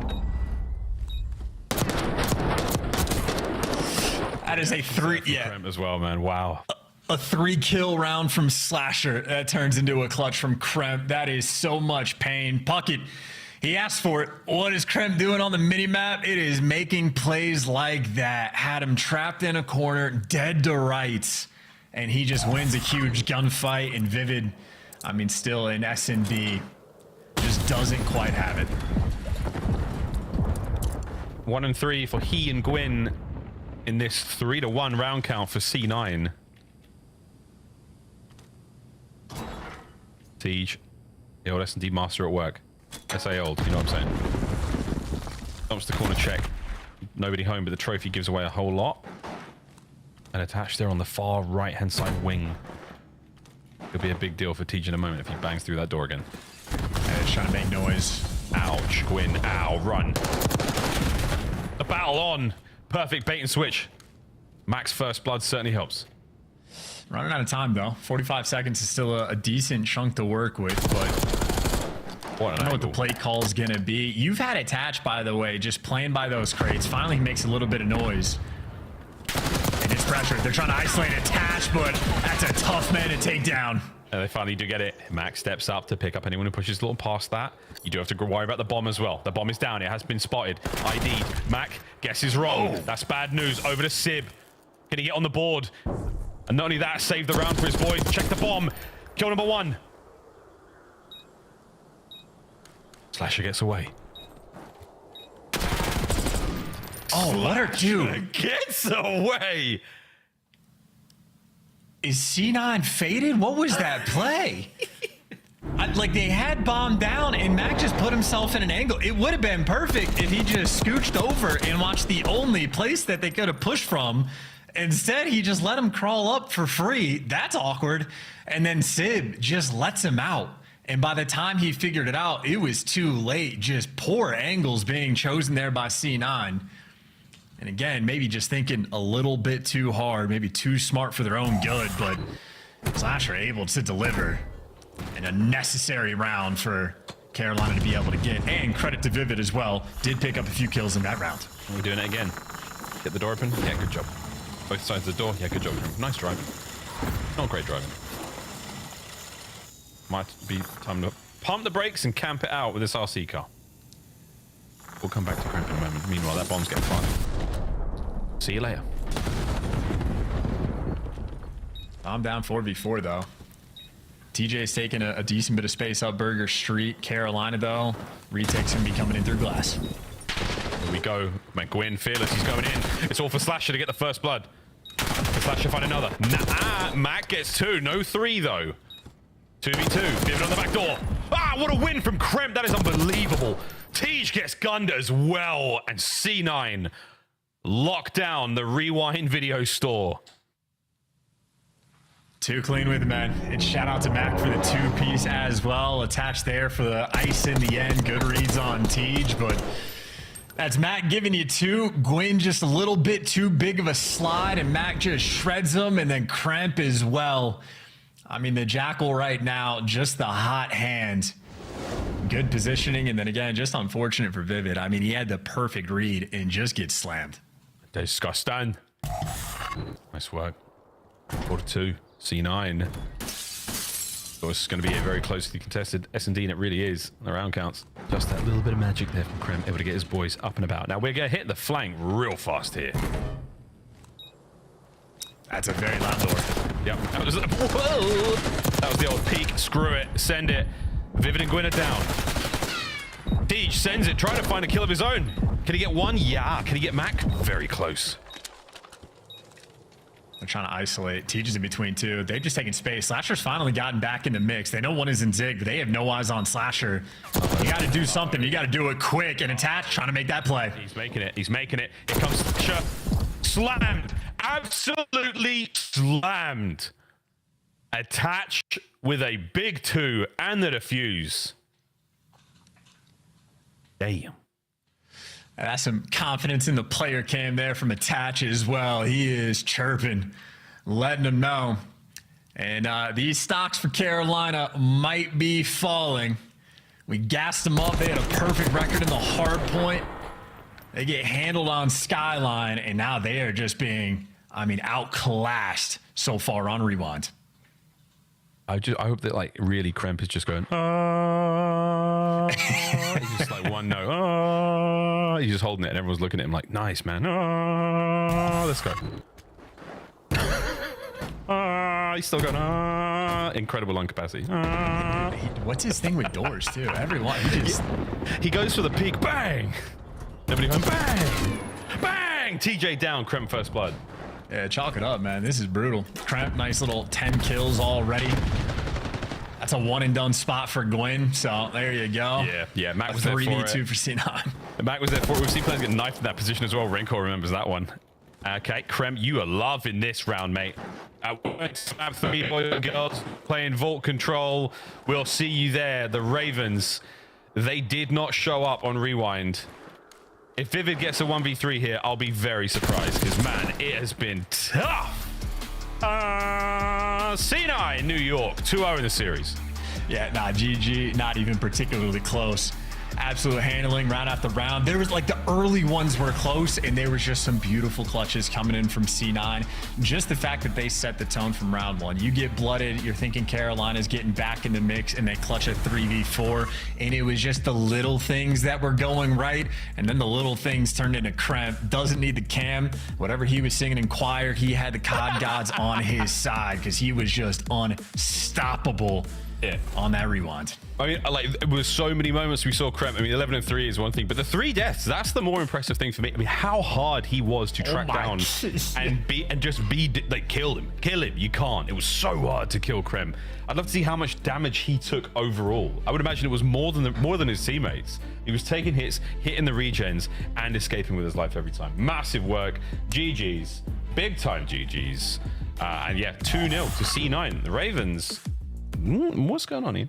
What's the deal? They just got 3v4. Civ just went 1-8, had 5 first deaths, probably broke a record, and it did not matter. So we'll let the devs talk about whatever they want because that was a slammage of a map too. Civ, come on, bro. I'm just confused. I'm just confused. Even when Nameless is trying to throw, he's winning. Let's go, baby. Mad right now. Can I get like a half point? I saw it happening. Alley Cat, let's talk about your building frustration that occurred during game number 2 as it was Cloud9 New York picking up round after round in search. And how about this boy, Kremp, 7-1 to open things up. I'm not even mad that Cloud9's winning. I'm just mad I didn't go with my heart. Honestly, this search and destroy was beautiful from the side of Cloud9. I look at Carolina and I'm like, kind of what happened? You know, I feel like maybe Rewind doesn't follow their play style very well, but you can't allow rounds where Max getting the bomb down, you're allowing him to play inside a DVD and not only get 1 kill, but get 2 and not be able to trade him out as we're seeing on screen right now. Same thing with Attach later on. You allow them to take that streak control and push in through the top side, and Attach is rocking an AR and you're letting him beam you like he's running around as an SMG and getting 2 kills. So Carolina's gonna Gotta wake up. Boom. Wake it up. Wake it up. Nameless. What's up, brother? What we got? Oh, I have a gift now? Oh, you have a gift. Merry Christmas. I have He gets two? I have no idea what this can be. Let's open it up. As our official Pick'em's champion, I thought you deserved 2 presents here. Okay, Allie, so throw the rest of his stuff off the desk. First things first, I have a, this looks like crayons. Yep. And yes, even smart right here. Call of Duty League branded crayons. Shout out to Chris. That's right. This is for me to draw stuff. It's Blue's Clues. Can you figure out what I want you to do? You want me to... Oh, okay. Heck, that's so cute. This is actually sweet right here. Call of Duty League coloring book. I didn't know we made these. They're incredible. Don't show everyone. They have to order them online. We had those custom made for you. We'll drop the links in the chat. But can you guess what we want you to do? Yeah, you want me to draw, so let's draw. Okay, so by popular request, people want us to talk about the end of the hardpoint here. It was pretty wild. Obviously, you see in this moment in time, Carolina, they have the advantage. And this is what I like to call the end game setup. So on every hill, there's a setup where you can get in, which just puts the other team in the straight up blender. So it's only right that C9 just break from the front. But first, I'm gonna teach you guys what this setup looks like here, okay? So Carolina are set up in this position. You have Slasher, who can see piano stairs. You have TJ back here. He's blocking, so you're holding the preferred side of the spawns, which is there. And you want to spawn them here over and over, right? So you also have Gwyn, who has eyes on the piano spawn on the cross, where he can do damage and pick up information. So right here, you feel like Carolina should just be able to dominate this situation. So this is nitpicky, but I'm going to teach you guys how to clutch up at the end of these hard points when you're in this situation. So right here, after Gwyn does a little bit of damage, he takes a bullet or two, he gets a kill, and he takes a bullet or two from somebody who spawns here, and he retreats back to this corner, right? What would have been a better play, and I get it's nitpicky, but this is what you have to do to win at the pro level. You should have repositioned either here or behind the pillar so he can have assistance from Vivid, who's on the hill, right? So he traps himself in this corner right here, and what that allows is a player to go up top, and the first thing they're going to do when they drop down is check that corner. And Chris's guy, you said you want to look out for some plays from Kremp. He breaks this. He's the first guy to jump down and get the big kill here. Like a spider monkey. Yes, so this is the end game setup. Once again, you should be able to blender them here. If you're Gwyn, you don't want to trap yourself in this corner. You want to play a different position so you can help Vivid when he gets over to time BC. He dies in that corner, and now Vivid is left out to dry. TJ gets there, but it's just not enough help being that deep, watching the left side cross, right? So it's all about your positioning, thinking about where your teammates are, and also recognizing the situation. You could have won off of this hill, right? So play a little bit tighter. Looking at the numbers there at that point in the game, Sib was -12. You had someone -9. It felt like Carolina was winning the slaying war, but Cloud9 was just constantly flooding them. Do they keep it up, or do they run out of gas? We have 3 more maps coming up. I think unless Sib wakes up, I think Carolina starts stealing maps right here. I mean, Gwyn opened that map #1 with 39 kills, so I expect something here out of Carolina. Nameless 3-0? Yeah, I think it's 3-0. Really? Down here, yep. Sib's about to turn up. Chat, let us know if you agree. Cloud9, 1 game away from finishing 2-2 before the minor would send it back to 2 majors. We've got Miles and Chance. Hello, my name is Miles. His name is Chance, and this is about to be a game of Vault Control between Cloud9 New York and, of course, the Carolina Royal Ravens. Chance thinks the Carolina Royal Ravens could reverse sweep. Yeah, I'm on the alley wavelength, I think, for this one of like, if you get the Vault Control, very confident for Carolina on protocol. So very much sold on that hard point, but for control, TJ, the man to look out for, the snickerdoodle on the map, if you will. Solid KD, great damage output, super solid on the kills department as well. So he is getting a pretty hefty output in the mode. So be on the lookout. And on the flip side for C9, I'm just looking at Sib to really just, make his guest appearance. Like we're waiting for the challenger sort of to approach, because went -12 on map 1. Obviously, to get the dub, you're happy for it, but that S&D, a little bit painful from him. It's not like it's made a bit of a difference, but you're just getting him here because, again, for C9, you just want to 3-0 him. You don't want to give Carolina some momentum. Their protocol has been phenomenal, and obviously, I know you took him down on the rewind S&D, but I don't know if map 5 would necessarily go the same way. So I think this is a C9 3-0, or, as we said at the start, a grueler of a Game 5. Let's get after it. Here we go, folks, into Control. 30 lives either side. First of 3 rounds, wins it. No one on the other side of the catwalk, so that nade's going to land nowhere. But here comes the hit. Krem lying in wait for the players on the drop, and that's this first of 2 potential. Tej is all alone now in the middle of the map, and that is bad news for the Ravens. And they got eyes on him as well, so you at least have a little bit of intel. But right now, C9, for the most part, looking for the spawn kills. It was Kremp that was going hunting for Tej, and he is successful on the prowl. That is 30 seconds off the game clock already. Carolina have no motion. Yeah, very low motion. But now they've got a bit of lotion on it, and they're moving on towards the A zone at the very least. We like that. Vivid doing what he can. Nades everywhere. There's 400 different places to look on the inside of Palace. So, yeah, good luck, mate. He's going to get the first segment, though. So, nice job. Teammates getting dropped all around him. And again, C9, they find the kills all over the place. Yeah, but we are just doing the old faithful. Just get somebody in art, pray for the spawn kills to actually work out. Great stun, though, and instant approach there. So you're not going towards A. You're trying to make a play towards B, and you just get picked apart. C9 stable for the moment. With 30 seconds left on the clock, you absolutely defend the hell out of this A zone. They're trying. Gwyn, man, he's back and forth, back and forth. He's not able to get anything done in this life on the respawn now. Tej, no 2. C9, another steamroll on defense. 25 seconds to go. Gwyn's going to do what he can to get out of spawn, but it's not looking likely. This is exactly what you wanted to see if you're a C9 fan. I mean, a slammage of a defensive round. Mac just walked through the entire team and killed them one by one. And Carolina seemingly have absolutely no teamwork. I mean, just nothing cooking. And Sib, well, there's the 5 spree. Looking for him to get active. And, well, he at least delivers a 5 spree. Wait. One man on. Get the kill. It's 3 seconds for the next. Mac is playing it sensibly. But he did.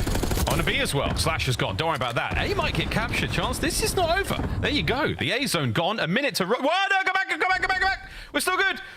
A's been captured. 14v8. Look, it's not likely, but it's not over yet. You just need that one sort of push. But right now, C9 are just spread so far around the map. It is going to be tough to break this setup down. Players lighting away. There's one life just taken away. Kreb can't get the next guy, and... You're still worried about Sib down low. Looks like Slasher was sort of hunting for him, but the arrows are turning. They know. More lives drained. Do they know? They definitely know now. Oh, that's big wins across the board. Carolina lost lives. Oosh. Mid-mat, find a corner. Classic. 3. And easy. Tej. 2 players going to be diving into the B zone. Slash is going to be there. Nice shots. Able to keep Kremp at bay for a moment there, but that's the round. C9, you've come out swinging on defense. That has been a gorgeous. I'm saying. Maybe. I know it's not over yet. This is insane. How is it not over yet? Siv's just fired his... What are we shooting at? What's going on here? It's the second segment nearly done. Wow, Mac, what a win. If you lose this, oh my... Yeah. Ravens get 1 segment on B. Good job. I was about to say, all things considered, the fact that they got the segment at all, you'll take that as a small W, because that was a very painful round, but all's well that ends well. I mean, they've been making some pretty solid plays towards the end. This was right towards the end when they were able to jump on this zone and at least create that very small window of opportunity. So little moments can go a long way. Difficult to win your offenses, and it'll be our time to see C9 on the attack. But obviously a team playing with confidence. You can see it in the player cams, good communication, getting active. Civil smile one day. Yeah, right. Ravens on defense. Boing. I would never not enjoy that. Krem's gonna get 1 here. My ass. What's up? All right, Slasher first blood. Gwyn backing him up as well. Ravens doing a decent job of defending. Woo! Sib dropped before he hit the ground. Patch just got himself into a lovely position to slow down some of these defending players.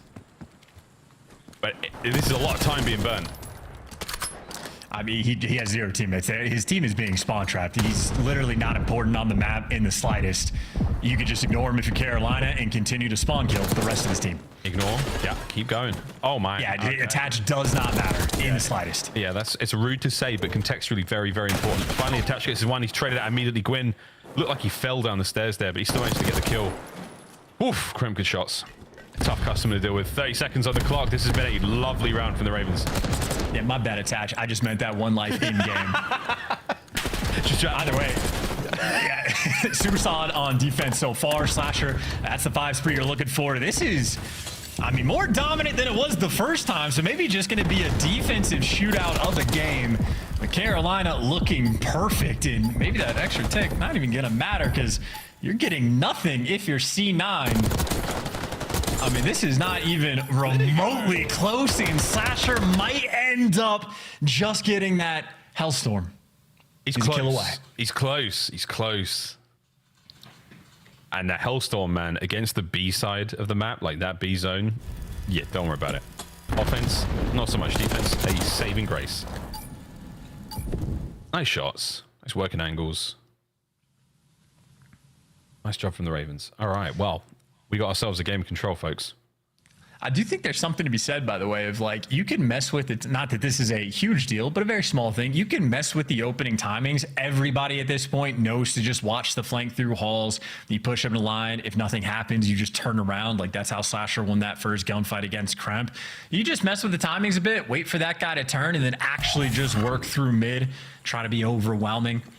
There's little ideas that you can certainly play with. Obviously, we casted Heretics earlier, and those guys, phenomenal on vault control. So maybe steal some ideas here and there, but back on defense and back on point. Slasher, though, stealing that one. Hellstorm. Looking good. There's the Hellstorm. Looking delightful. We're loaded. Ooh, that's awkward. That's real awkward. Now Kremp's on the back line. You have to turn for it. Or not. He's going to take catwalks. Big pinch. Here we go. Kremp pulls Slasher out of position, a freebie. Nice work. Lovely teamwork there from Cloud9. Nice coordination. And you just see that one gunfight win against Vivid just breaks that entire setup down. And we are back to just maybe dominance on defense. You do it. A very scattered minimap, though. Players on C9 just in every single corner. You got Attach on one end and Attach once again trying to make that impact play. TJ and Gwyn inside the hill don't have to watch their flank, and this might be the pressure to lean over for a B hit. A lot of these players on Carolina crawling up and toying with the idea, but they get taken down. They're just playing for the kills with a solo cap, and they get punished for it. Gwyn, how many can you get? The answer is 2. Ridiculous 3 for Gwyn. In the movies. Way, the whole team. Get back on the point. Stack it. He made it to the movies, and you also do have a Hellstorm. Not that this is necessarily the best place to call it in, but another wipe like that, and you could finally get Gwyn gets cut down, and all that effort to try to set up for the spawn kills, C9 just picks you apart. 2 very different styles of control. And that run it down mentality not paying off. Oh, no. Well, minute 20 to count. Still pretty even. Good stuff, Gwyn. He and Slasher are putting in the work here on Vault. Eyes on the B zone.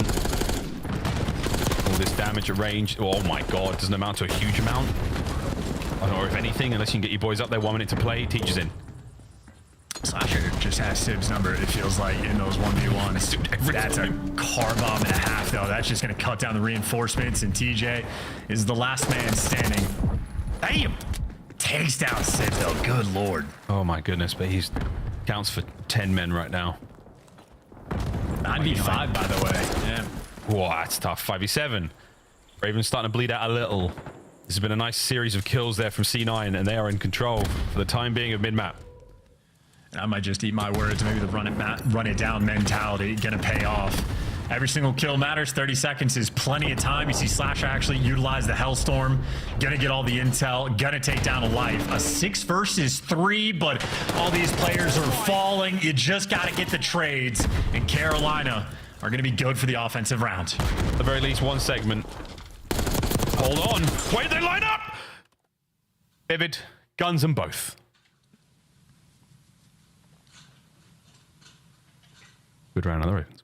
And Gwyn gonna be the player that made it to the movies. Just a clean 4K everywhere on the map.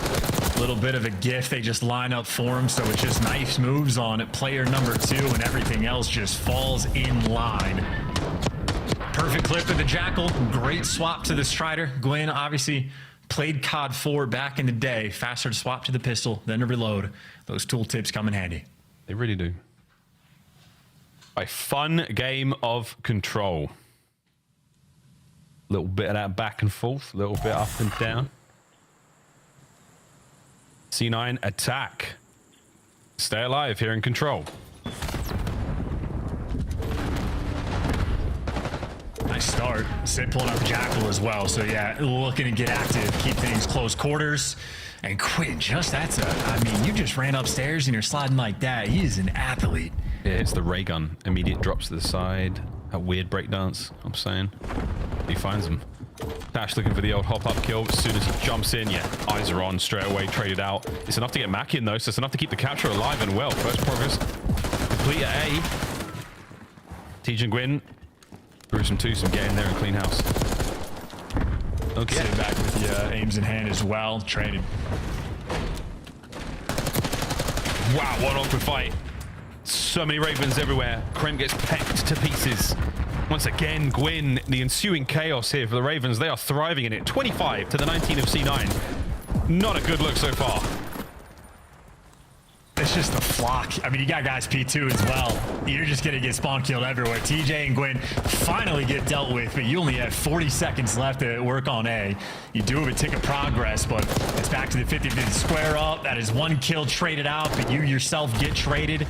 Carolina going to have the man advantage on this push. And attach might be the difference maker. He's trying. He's certainly trying. Less than 30 seconds. The clock has stopped. Slasher winning that somehow. Now he's on the opportunity to pick up the pinch. Let's Kremp through. Kremp's going to get into the fight now. Win at the ready. That stun sure sucks. Oh no, Kremp's done it again. Kremp has found another route. B is in a little bit of trouble now. Such a scattered push too. 14 v8. Oh, God. Nice two-piece coming in from Gwyn. He is a lover of the slide. I think this is just going to be a life count thing, though. You just don't have enough bodies left. Carolina, we have not seen a reverse sweep this year.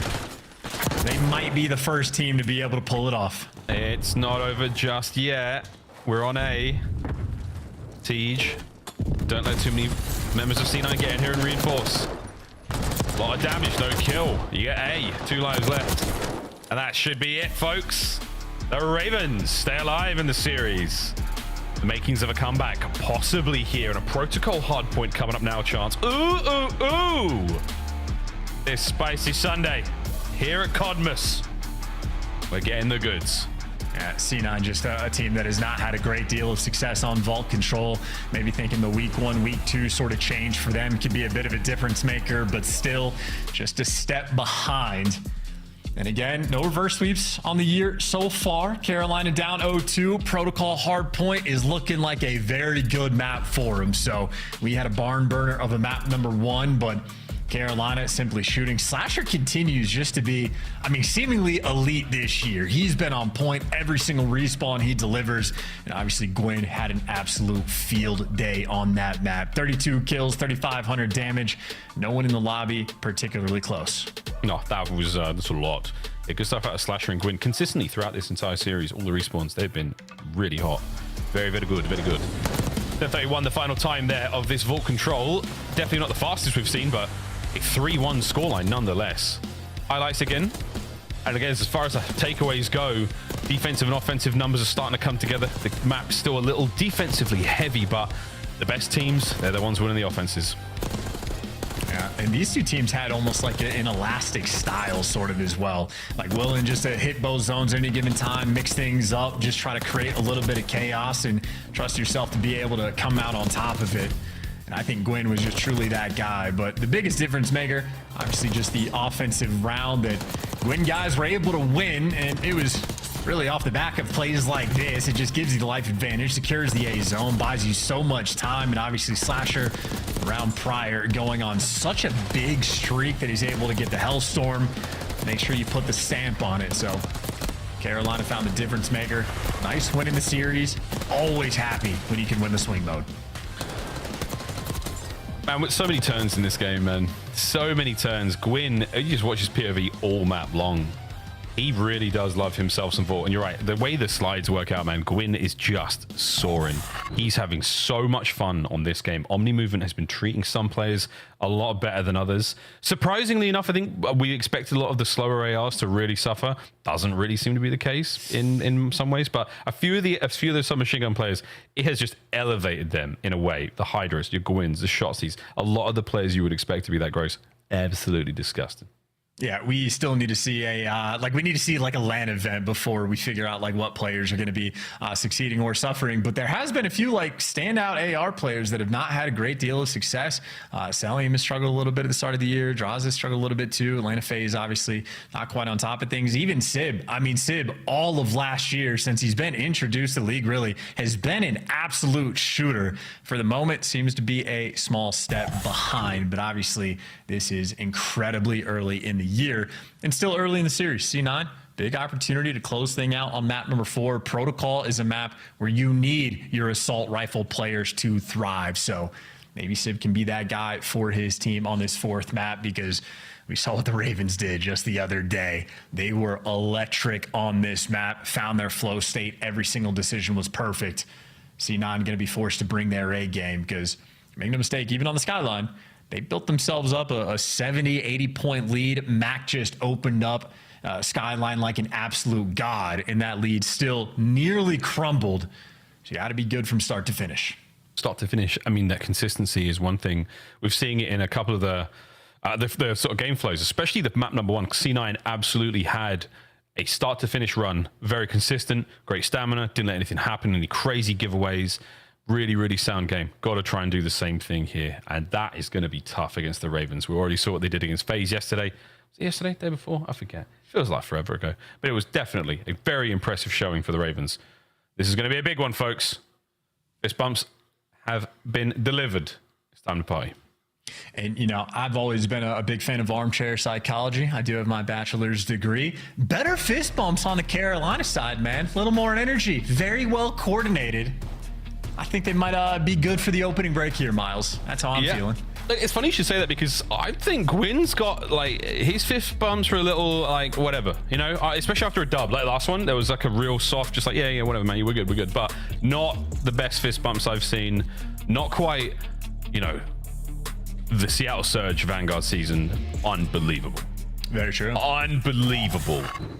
Coach Lamar, now, of course, for C9, maybe he can impart that kind of skill, that synergy to that part of their game. But here we go, folks, into Protocol, and it's lit.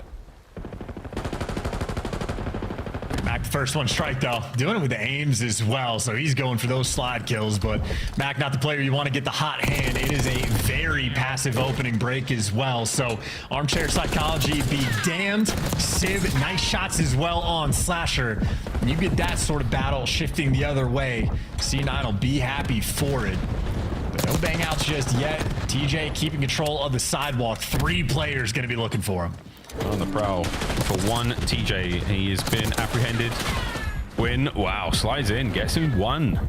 Keeps the lead rolling right now for the Ravens.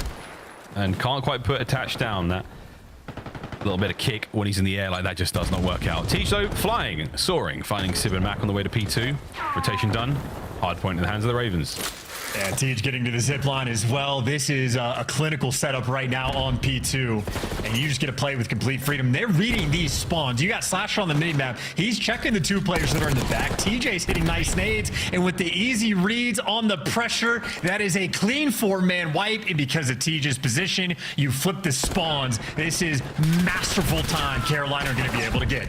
Well, they do. Kremp manages also find a kill on a Slasher, so he's got a bit of space to work with now. Trying to break out of the trap. Vivid says, no thank you. Locks it down again. No second there for Vivid. Gwyn in the hill, holding it down. The last line of defense here for the Ravens. Mac trying to keep the pressure up. Lovely shots in the Teej. That's going to put them just on the back foot for a moment, but you're still getting the time. You have to get the scrap too. I mean, they just gave away so much. Like, and they're still not getting it. Ideally, you want to take the scrap and just accept that you're not getting the spawns, but instead C9 are gonna get neither. A 50-point gap, and they're gonna have to rotate towards new. Kremp, I mean, he's doing the world tour, but I mean, Gwyn's here potentially to pick it up.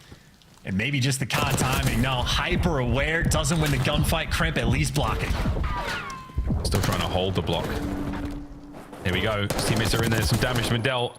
Brent finds a Vivid. Couple of players through the front side as well. Great comms. You can see where he's looking. He's worried about the guy at the back door as well. Slash is going to be there in a moment, but the spawn time is so uncomfortable. He's going to fight right now. Gets a little bit of pressure on the hill. Commits to the front, and they get inside. A break. Slasher last man. Wait a minute. Last man. Nearly no problem. Slasher, the Omni Movement Reaper. And for all that work for Kremp to go and make the play, it just does not matter. You get 4-man wiped again. And look who's going to win the foot race to down low. It's Carolina Royal Ravens. And it is not particularly close. This is a 70-point game and a good hold here. I mean, you could call GG if C9 don't get this break. Well, they're trying, and they're in, but Gwyn, oh, no way. Okay. Gwyn, what the hell? Teach joins him. C9, okay, cool. We are all down. Quick respawn.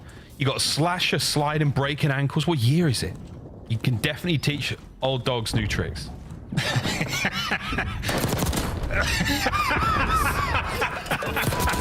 What is loud? Gwyn is my favorite player to watch. Hey, that was a break though, right? At least you get a break. It might have taken 30 seconds to make it happen, but the way that was starting, you're just happy to stop the bleeding. I respect that so much. Now put that in a highlight reel. That was a doozy, right? Let's go for a listen in with the Ravens. They are banging. I couldn't very funny. On time, we don't know. I spawned back. They're pushing out. They're pushing you guys out. I don't see him top. Top granny. This is gonna spawn weird. Give me mid gun. Try to hit Sparrow. Yo, one's top tower, top tower. Good gun on me. On time, weak back. One's top tower. P2, hopping up. I'm in. Top Dante. Listen. Top grandma. Listen, I'm gonna try to choke on you. I'm gonna hit the grandma. Cypher push. I can kind of see left from him. I'm seeing top granny. Top granny. Dante.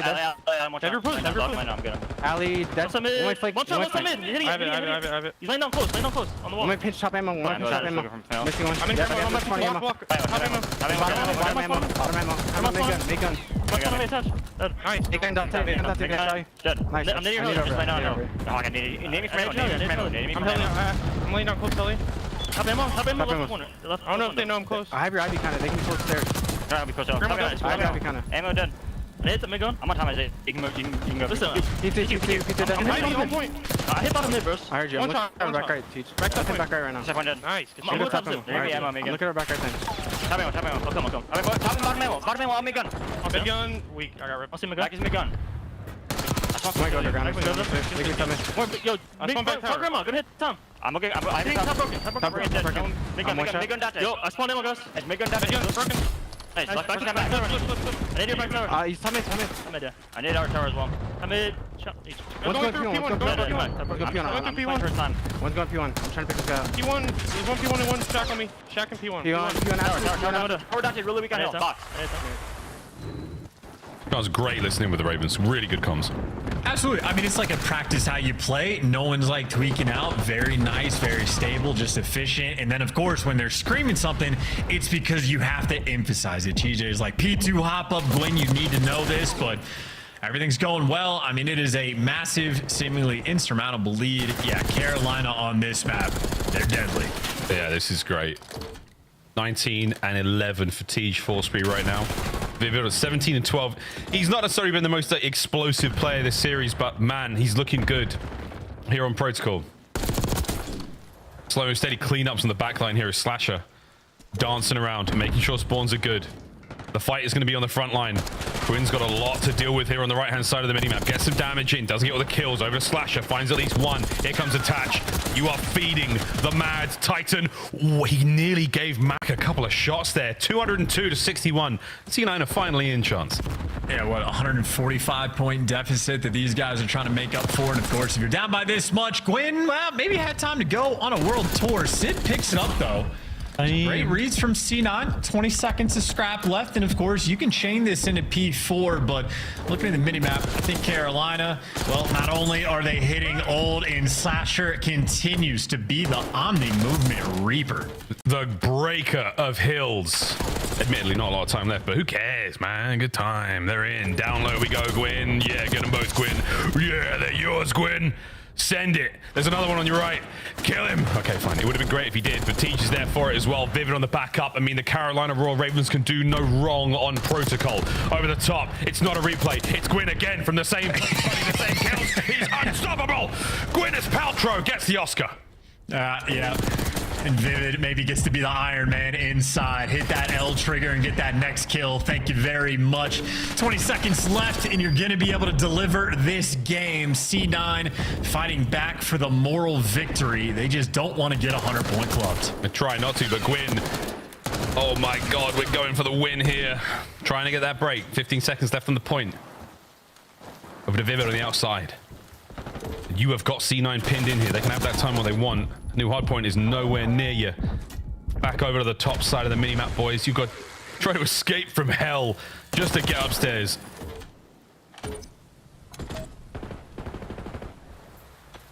So be it. Mate, C9 are in. C9 managed to creep on in. This is not over yet. I mean, we're gassing the life out of this. I gave out an Oscar. Yeah, well, you're going to have to work overtime to get that one. Gwyn really just able to feast. Hard point number one. I mean, Gwyn was absolutely slamming. I think he ended up the kills leader. Was the exact same thing on the control and the exact same thing in hard point number two. Gwyn loves to slay. Carolina love themselves some protocol. And if there was a team to pull off the reverse sweep, Carolina might just be those guys. Yet to get it. We've yet to get it. C9, you set yourself up for a good place. You're in. Lock down the game 5. Don't let the reverse sweep happen. Otherwise, history is made, folks. Carolina Royal Ravens, top of the standings. Or this hot C9 on the climb. Yeah, don't show that. Wow. That's okay. Okay. It's so short. That's so few hills. That's okay. We can take that off. We can get rid of that. That's tough. 105. Yeah, thanks, guys. That was a tough one. Woo! It's a good map for the Ravens. Everyone now know. If you didn't know it before, you know it now. And I don't even know if has Sid gone positive yet in a hard point. I mean, granted, not the reason they lost this map. Let's be clear. C9 as a team gets absolutely handled, but very surprising to see his sort of lack of prowess early on. Because again, Sid, absolute shooter. You know, he's got one of the best shots in the league, but maybe just something to keep an eye on. In the meantime, the only thing we have to pay attention to is going to be a game 5. I know Carolina, the stocks were high coming into the series. The first 2 maps might have done some damage, but we'll see what happens on a vault. That is frankly a map that is anyone's game. Anyone's game indeed. Well, game 5 on its way, folks. We'll see how that goes. We'll take a quick commercial break as we do. And when we come back, folks, game 5, an exciting one. Will it be the first reverse sweep of the season, or will C9 escape their situation they're in? We'll find out after this.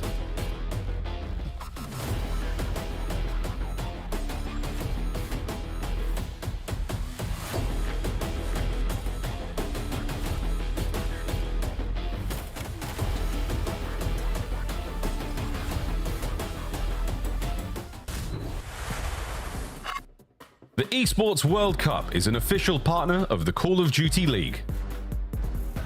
Upgrade your game with the Scuff, the official controller of the Call of Duty League.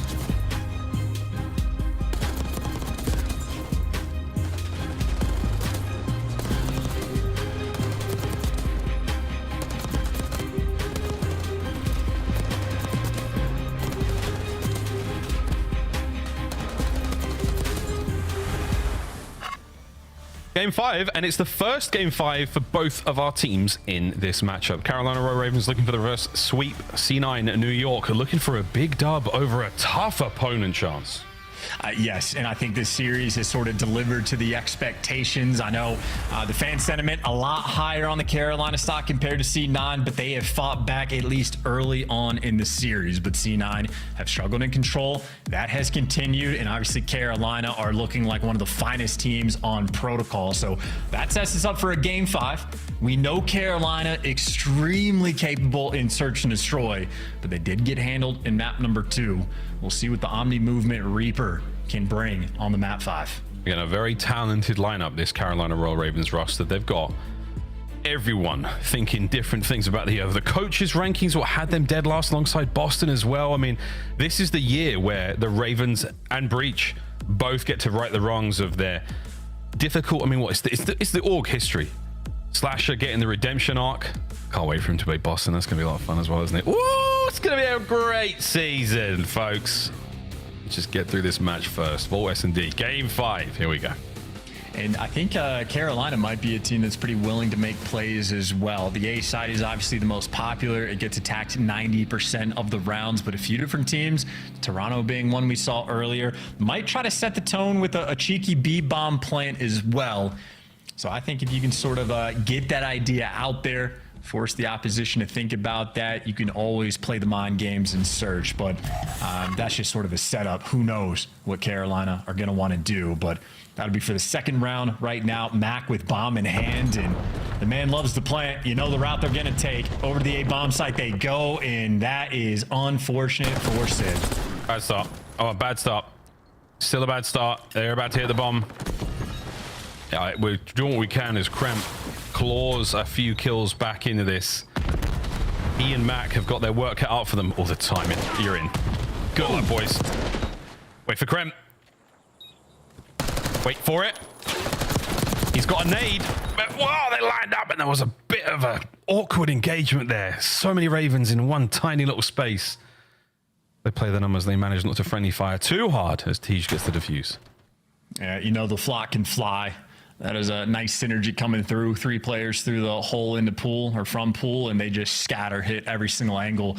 I'm assuming what happened to Sib, he does not nade himself, but while he's cooking a frag, a nade just lands at his feet and just gets the guaranteed blow up. So not a mistake made there by Sib, just good nades coming out on the flip side for Carolina. Obviously, no trophies round 1. And if you really want to set the tone on defense, that is the best tool you have. You got to make sure your pre-nades are on point. You can cover any lane you want. And that's why guys on round 1s without the trophies will be going through the hallway. So Carolina not messing around. They're going through the hallway as well. Dodging all the nades, getting the first blood, getting the bomb down. Sid those strikes. We got a 3v3. That's an ideal trade situation there. Sid to be able to get that Gwyn out of the picture. On board with Mac. So it looks like checking all these corners. Tough look. Oh, nice win. Still all down to Mac now. He's got to try to hit the defuse. Checking the site. Quick. Tej, he knows he's hit. Surprise slasher. Ravens back to back. That's great work out of Tej that round as well. Gets the bomb plant. He was very much an ISO man near the site, trusting his AR players to sort of lock down the flank in the lanes. And Slasher delivers, able to pick up 2 in that round. And him and Tej, not long-time duo in terms of consistency, but long-time duo in terms of their paths always cross. That DNA always intertwined. They sure do. Long histories. Many of these players in this lobby. Some of them just beginning. As round 3 begins. C9 working their way through Cat. Max the bomb carrier right now. So again, options before A and B. Once he hits that vault hole in the ground, he can go wherever he wants. I think it might have been a teammate that had Kremp 1 HP. So Kremp is free on the flank. TJ able to get the first blood, but now Kremp is just going to make things awkward. And this is the setup you're talking about, by the way. If you get the bomb planted at B, in my mind, it is a guaranteed round win, especially with a setup like this. I mean, quite literally, what do you do? Well, we're about to find out. Gwyn is going to jump out. He's going to piece Mac. He's going to die. All right. Now you know where the other 2 guys are. just being sent in for it. Absolutely slams attach. Last guy up is Crimp. They're going to make the read on him being down low. Oh, no, Viv's going to get smoked. Okay, this might be around. Yeah, okay, that might be it. Damn, it was close, though. It was close, though. Come on. You do.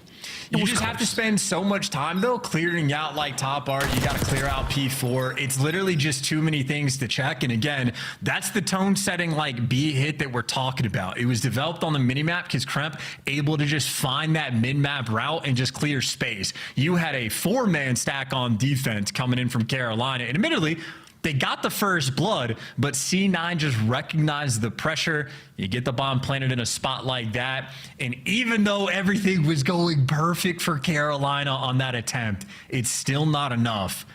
That B-bomb site, you gotta respect it.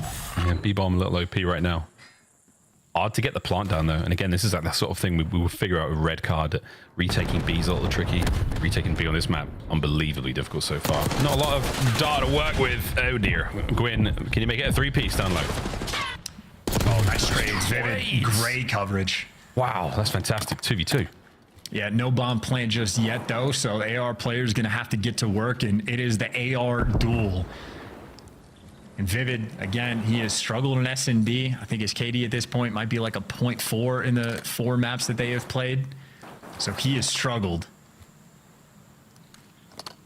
And the C9 boys are just roaming together. Yeah, they're going to hit the top soon, and this is going to get ugly real quick. Did they get spotted out? Very likely. Here comes Attach. Slash is going down fighting. Bomb does not get planted. 35 seconds on the clock. There we go. Sid picks up the pair. C9 take the round. And with that, the equalizer. Yeah, in both those rounds that C9 won as well, it's just the decisiveness that like makes the jump, right? The round before, they sense the opening towards B, Krent takes the space, and they just jump on the way the map responds. What Sib and Attach do in that moment is the same thing. It's a 2v2, it's AR players swing out wide, and they just start making moves on the map that clear so much space, and eventually just catch Carolina off guard. So Carolina just a little bit too slow. And 2 beautiful bounce back rounds.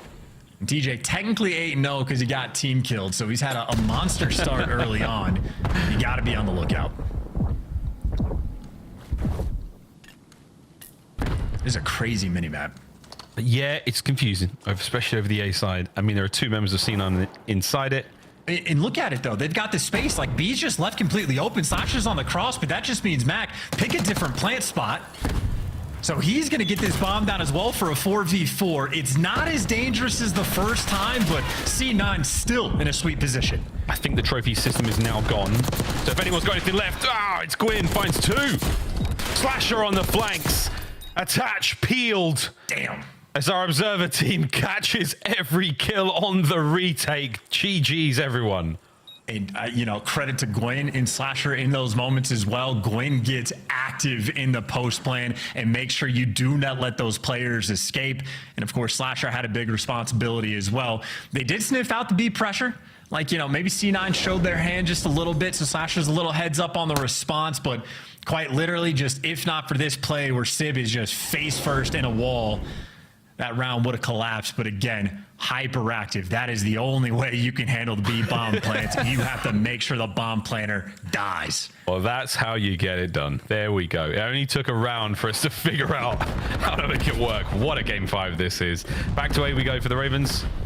Stun checks, nades as well, just in case anyone's here. Maybe not. That one's going way downtown. Mac, oh, what a start from Mackenzie Melts. A big 2-piece. And there's the nice little bounce back. Bomb being down underneath the A site as well. That is a perfect response on defense. Well orchestrated play. Vivid with a pick, but just don't make mistakes. You got the man advantage. You got bomb down. Show them nothing. You got Krem watching the B bomb site as well, so great spot to be in right now for C9 New York, looking for the equalizer against the Ravens here. What will Vivid do? Has he got anything to throw, I wonder? Oh, there it is. The first stun doesn't connect, and now the gunfight's on. And the problem is even if you win some of these gunfights and get down low, Kremp is going to be able to look over as well. You have to go off the nade, but with ARs, like, it's just so difficult. Oh, Slasher and Vivid, they coordinate the frag attack there, but oh my god, okay. They coordinated their frags, but they unfortunately didn't manage to finish a kill. 18 seconds. Can you pick somebody out? Possible. Oh, no. Damage. Vivid's in. Oh, no. That is disgusting work out of Slasher and Vivid. Oh, I'm just gonna let you keep talking, Miles. I'm gonna say some real mean things. I'm just gonna keep them out. No, look, that was the power of Slasher, just holding that angle, making sure that anyone who managed to get to that left-hand corner always had a tag or two. The players vacated the corner then. That sets you up for the Vivid piece. And then it's a 2v1. You just throw bodies at it one at a time, play the trade perfectly. A vet like Slasher's going to get that done 9 times out of 10. What a moment for the Ravens. Dude, the second they slid in the same corner, like, you don't want to do that. You don't want to overthrow a shoulder. You have bombed. Like, that is, you don't deserve to win a game 5 with a moment like that. But you test the resolve, you take care of the RC car, and you get the bomb down. C9, we'll see what kind of fight they have. Kremp, you feel like he's got a guaranteed first blood, or maybe they actually sniff him out. Got the cookie duo working together, but Kremp still finds the first blood. Oh, Gwen. 30 seconds. Quick check. T-Shaw has a frag. Don't die. You need that frag. Slasher full pockets as well. Gunning at the ready. Trying to hold these players at bay. Watch out, see. He's throwing a doozy. Gwen's on the pinch. In and out he goes. 15 seconds. This is it. Teach cleans up. It's all down to Attach. Where is Attach? Eyes are on. He's got guns up at the ready. Attach is down, and the defuse continues. The Ravens match point. Oh my, dude, and nothing makes sense. I feel like Slasher, when he spotted Attach, like, I like the call to go for the guys on bomb. I assume Attach was just going to take the gunfight for the trade, but he's just out of the picture, and Carolina just active. This is, yeah, a tale of two different S&D teams in the clutch. This is Carolina in a fine spot with a 5-2 lead. Now, Ravens are sick. This is very, very good. This is exciting stuff. They're 1 round away from completing the first reverse sweep of the Black Ops 6 season.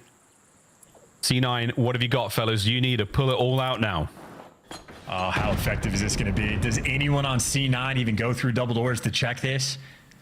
I don't know how many nades were even thrown towards this A site. They've completely checked the bomb. 2 players pushing out for the clearance, and you do it, Civ watching over. But TJ, in the meantime, here comes the Hellstorm. 2 kills already their way. Slasher does get traded, and TJ gets revenge from the earlier team kill, but he wants to clutch a 1v2. He's going for it now. It's a 1v1 against Sib.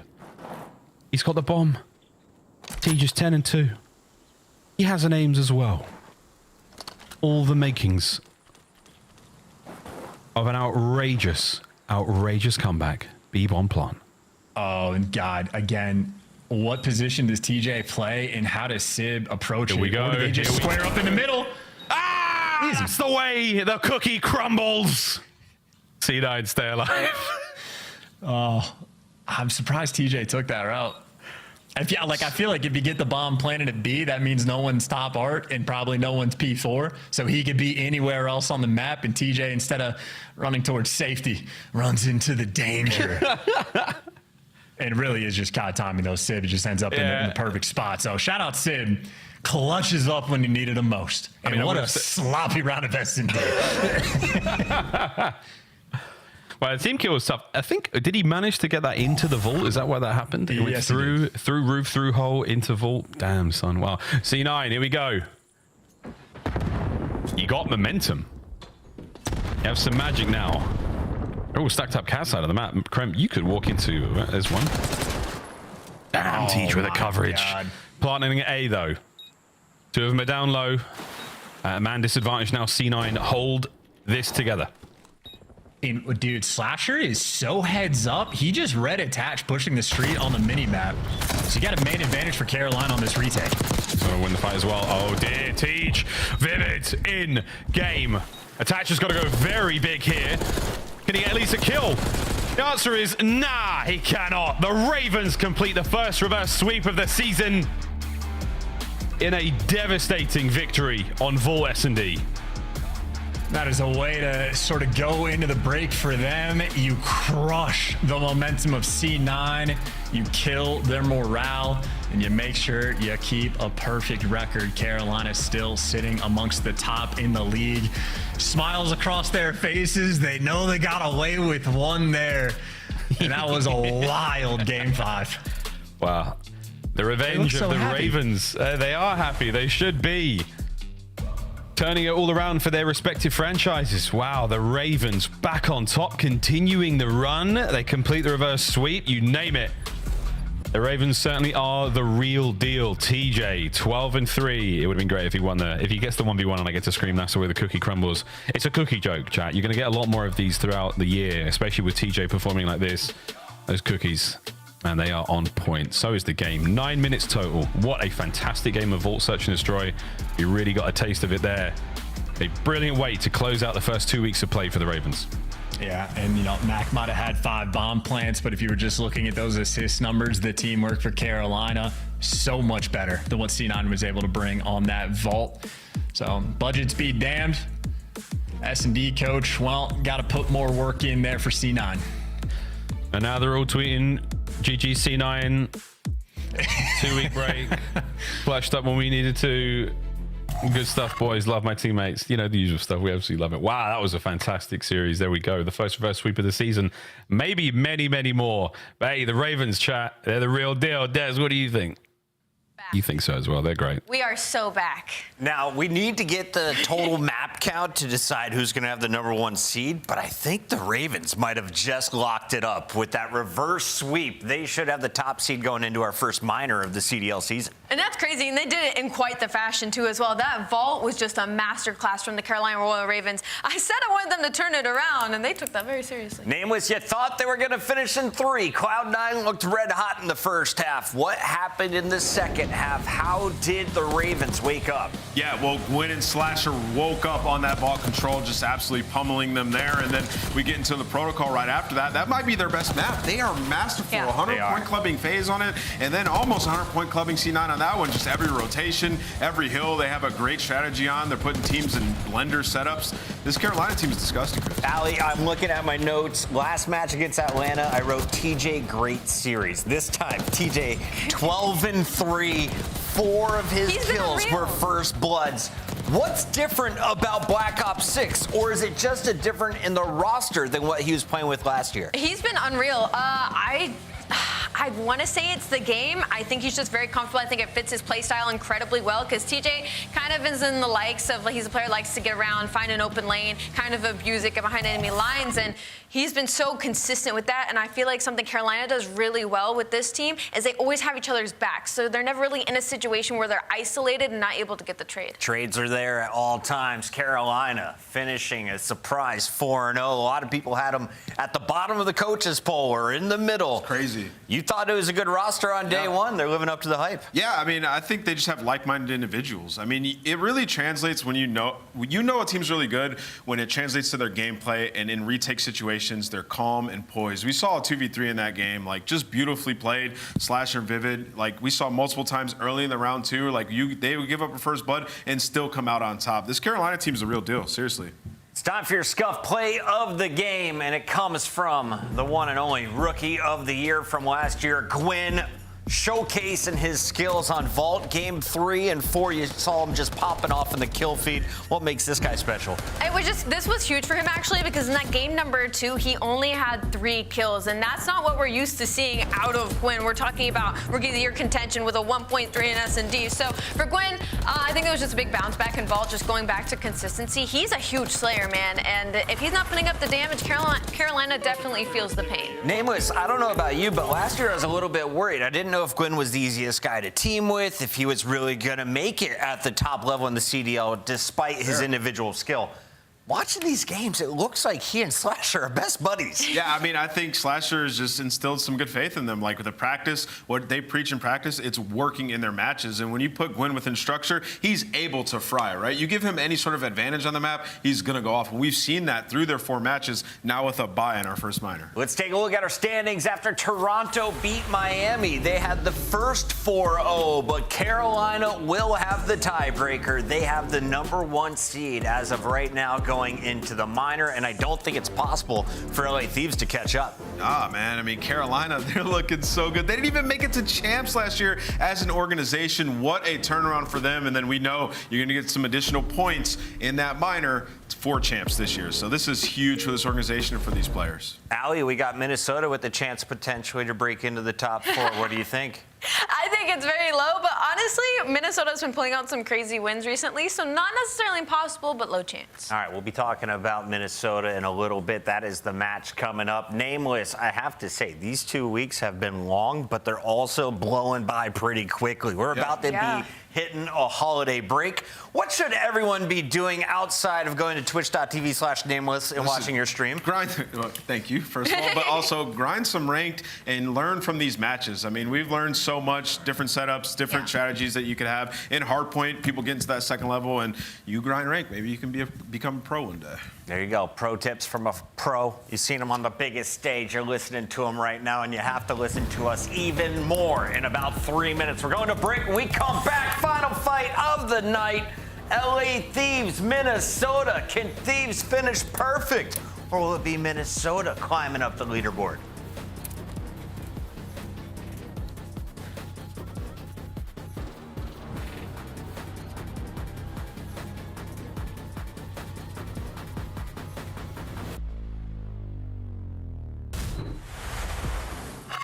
The Esports World Cup is an official partner of the Call of Duty League. Upgrade your game with the Scuff, the official controller of the Call of Duty League.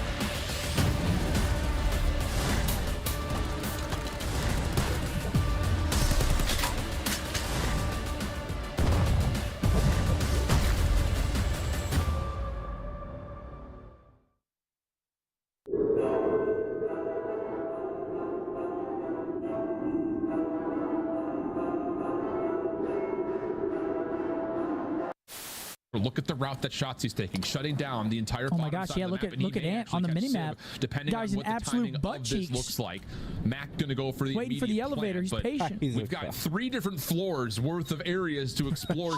Your Shotzi, and now the time starts to tick against Optics defense. And I don't know if Sib got a sound cue that potentially someone's coming in the elevator. I guess not. Here he comes. Shotzi on the pinch. He gets that someone's playing towards top window, and unfortunately, Sib, you just were not ready. They're trying to attack me mid. At their hill. Mid. Draws on mid, guys. Oh my god. Mid. Him. It's your boy Shotzi, man, with the ace. Little ace, man. Here come the Thieves. They cannot allow this to slip now. And there is snaking going on. Octane and Envoy have broken through. Ken finds the second 1v1. And it's Clayster looking for the last. And they put it out. 10 seconds, 10 points. The comeback of the CDL year. Can they do it? The Thieves are moving, but they are moving into the kill feed. And Legion has just made the greatest comeback in Hardpoint you will ever see. No, it was like the worst time. Time short. Wall bang him. Put your head down and secure the target.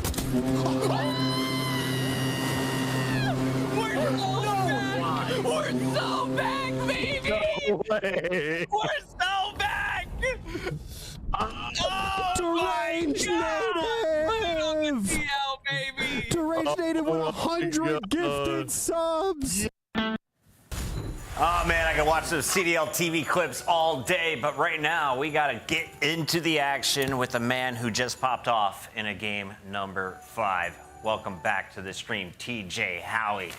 Our top S&D performer from the Carolina Royal Ravens, Alley Cat. What do you think of his play tonight? I think he does great. I think he's played great the past 2 weeks completely, and I can't wait to talk to him because I want to ask about the search and destroy. Pretty sure he's coming. There he is. Hey, Teej. Hey, man. How's it going? Took a minute for you to get here, brother. What'd you have to go do right after the game, huh?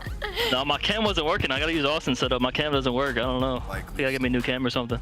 Chat says you were eating an Uncrustable. I don't know if that's true or not, but crazy. Those are good.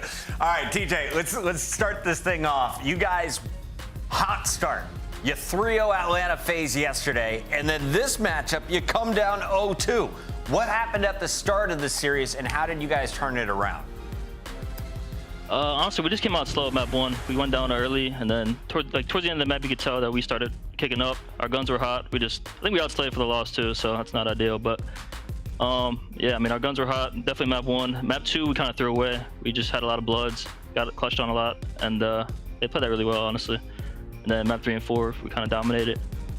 Then map 5, you dominated. map 5, we took over. Yep.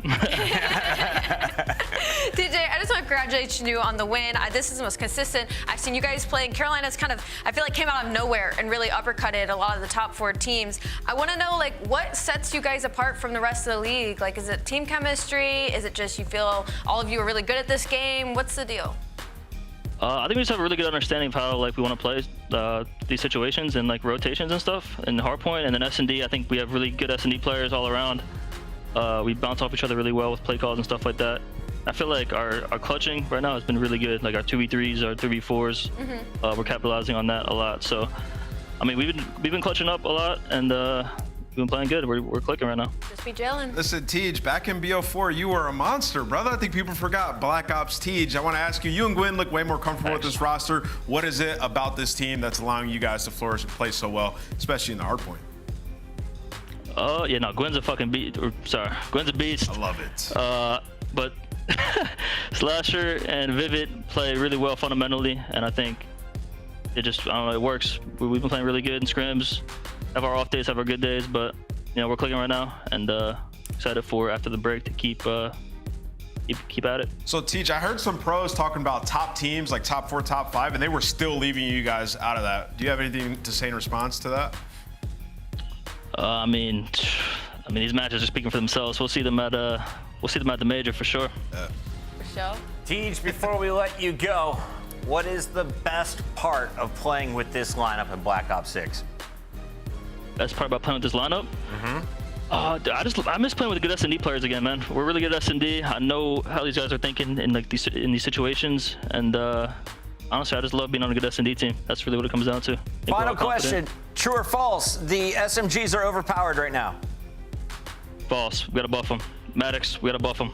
I think guns are in a good balance at the moment. Pretty balanced. Like it. TJ, great to have you on here. I appreciate you guys. TJ and I guess it's like a whole slew of SMGs are just finding success early in this game.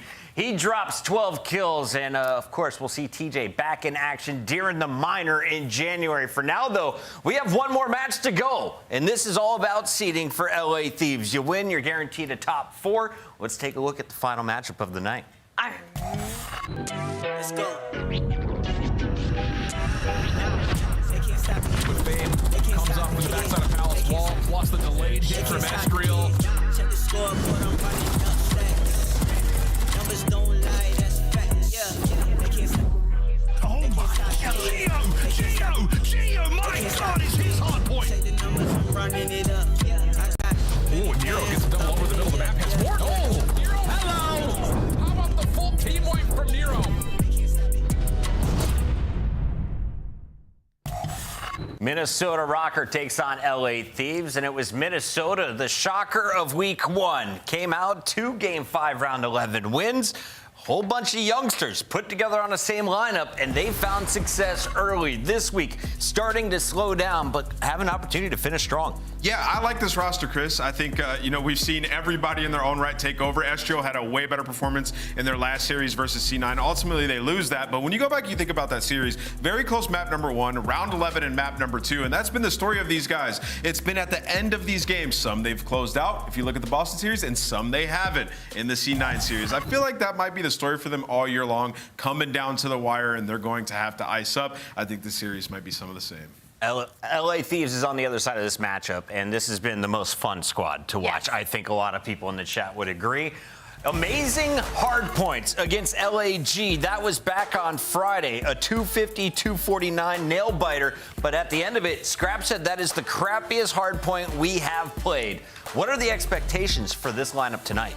The expectations are extremely high, you know, right? Like, they have bragging rights right now, and when it comes to maps and modes, like, their pool is ginormous right now. The only thing we haven't seen them play is Protocol Control, which we're actually getting guaranteed. That's crazy. So we'll finally be able to see them on a different map. I wish you guys could see Allie right now. She has the biggest smile. Just diversity in our map pool. Love to see it. It's time for our Scuff Pick'ems. Allie, after we got bailed out by the Royal Ravens, I would like to take the honors of going LA Thieves first. I mean, that was obvious. I'm going to go LA Thieves as well. I think they're too dominant right now. Nameless? I'm going with Thieves. I got them winning this one. Fans, any faith? All Nope. thinking Thieves. Everybody loves the super team. Let's send it over to our superstar caster duo. We got Shift and Study.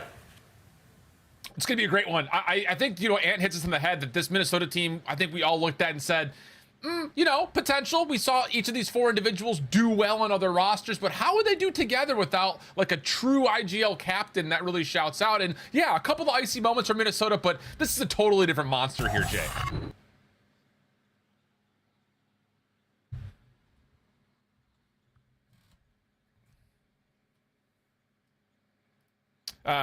Study, I'm gonna need you to I'm here. I'm sorry. I thought I was unmuted. Okay, like I was saying, the LA Thieves, they want to join alongside the teams like Toronto, the teams like Carolina, who are sitting comfortable on the top of the standings at 4-0. And obviously, being the best hardpoint team in the game, you have a clear road to do that because you're going up against this Rocker squad who have played every single series very, very tight. You had 2 Game 5 round 11s to put you 2-0 in week number 1, and in that series versus Cloud9, you were in the lead a majority of all of map number 1. You lose it. You go all the way to a round 11 and search and destroy 6-5, you lose it. So it's just tough for them. Now you're going up against, like you said, a different piece of Thieves. You got to be able to bring the sling.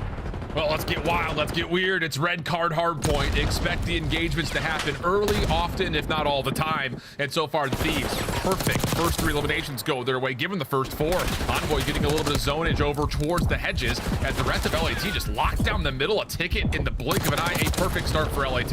Yeah, this is all you want to do, though, on the map like red card is dominate over towards this hedges area, because this is basically how you control the first 4 hills on this map, as that's been 20 uncontested seconds so far. Minnesota trying to work their way in through ticket, but not finding success in any of the slaying departments, as it's more effective trades coming in from the Thieves. Slaying department, they're already for Minnesota, dude. The 1 kill, a single elimination to this point. And I was gonna kind of try to find some time to do this, but when you get a team like Thieves, I mean, we're our 4th game into their season, and they're already sitting there saying, nah, like, we lost 1 hardpoint map. Unacceptable. If a team's got that much discipline, that much kind of dictation towards what they want to do in respawn, that's terrifying, and so far they're showing us every level of that. And the way that they lost that hardpoint map was a grueler. Obviously, Atlanta FaZe were able to force that game number 5 off of an insane comeback, so they're probably thinking we should be undefeated in this mode. And I'm pretty sure I heard Sender tell me that they haven't lost a hardpoint in like 3 weeks, even in practice. This team is undeniable, and you can already see it in this map number 1. 25 seconds still to fight for here at P2. All 4 dead in the feed for the Thieves. Spawns flip. Minnesota Rocker are not having a good time. Yeah, the instant pickup on the flip timing. Hydra able to turn around from inside the hardpoint will be pushed out for a moment. Envoy already worried about New, though. And yeah, this has been absolutely textbook for how you play a red card hardpoint. Minnesota just not having a good time whatsoever. I mean, we say this all the time. You put yourself in this position where you're always spawning behind the old time, you are in the definition of hell. They will get Nero kind of surprisingly spawning behind the hardpoint. He'll take 1 out of the old time, but where do the spawns happen from here? And it looks like they will flip just a touch. Maybe a moment here for Minnesota. Yeah, but you would take this if you're the Thieves. You could trap him in towards the back, just 1 set of kills. You can soak up all this time and then win the rotation over towards New. And here comes Hydra to start it off. He's able to find 2, make it 3, all 4 dead now in the feed. Minnesota in the trap again. I mean, Paco shooting bodies. You think they're feeling good about this opening? Well, here's some more instances to try to get Hydra a little bit hot. He's gonna get aggressive on it too. Astriel shuts him down. No immediate trade leads to a double, plus the follow-up from Paul X. So, okay, Minnesota, this is what you need. A little bit of a lifeline, a little bit of breathing room here to try to finish off the old time at 3, and then still, of course, rotate to your back to the new hill. Yeah, Final 15 is great and all, but you need this wave of kill so you can win that rotation over towards New. Thankfully, Gio finds a double, Estriel with the 3rd. So Minnesota starting to come alive in this game. 2 players on 3 in a row. If Estriel now going to put himself all the way towards the top 3 story. He knows that his teammates already won the rotation, but now how long can you hold?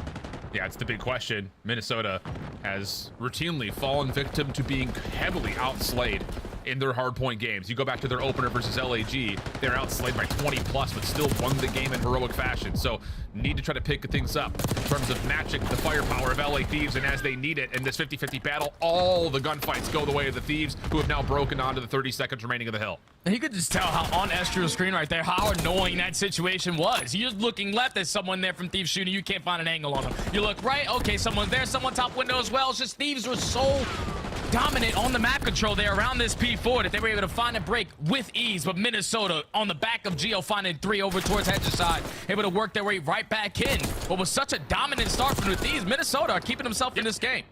And that's the thing I think we've really kind of come to know narratively about this Minnesota team is down but not out.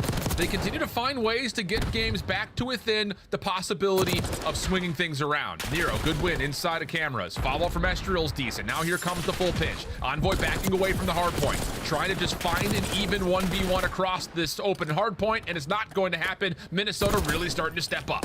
And the guns are starting to get a little bit hot, but that's why you got a player like Scrap on the LA Thieves roster, able to find an opening double. That's going to lead to an early break for the Thieves. Envoy's going to find the freebie onto Paul Lex. Thank you very much. Almost a turn and burn onto Nero. But still a 15-point game. You're finding all these kills. Minnesota just keeping you off the point. Yeah, a couple of really nice individual moments from the Thieves. You had Scrap off to a hot start. Follow-up from Hydra, we saw most of that. And then Envoy kind of in the last couple of the hills have had a couple of individual moments, but we still have a pinstripe kill feed here. Back and forth we go. Final word, though, over the last 10 seconds will be owned by Ghosty. 12-9. On 3 in a row. Scrap time to LA as they break past the 100-point mark. And now, again, take an eye on the minimap. Everyone looking to fight for that hedge position like you called out when we were here last time, Jay. Yeah, Rocker need this hedge position now. They cannot get dominated the way that they did last time around. 2-2 split in the kill feed so far. Thieves currently in control of the hard point, but there's just more bodies on the correct side of the map. They're going to continue to soak as long as they dominate this right side street. Yeah, the exterior of the hard point cleared, so now you go in towards the inside. Hello. Thieves cleaning things up. Hydra for a double. Scrap following up. And well, with this, Thieves once again dominating from the outside, looking in as we head over to Los Angeles Thieves. Listen in. Ticket weak. I'm trying to get in ticket. Between yellow hedge. He's in ticket still. He's in the cubby of time. One shot cubby time. Top yellow. Cubby of time. I'm dead. Top. Right on it. Yellow. Yellow. Still on ticket. I flipped that season. Hit the door in time. The door time. Need it. The door. Nice. There's that time. Take ticket. Yeah, security. He's going default. He went their default. He's native their default. One shot. One shot their default. No, one shot their default. All the default. Nice. I'm trying to stage. 100% stage. I'm shooting him. They're low stage. They already payphone. SE's one shot. What? Go on payphone. Oh, time. I'm in payphone. Stage. Nice. Yo, one's payphone. I'm playing for him. I'm staying on stage. Yo, one guy's gonna be low stage though. Yeah, Paul. Yellow hedge guys. Probably time. Yellow hedge. Kill me. Hydra cafe. I'm staying on stage right now. Cafe dead. I'm going mid. Stage. Behind me. All time he's a goalie. Goalie and stage. Close sidewalk as well. Goalie and stage. I got the ticket. One sec, guys. Sidewalk. Stage one shot. Got it. Absolute stage. One shot, zero. I'm killing security. One shot sidewalk. The doors and sidewalk. Sidewalk in time. Yeah, sidewalk on red heads. Red hedge. And in the goalie. Mid door. Absolute. Rush mid door. Mid door. Nice. Is there all spawn in the back? That's for me, Jesse. Yeah, that's spawning Jersey. I'm backing all the way up, boys. I'm going deep, by the way. That's fine. Actually, I'm gonna get in the spiral yard. Okay, get spiral. I'll grab time. I'm died from yellow head. Yellow steps on. Yellow steps in. Nice, good job. Mid. Missing Geo and Estro, guys. I'm gonna spawn on ult. Alright, missing Geo for sure. Ezreal. Red hedge. That inside ticket. Spawn in. He's going top yellow. Little bit of separation for the Thieves throughout our second hard point, but as we rotate over, Minnesota fully set up and ready to go as we head over to a rocker. Listen in. Middle dead. He's gonna be S3. I'm trying to pick up your S3. S3 controlled. I'm on shot. I'm on. Give me a sec. I'm going now. Close down. One shot. Good try. Okay. There's 2 low stairs. I'm stunning and hitting. He could be out or on. One top. Dead. One top. Top. I see nothing out there. I'm all the way done.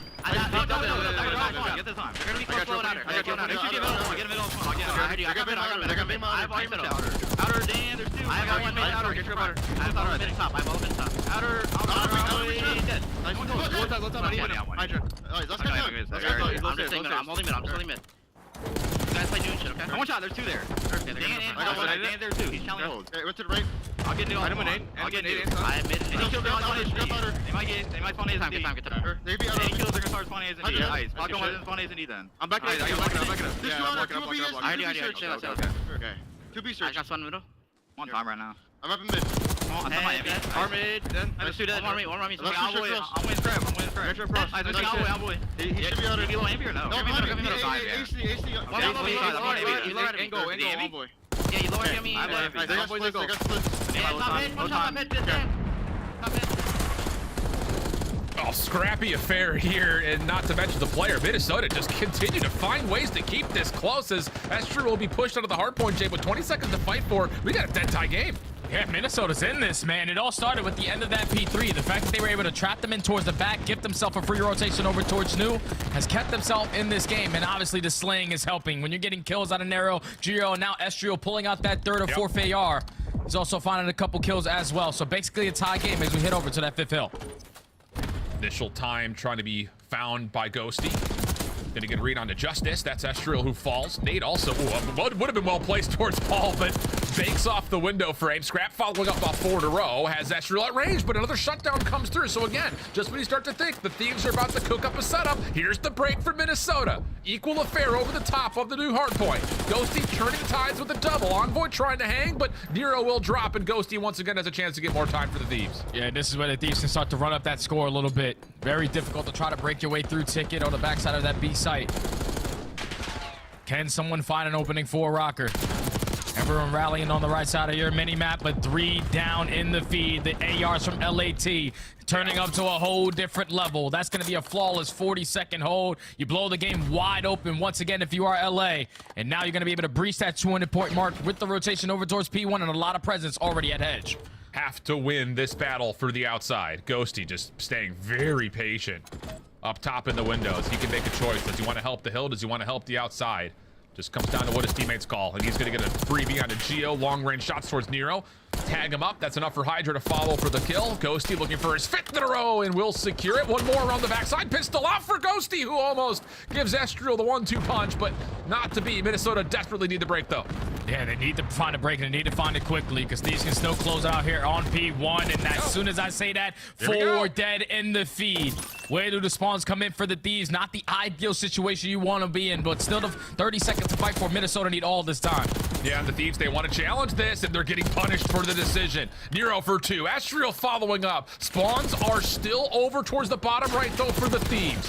13 seconds of scrap time to fight for. The Thieves try to push through. Paul holding on towards top edges. What does he see? Opening shots towards Hydra. Able to finish it off. Now he's got to try to secure the kill on Envoy. Not going to happen. And it's just down to Nero, who does hold strong ground for Minnesota to spawn right on top of him. Yeah, Minnesota still giving themselves opportunity. You just need one more wave of kills and you can trap LA towards the back end. But do you know the positioning of Scrap? Playing super patient for Gio. Finally, a couple shots are going to go down. He's going to give it up and unfortunately not be able to find a kill. So Minnesota doing what they need to do. They just need to get in a hard point.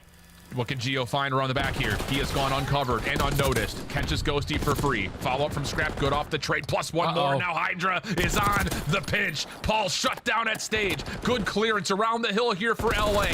Nero over the top. Doing what he can. He does well to catch a couple. Long range shots from Hydra. Not quite centered up, but Ghosty gets the double. And with that, Thieves can still win it right here. Yeah, it might be good enough to win it right here. They had them trapped towards the backside. Only 10 seconds needed to LA secure this map. Number 1, Minnesota gotta go. Trying to flood on from the front. They take the remaining Thieves members off the hill for now. Contest in. Ghosty trying to pre-fire down Estriel. Follow-up from Scrap is decent, but the Thieves will not be able to get back to the hard point in time to win it here. Spawns will move just a touch. Ghosty spawning behind, but you've got LA already on the new time. Envoy just has to win this 1v1 versus Nero. Does not expect him coming from the side door, though. Follow-ups are good from Estriel. Hydra trying to put the game away, but he gets shut down, and now the Thieves are subject to a potential spawn trap. And now Minnesota needs to do exactly what they did on the second rotation of these hard points. Trap them as long as you possibly can. Do not allow them to win. Only need 2 seconds to close out this map. Number 1 is LA, but you see the kill feed. It's all purple. Hydra's able to strike for 1. Hydra's able to strike for 2, and this might be it. Nero's got to try to get back into the hard point here. You cannot make a mistake. You cannot allow this contest to come through. First shots are deep. Oh my! Over the top. Double. The map will continue just a little while longer. Maybe a natural pinch developing. Envoy spawning out from the rest of his teammates, trying to get some damage done. Does LA try to win this hard point right here? Nero still holding strong inside the hill. Estro trying to follow up. It's still only at 248. You gotta rotate though at the same time. Can they get there? Hard point's about to open. What do the nades look like over the top? It won't make a difference. Envoy has stayed safe, and the Thieves will sneak out a near win as Minnesota continue to fight. And even see Scrap like, whoa, that got too close for comfort. Thieves have been having some grueler hard points so far this week. But thankfully, the heads-up play out of Envoy to be the sole man that spawns out just simply stays alive. He gets one kill on a player that wins, that's trying to fight for that rotation, and then that one kill, he's now spawning on the backside of P3. You're staying alive in that position, so when your teammates are falling at the old hill, they're now spawning on you. Such a great heads-up play for Envoy to still not approach that old hill, realizing, okay, we can win with 2 seconds. We still have an opportunity there. No, he was thinking about the big picture. How can we guarantee the W? And just staying alive at that new hill at P4 allows all of his teammates to spawn in, secure the final 2 seconds. 15-point difference in that map number 1. It got a little dicey towards the end, but the Thieves, they take it. There's just something about this Minnesota team. I mean, it starts off horribly. I mean, worst possible situation. First 9 kills, I think, go to the Thieves. And then eventually you get to P2 and it's like an 80-point game and you're like, oh gosh, Minnesota, what is happening? And then P3, P4, they do enough to get this game back to within about 20 points, and they just chip away little by little. We saw the same thing happen when they played Gorillas in their opener. They've done it a couple of times since then, but they just do not roll over and die. This team's got a lot of fight built in them. They definitely have a lot of fight built in them, and that's what I love about this roster, because I was on one of these rosters back in the day that usually no one had high expectations on, basically a roster that nobody wanted, but sometimes that's the perfect recipe for some kind of success. And even though they fall short in this map number 1 versus probably the best team that we have in the game, they play them well all the way to the very end. And if you look at the stats, no one's really going positive besides Gio by a couple kills. So if you have a little bit better of a start off, you're keeping yourself in this game and potentially walking away with this map number 1. But I think the game plan was just a little bit misread right there out of Minnesota, because the domination out of the Thieves on that P1 hard point was the game changer. They could not find any success on that P1 over towards Hedge, and that was the difference maker. Yeah, I think it's just the kind of, where do you focus on the overall venue and those mixy hard points, right? P1 in particular, I think it really is. Again, dictated by who controls the exterior. It allows those new players off spawn to come back in and know exactly what to look at, and that seemed to have obviously been a major difference maker in the opener, plus the second time that we were there. Here's a look back, though, over this series layout. We've got Vault, and of course, everyone's excited to see our second overall instance of a protocol control. I will say, we talked about this, we're looking at the vetoes, Jay, and the Thieves had the choice of what they wanted to play for control. They opted to go to the protocol here. So there is this level, after hearing them talk about that hard point performance was not good enough when we last played, and we're throwing a protocol control in the mix, it looks like this team is really trying to maximize their map pool.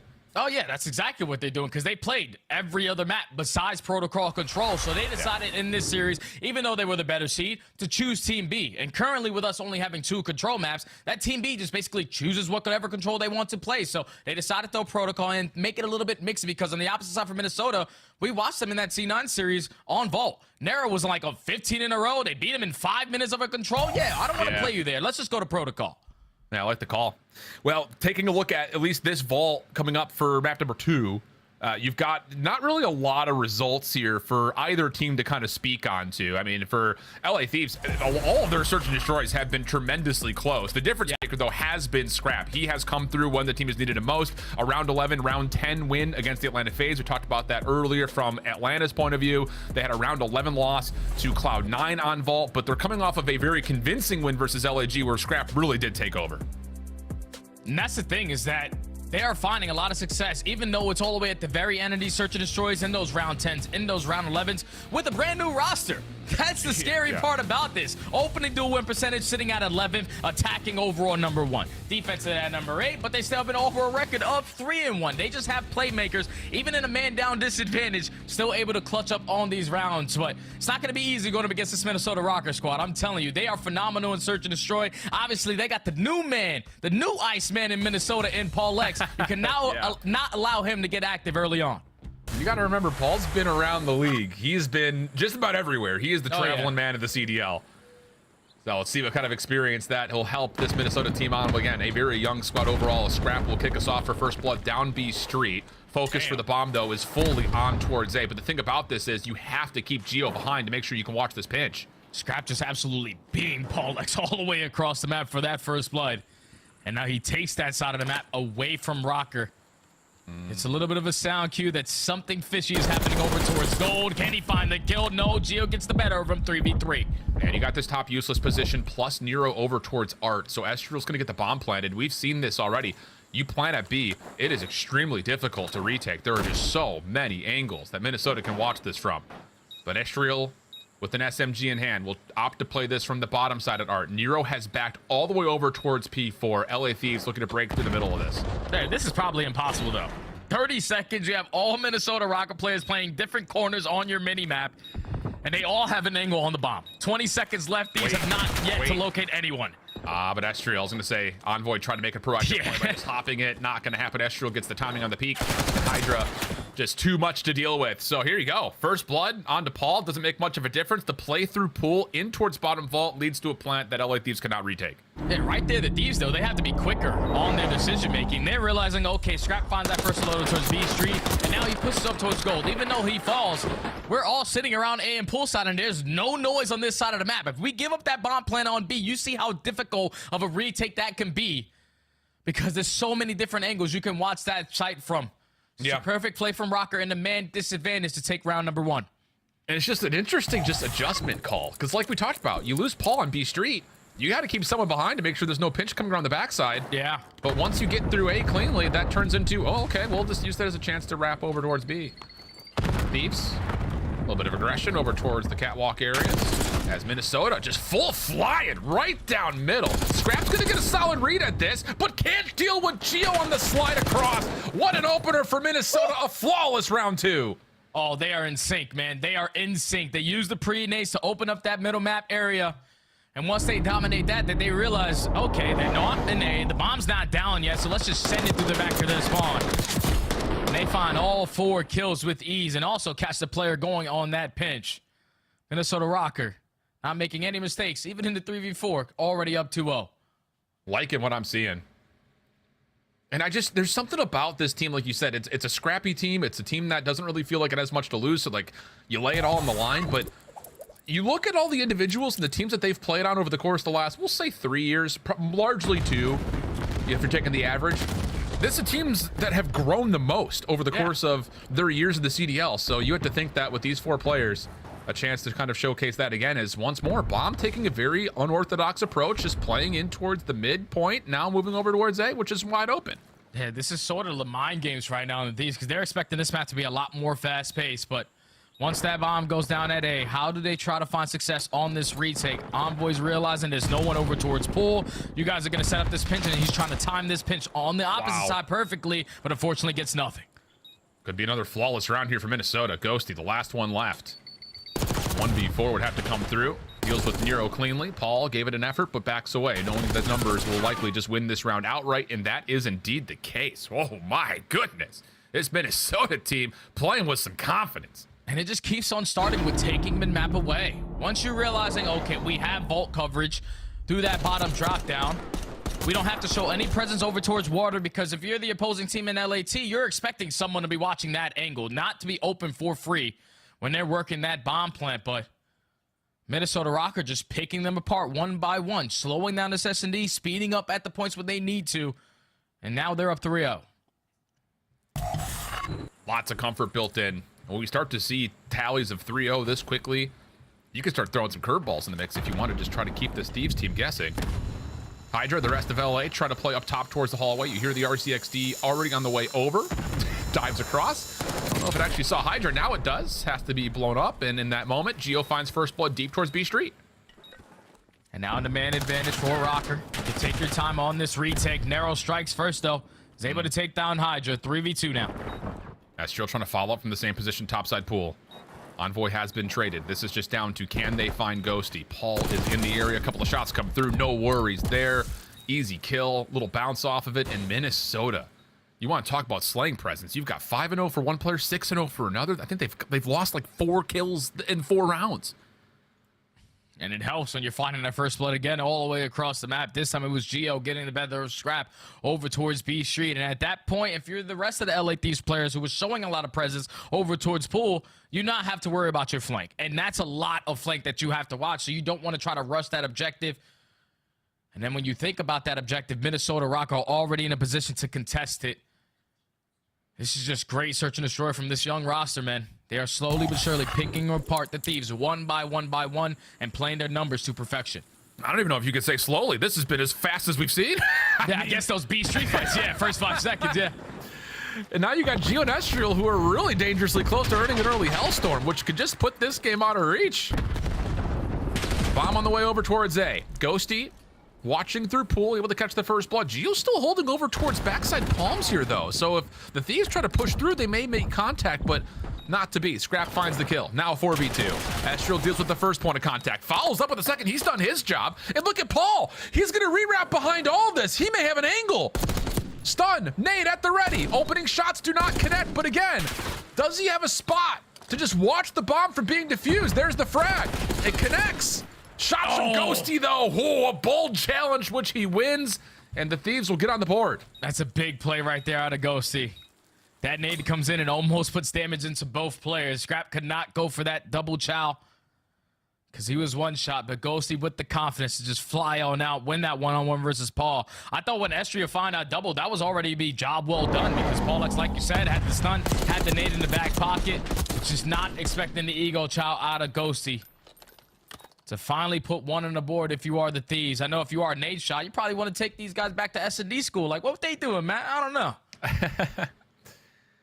It's one of those things that, yeah, I think you're absolutely right in terms of like kind of setting the trend and setting the pattern. Minnesota on both sides of the bomb, you know, early through the first 4 rounds found so much value through the middle of the map.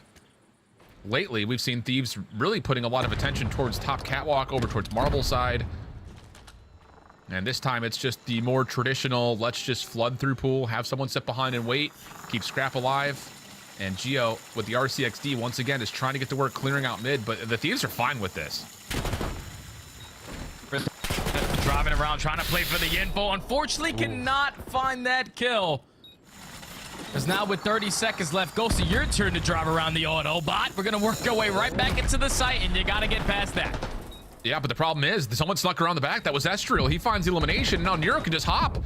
Last gunfight comes the way of Scrap. He's got to go, and he's got to go quickly. Already past the halfway point, and Scrap is not going to go back to check. So what looked to be kind of a botched RCXD initially from Minnesota, a worse one gets played by Ghosty as he gets caught unaware by Estriel, and the follow-up eliminations are perfect from Rocker. Yeah, that's just such a great RCXD right there out of Gio. Even though it doesn't get a kill, you saw how much ground he was able to take away, at least force the repositionings out of Thieves, and that allows his teammates now to get pushed up on the map, take that map control away from them. And when I initially saw that round, they were playing real slow, and it was due to the fact that Estriel did, with that double in the previous round, pick up that Hellstorm. So yeah. Now Minnesota, with the success on the retake, put themselves at game point. Got the Hellstorm in the back pocket. Screw it. Let's just go B. Yeah, that's what I'm thinking. Opening nades just to see if they can contest over towards the catwalk, but you're absolutely right, Jay. There's the Hellstorm immediately afterwards. Now that they know the trophy is placed over towards the bottom side of the map, you put it into play, you get a read on where everyone is, and you should immediately hop on for the plant. Who can contest this? You've got Ghosty over towards Art. A couple of shots from him, but he does not find the elimination. Nero dancing with Envoy gives time and space for Paul to get back into the mix. And woo, Minnesota, hot and saucy here on the Vault Search and Destroy. You blinked, you missed it. 6-1 tally, and Thieves can't believe it. Yeah, nah, Thieves stood no chance on that Search and Destroy, man. We're talking about these rounds slowly but surely starting to develop. We're getting first bloods in the first 5 seconds on both sides. But the man disadvantage, the game plan was just simply a lot better from Minnesota. Early into these rounds, it was the aggression to take the map away from Thieves, to have them on their heels on these offensive pushes. When you have a team that's being so aggressive, especially on the defensive round through middle of the map, and you're thinking, okay, let's just drop into A, let's plant that bomb, let's play our setup around that. It's just Minnesota Rockets said, who cares? You guys can do that. We're just going to push right up the middle. Because I know not all 4 of you guys are going to be in the site. A pinch is going to be open. And when they always are finding that initial first kill, look at that. That's 5 first bloods compared to 2. that was just textbook search and destroy. Obviously, Estriel dominates. When you drop a Hellstorm, that's bread and butter. Geo goes 8-1. Paulek started off the map hot, but it was just basically right off the round number 1. You can tell the game plan was a lot better for Minnesota Rocket. They were just a step ahead in that S&D, able to tie the series up at 1 with great plays from start to finish. Lots of focus, I think, on using utility early to gain control of that mid-vault drop down, and that worked out really nicely. So Minnesota, a lot of life in the lungs, trying to extend that map number 1, almost able to get it through the finish line, and then no breaks on the search and destroy as we head back to the desk at a 1-1 count.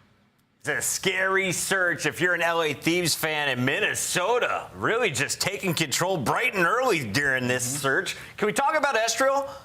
What a terrible week 1, and what a bounce back here in week 2. Yeah, I mean, even the respawns in their match prior to this one, he was balling. And in that search and destroy, I think people can learn a lot. I was having a conversation with some COD people talking about RC cars and how people use them. Using them early in the round was one side saying it was bad, it's not good. Well, I think Minnesota just gave the league a crash course on how to use them early in rounds. You take space, and that was sort of the narrative. Even in rounds without the RC, Rocker were not afraid to get up close and personal. And as soon as the guy on the island dies, the retake becomes that much easier, and that's what they abused the entire time against the LA Thieves. What a great search and destroy from Minnesota. Now 1-1. 7-1 from Estriel. Geo is right behind him, 6-1 to break out things in game 2. But things are tied up. Wait, 1-1. we can't gotta draw some conclusions. No, not yet. Listen, he's been giving us gifts all day, so we got a couple.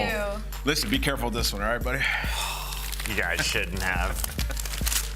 It's not double wrapped, you should be able to get it in one go. Well, this is more for Chris or for the people at home. Oh, here we go. Young Christopher Puckett. 20-year-old relic. Can I draw some conclusions for y'all? I know some of you are about to take your senior pictures. I highly suggest the gamer stance. Put the elbows right there on the power thigh. Yeah, Distant, 90-degree angles. Girls, it drives them wild. All right, we have one more for you. We have one more. Thank you. You get a special 2. Absolute locked gamer stance, by the way. What is it? Shake it, baby. Wait, what is it? Number 1 host. That's my host. Oh, thanks, Alley Cat. You guys are the best. Now we'll draw some conclusions. All right, let's draw. I guess if we have to, oh my gosh, I almost took it off the thing. Let's hop right into it. It was hard in that first map, because there were so many good moments, but I think this route really solidified it for me on the side of, let me get the right one for us. Hold on, this is Carolina Royal Ravens. This is not the right series. This is not the right series either. Don't worry. Technical difficulties. This is going to be the right We might have to pop back out. We're going to get there eventually. We finally got there. All right, drawing conclusions. We're going to follow a route taken by Hydra, the French phenom. So in this situation, we're going to go into the mini-map and we're going to take a look. Clearly, LA Thieves are going to be in control right now, but there is a lot of pressure coming in from the front, and this is near the end of the game. We're talking 190 to 223. LA Thieves can win off this, but Minnesota Rocker is looking for this break as well, and the next point is going to be on this side, so they're in a favorable situation if they can get LA Thieves off this time. Hydra realizes this. He's going to get a kill. His teammates are still battling on the point, but he takes a risk, and he's going to go all the way through the middle side of the map to try and catch all of these players from Minnesota Rocker off guard. Now what this is going to do is he's going to push up into stage while they are still trying to pressure and keep them off the time. Not only that though, but because there's nobody in the back, he's going to secure spawns for next as well. So we're gonna let this rock and see the crazy play that Hydra went to go ahead and make sure LA Thieves got the win on hardpoint. Yeah, it was big because they picked up a bunch of time there, right? So they picked up a bunch of time, could have potentially won off that. Obviously, the ending of this game is extremely hectic, but if he doesn't make this play, then Minnesota does. They would have ended up closing it out once we get to that next rotation. So huge play by Hydra. They got to clean up a couple of small things in hardpoint though, man. They weren't lying when they said they've been playing sloppy. Did he end up going 0-7? Who? In search and destroy? That's okay. Just trying to balance things out, everybody. 1-1 is the score at the end of halftime. Coming up next, we got Protocol Control. Haven't seen this a lot, but we saw some yesterday. Yeah. Expectations from these two teams. Yeah, I mean, Hydra's going to go berserk. If he gets in their base with an SMG, gets up top their building, you can go up and down the zip and just terrorize them. So look out for Hydra. Study, can Minnesota steal this series?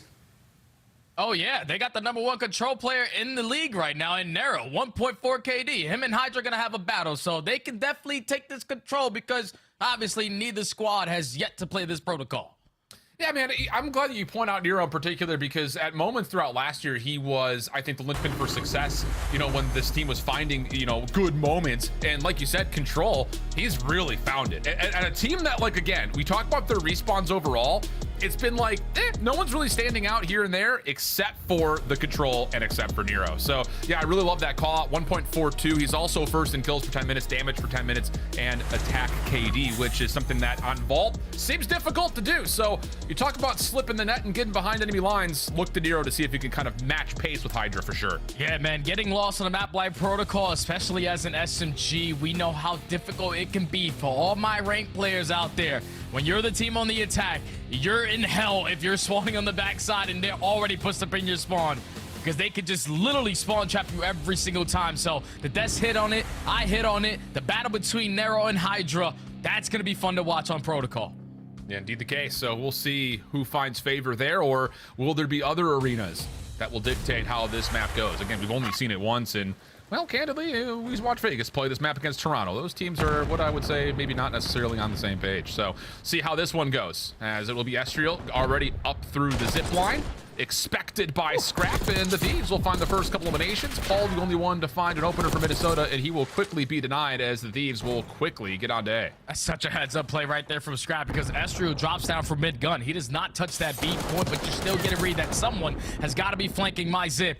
And now you got to worry about a Hydra already pushed out in towards Grandma's, as that first segment is about to come in at A. You kill the player that's working that overextension. All the map being dominated right now by Thieves. Yeah, this gets really dangerous really quickly, although a nice recovery moment as Paul finds two that will clear off both zones. Envoy has to kind of wait for his teammates to come off spawn, and as he does, Estriel finds him completely by surprise.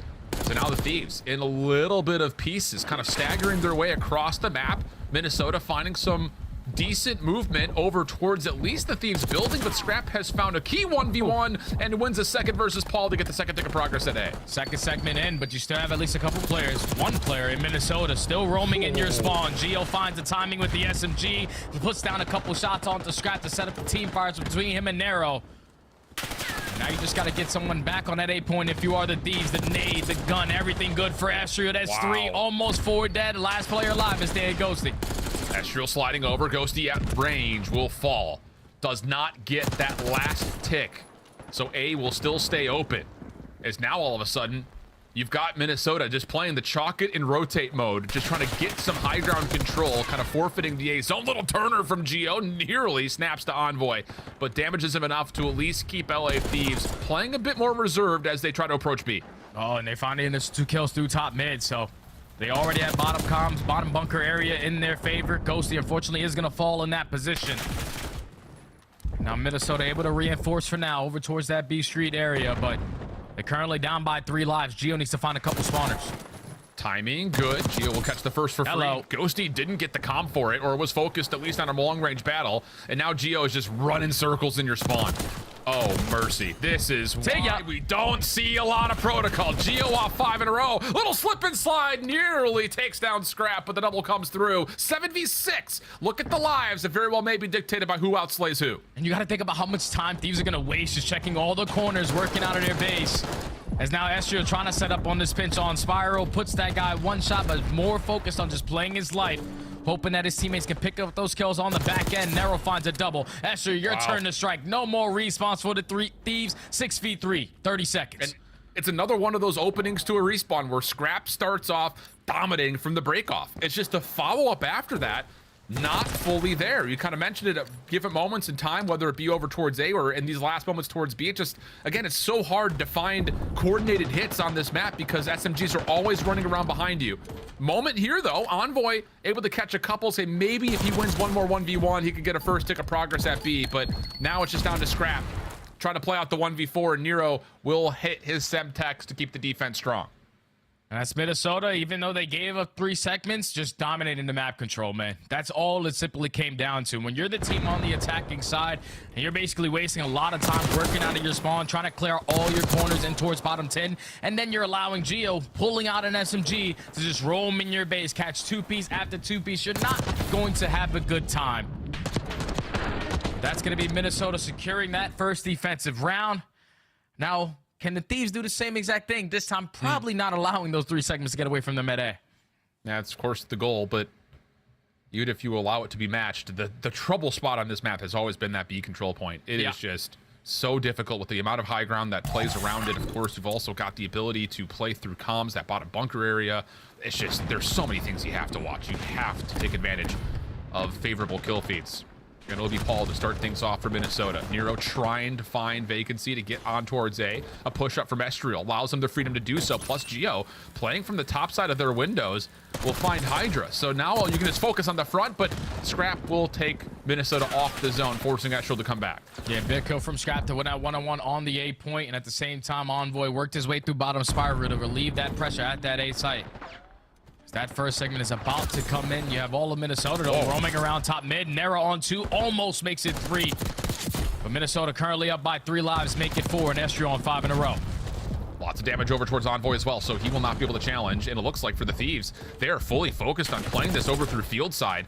Up through the zip. Geo, he was there with some decent timing, but Nero off the pinch, able to at least put some damage in and keep the A zone safe. 25 plays 19 in favor of Minnesota, and 2 minutes and 5 seconds on the clock with Estriel working towards a Hellstorm on the corner. Hydra trying to pistol him away, but Scrap will eventually put Estriel out of commission. But a lot of time to work if you are Rocker. You just cannot allow someone to minimize those lives by spawn killing you a couple times. Thankfully, a player like Paul X able to catch a double off the respawn. And now look at your mini-map. Look at the route that Geo is hitting. He's trying to set up this pinch on the backside of tower to spawn him even deeper from this B point. This might be the opportunity Minnesota were looking for, but Hydra and Scrap shut it all down. Yeah, they clear out the zone completely. A little bit of patience here from Minnesota, but Scrap right through the ladder. Finds the elimination. Now Ghost is in your spawn, but quickly dealt with. I like this. Little pause here from Minnesota. Make sure all 4 players can come off spawn before we get a little bit too wild towards the B zone.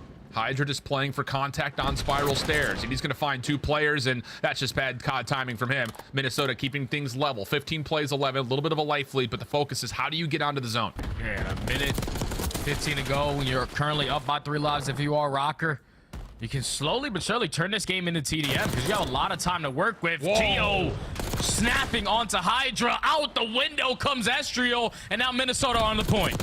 How about this Minnesota Rocker team? Scrap trying to keep things together for the Thieves, but head on a swivel. Almost finds an opportunity to lock onto Nero, but the double comes through, and now it's an 11 playing 4, and Nero is just slipping and sliding all over the map. Back over to the zone. Nero around the back, trying to make sure the Thieves cannot get here with any defensive pressure, and he's going to get the 4 in a row off the top rope. Give him 5 in Minnesota, all over this protocol control. Yeah, Thieves are just not having fun, man. Every time they're coming off spawn, they're thinking, oh, their bases are covered, but they are still missing 1 guy. And it's Geo at points with the SMG getting it done, but you know the best control play that we have in the game is going to put himself in the best play. Is Evines 3. The stat comes in. Minnesota Rocker up 2-0. Stunned, you would have to think, are the LA Thieves. This Minnesota team has been hard to really put a finger on. I think a lot of it is, again, because of the history they've already been able to put together. A couple of round 11 heroics to get them through a couple of squads. A round 11 loss to Cloud9, which, again, a small mistake. Maybe gets that to a map 5. Hard to say. But this Minnesota team is looking every bit of real at the moment, as they will go 2 for 1 in the opening here in round 3 of the control. You already have a player in Estriel in towards bottom spiral. He's just waiting for his teammates to give the comm before he decides to strike. Now it's go time. You find that first kill onto Hydra. You find a double onto Scrap. Ghosty, can we get out the damn window? No, he was not trying to. He finds a double with all the mishaps that was happening as that first segment is getting worked on. There we go. Dan's starting to heat up a little bit. A slow first 2 rounds for him, but now off on 4 in a row. Clear space for Scrap to take care of the A zone and get right onto it, you would think. But Estriel, again, what is it about this Minnesota team where it's like, oh, it's a 1v3 situation remaining, and the one player for Minnesota just keeps things mixy by finding these surprising doubles, but still the Thieves went out in the kill feed. First tick of progress looking likely. And finally, they have map control with no one in their spawn, but they are not watching that overextension. It's going to fall into the hands of Hydra. Has to watch multiple angles. Thankfully, he catches the timing on the Estriel, and he still knows there's still pressure going to be on him. Tucks himself in the corner, and I'm telling you, Paco is just unreadable with what he does on the map. Thieves starting to turn up a bit here. Third tick of progress on the way. Minnesota looked like they want to try to play this through their building, and the nade over the top will work. But the focus for the Thieves is already rotated. They're trying to get over to B. Hold on a second. It's a 20-play 16, but the clock is becoming an issue as that third tick at A is being fully depleted by Estriel. Now Scrap's trying to locate where the hell did that player go. Unreal. And the rest of Minnesota are just working on the D cap. Only 30 seconds left. You want to trade effectively around this mid-map. Somehow, someway, Hydra finds himself on 6 in a row. But the trade is there. 20 seconds left. Thieves got to go. And this is one of those moments, again, just take a look at the minimap. The Thieves are just going in one by one. These trades and these doubles are not enough to get on towards one of the zones. 14 plays 10. Paul through the middle of the map. Has a 1v1 with Envoy, which he wins. 9 seconds remaining. Minnesota, they are right on the precipice of 3-0ing the Thieves on the control and taking the edge of the series. The next breakthrough for the Thieves. Get on towards the zone. Hydra's saving the day. Maybe more at range. Envoy trying to keep him safe, but he gets pushed off the zone. Paul, can he step in to contest this? He tries to, but the extra 60 is tallied, and the Thieves have a 4-life edge. Oh, now Minnesota have no more respawns because they use all that they had to try to end that game in 3. But now with the time being extended, this is where Hydra can roam. This is where he can start the slay, throw the stun out, catch the timing, watch it go left. Omni movement too good. 1 player left in Estriel. This is looking like a Thieves round. And he's bottom bunker, and it looks like the Thieves know exactly where he is. Okay. A bit of a saved moment for the Thieves coming out of Hydra. 3 consecutive lives where he was just a difference maker, but so the fact remains Minnesota are still looking pretty comfortable, especially considering that they almost put this away 3-0. Yeah, you got to be feeling nice if you are a rocker. Curious to know how many segments LA was able to complete there, because obviously the capture comes in at A. Just don't know if they were able to get anything done at that B point. But thankfully you got players like Hydra able to catch miraculous 2-piece after 2-piece to keep you alive in that round. So now is the Thieves' opportunity to go on the defensive side. They just have to get aggressive. You need to account for everyone and not lose track of anyone, because once they lose track, it's very difficult to locate where the hell that player went. Yeah, it's just so much map to play around. Estriel holding off for a moment. Paul finds first blood towards Scrap. Thieves largely stacking from the bottom side of gun, and Estriel's just going to head to bunker. And this may be a full B break off here for Minnesota. They're already on. The read towards Hydra starts to come through. He slips away, still alive, and Ghosty will follow up with not 2, but 3. A full wipe, but Nero off spawn will get right onto A immediately. Yeah, Minnesota get those close spawns over towards that A point. So how many nades are the Thieves going to invest over the top of that building? Envoy strikes for the first. Estriel, unfortunately, is going to fall. Gio, your time. Can you find anything? No, that's 3 dead. And now this is where the Thieves can put their foot on the gas. Keep them in their spawn as long as you can. Hello. That's exactly what's coming through. Hydra off the double tries to gain some separation to delay the 1v1 with Gio, but the trade is out. And here we go again. Minnesota just not moving until all 4 members are up. Just try to teamwork out these key positions. Envoy playing over towards locker doors. 3 members of Minnesota there. It's costly, but Minnesota will get a little bit of breathing room. I say that with hesitation because the Thieves are now hitting over through B field, and they are just all over your spot, and woof. That's all you can say about this right now. Yeah, chat, this is why we don't really see a lot of protocol, because all pro players can do this to pro players.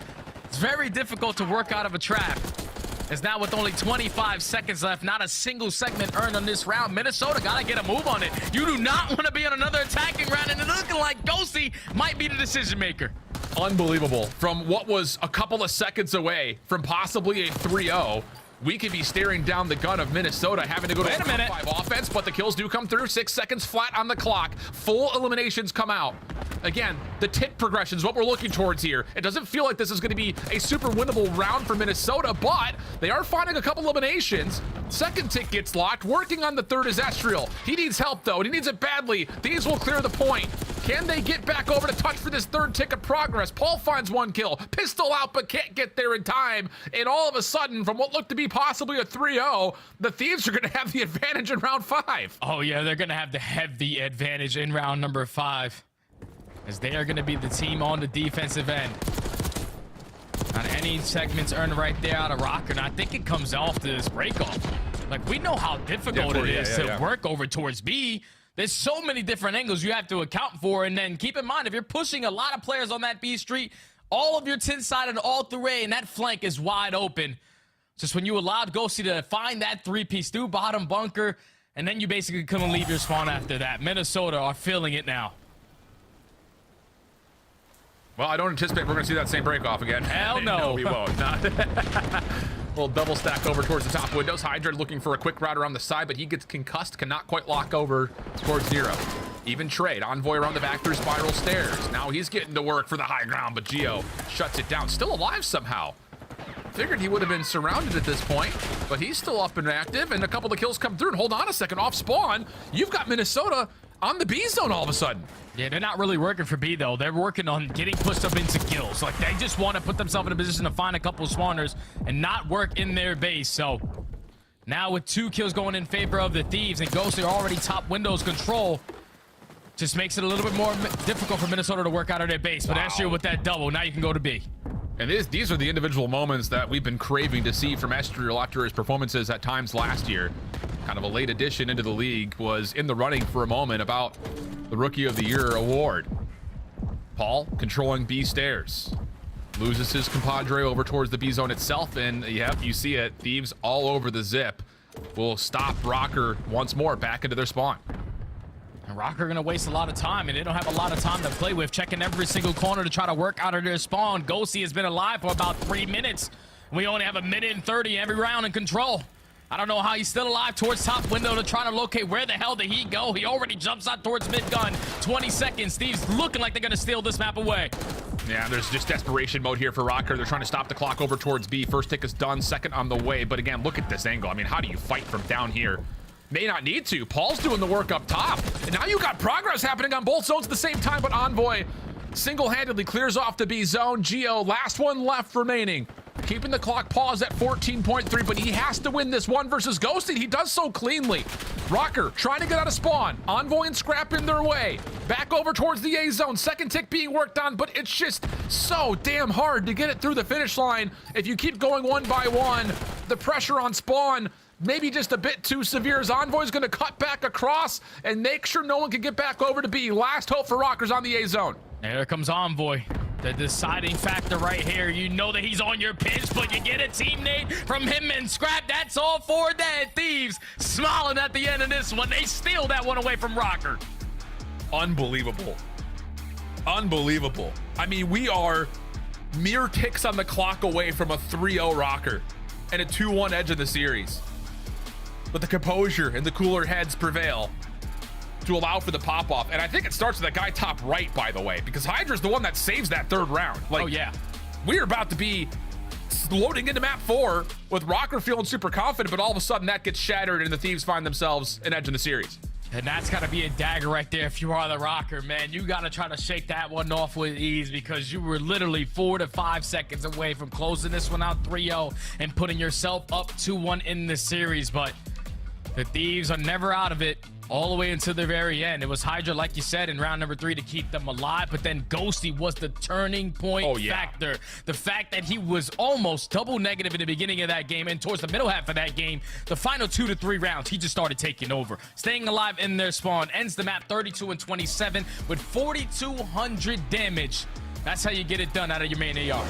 Big time. 23 non-traded as well on top of that. And again, that's coming off of what was a very slow first 2 rounds from him. But again, it's one of those maps that we haven't seen much of in official play. And I think we're starting to learn a little bit more about why it's just so difficult. I mean, with the zip line, you go from basement to top of buildings in the blink of an eye. And well, it's just one of those maps that can be so difficult from the offensive side in particular, just to get out of spawn and know that you're safe to approach these zones. And Rocker, unfortunately, just a couple of seconds away from having an edge. Now all of a sudden have to load into a map 4 against the best hardpoint team in the game. Yeah, on a rerun as well, that they have yet to play as a roster. Obviously, you're getting reps in on the back end in practice, but the Thieves have played this in official matches, and they are currently sitting at a 2-1 record with the one mishap coming versus Atlanta with that insane comeback towards the very end. But like I said, for this Rocker squad, losing the way that you just did, you got to shake this one off quick, because like you said, they're going up against the best hardpoint team in the game. It was a slow start in that map number 1, and they started to fight back to keep it close towards the very end. You just need to have a hot start here if you are Minnesota trying to force that game 5. Absolutely the case. Skyline Search and Destroy would be there if we do get to it. A map that both teams have played and about even results, all things told. Yeah.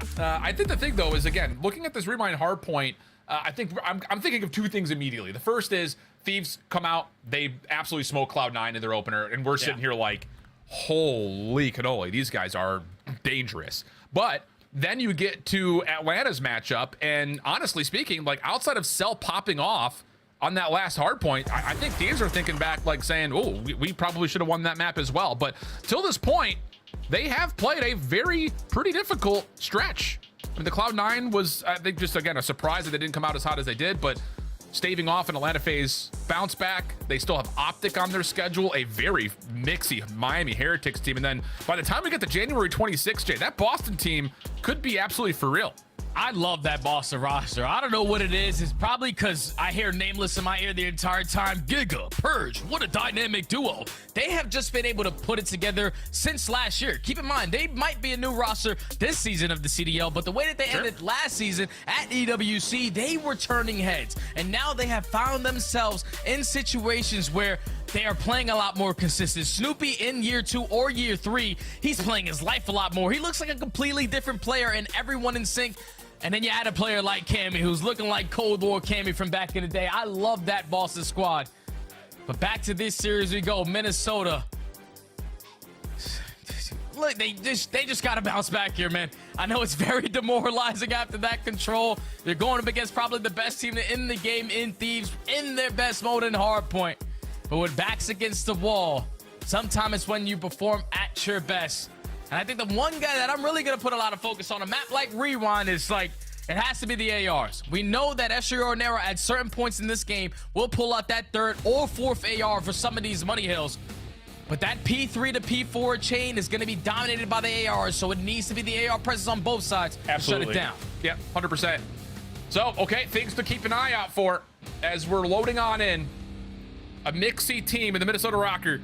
Can they find a way to get this to another map 5? They've seen it a lot.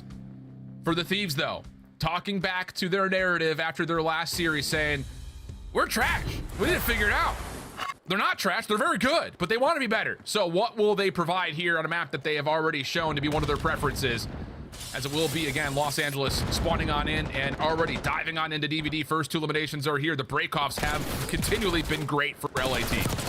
Minnesota Rocker, they were playing super slow, not trying to flip those spawns, but thankfully the 2 players that stay alive on the opposing side, they find those kills, and now they have a natural pinch developing around this P1 area, and still Thieves spawning all the way across the map. So Minnesota worked their way on in, still a good chunk of time to fight for as they find every single kill in the feed, and they also have their rotation over towards New. It's one of those situations, man. This Minnesota team is just against all odds. I mean, they get completely thrown away off the opening breakoff, but off the respawn, right back into the mix. Pretty much a dead tie game, and then the trends start to move a touch. Moving towards P2, Minnesota holding the edge on the minimap, and they're still finding success over the scrap. It's just, how do they keep getting away with this? Yeah, this is where the Thieves need to rally together. They need to stop relying on so many individual one-on-one routes. It's not working because right now the teamwork from Rocker, the crossfires being set up has been too much so far in this map number 4 as they have the spawns for P2. They're controlling that back. They find that pinch kill onto Hydra. Now all their focus on the front end, and they are still lighting up that kill feed. Yeah, the AR is really coming to life to make sure that pinch stays safe, plus reducing this hit from the front. Oh my goodness, Gia, what a start from him. 7-4. Nero, Semtex over the top, able to keep him in the hard point and reduce this LA Thieves hit largely, except for Scrap around the back, who gets completely caught unawares. Nero in the corner, able to line up a handful. Estriel deals damage to Hydra, and Nero is all over it. 4 in a row, and all of a sudden Minnesota have blown the lid off this game with a huge early lead. And this is where the Thieves got to now fight their way back on in. You need this P3 to P4 chain. Nero starts off with that first kill, and you can already see what it does to the spawns as Estriel flies over the water, catch a double of his own. What looked to be Thieves winning a rotation, they get instantly flipped on their head. And now Minnesota continuously running up that score. Yeah, Gio also putting some damage in on the cross. Paul, knowing that Envoy likely going to be playing over through the DVD area of the movie store itself. Estriel stuck on the dumpster. Good help from Nero. The isolation is perfect. The numbers continue to find ways to get to where they need to go for Minnesota. 85-22, and the Thieves are reeling. You cannot allow Envoy to be the game breaker, but it's already job well done. He finds one on the pinch, everyone else through the front end, and at the same time, Thieves are still so good at that P3 time, able to flip these spawns on their head. And now Minnesota have to work their way all the way across the map to try to find a break on one of the most difficult hills that we have this season. Great read from Estriel. Keeps this middle of the map largely in hands of Minnesota, but we head over towards New. Spawns are less than ideal right now for the Rocker. A chance here for Thieves to dig into this deficit, if not potentially take the lead as we open up the beeper store. But right around through dumpster side, no one's even watching that. Minnesota's gonna get around the back. Does this block the spawns? Not fully. Thieves will get a couple of members that are nearby, but the crossfire setup is still so damn good. Oh. Minnesota wipe the floor, get the break, still 35 seconds to fight. Yeah, that's a misplay right there to Thieves. You have the spawns. You only have Ghosty watching mid-street, and that's the main focus of this hill. You cannot have 3 players stacked on the backside watching the overextension through office. You have to put your focus on mid-street, and they just walked right through the front door, able to execute a break and now continuously run up that score. Still 20 seconds to fight for. The entire kill feed is purple, and Minnesota currently can do no wrong. Look, Jay, I'm going to make just a little hot take right here. Minnesota may not have any particular individual that's going to take over a map, but these guys may teamwork better than anyone else in the league right now. They are hitting everything together. They're isolating perfectly. The help has been so good. And the macro game for Rocker continues to pan out as they will get a little bit of help here from Envoy's team nade to possibly break on in towards Jens. And Minnesota now setting up the pinch from every single angle. Nero starts it off with the AR, but there's more players from the Thieves still surrounding this P5 area. That now leads to a clean 4 dead. 35 seconds, a lot of time that Thieves need to get themselves back into this game, and they have all their angles cut off as well. 1v1 shuts down the pinch onto Scrap. Ghosty has to hold from right on the front doors. 4 in a row for him. Still tagged up, cannot get the regen. Nero Semtex opens the way. Hydra steps up and makes sure that Minnesota does not get any sort of a break. He also reads the play over towards P1, and all of a sudden Hydra's gotten active. And once he does, he doesn't just get active, he takes over. How about 3 in a row as LA right back in this game? And this is where the Thieves could turn this game on its head. It's your now opportunity to soak up a lot of this P1 time and chain it over towards P2. But with those couple of kills coming in favor of the Rocker, they flip. Now they're spawning over towards Burger. Thieves just got to hold strong on a tight setup. Hydra still off 4 in a row, gets his 5th. Working towards potential Hellstorm, especially as this hard point opens up. He may get that extra objective score, but he's been seen over through Laundry. And that'll be enough for Minnesota to isolate, find the kill, and now they can focus on the front. Scrap just hoping he picks the right angle here, because there is just not any information to be gained with this current setup. It's all about just receiving the hit, and so far the Thieves are receiving it beautifully. Geo, the only one left alive, and that might be all you need. Geo gets 3. Envoy has to hit the deck for cover inside the hard point, and here come the Rocker with numbers off their respawn. Yeah, with Geo finding that 3, it at least secure the spawn for Rocker over towards the new hill, but Thieves get 2 players to spawn over towards Burger and instantly are able to reinforce their way back on in, with Hydra now finding a double off the rotation. Still 2 players from Rocker playing it super slow on the backside of Yellow. Big kill coming in from Nero to try to maintain it until his teammates pinch from the front. Yeah. But this is basically a tie game. Yeah, Minnesota just had no awareness that this pinch was coming through Burger because the first hard point was still active, so you don't get a read off of where the spawns are from your teammates. And now a chance for the Thieves to completely crack the code. Geo finessing, still alive somehow. How is Geo still alive? Paul's trying to follow up on this, but has to take a bit of a beat. Thieves, nicely, comfortable in the backside of this hard point, still spawning close. The little slide through, though, as Paul is able to get himself 2. Ghosty can't shut him down. Paul's done more than enough damage to allow Contest to come out, and Geo will secure a small break from the front. 25 seconds still to fight for, and if you are Minnesota, that might have been your last hoorah at that one. It's now you're more focused on not allowing any players from the Thieves to slip on by, potentially flip these spawns. Paul X with the awareness, able to catch a double, gonna slide, slippery side, trying to turn Bird onto Envoy, but he's not gonna run into you. Even though the Thieves take the lead, Minnesota win their rotation over towards New, only down by 9. Yeah, what does Paul find here through glass? Big kill. And they do not know that Ghosty's around the back here. This is a huge moment for the Thieves, and yet every single elimination comes through swiftly. Your exclamation was perfect, Jay. A massive opening shutdown from Scrap at range allows Thieves to flip the spawns and get the hill at the same time. And this is where it gets scary because Minnesota have not had an answer for the last 2 to 3 hills. LA Thieves guns getting a little bit warm. Game plan is now starting to develop. They are currently up by 20, still in control of the spawn. Scrap, unfortunately, is going to fall at that burger area, but that's why everybody else has an AR in the back pocket. Just continuously sit in towards dumpsters and soak that time. Hydra nearly able to come around the backside of this play to shut down Minnesota completely, but now an opportunity for Rocker with numbers to try to get in from the front. Envoy pistol out, cannot secure the kill. Oh, no. Deep nade limits this approach though from Rocker, still trying to secure some sort of a flip on the spawns. Next hard point over towards the right as we head back over towards the beepers once again, and the Thieves will get all 4 members in prime position to secure this opening time. Yeah, and now the Thieves make their adjustment. Now there's 2 players watching that mid street, including the guy on hill. You have a player at Ghost, he puts up towards courtyard. You're watching the overextension. No one can get by you. As Minnesota need this break, but I don't know if it's going to come in. It's already been 15 seconds uncontested. Ghosty flying around mid-courtyard is going to fall. And with that double, Minnesota got to go. Yeah, they shut down the players towards street, but they cannot catch Scrap off the angle backside of the windows. Spawn still good for Thieves, and that will supply the support that they need perfectly. Street still in control though for Minnesota, which is going to be the venue for how they set up this continual break attempt. Team fodder once again coming through. Scrap just trying to stay alive as the Thieves continue to spawn up behind this play, and the patience will pay out. It's a virtue after all, people. Thieves well in control of the map now, 220 to 152.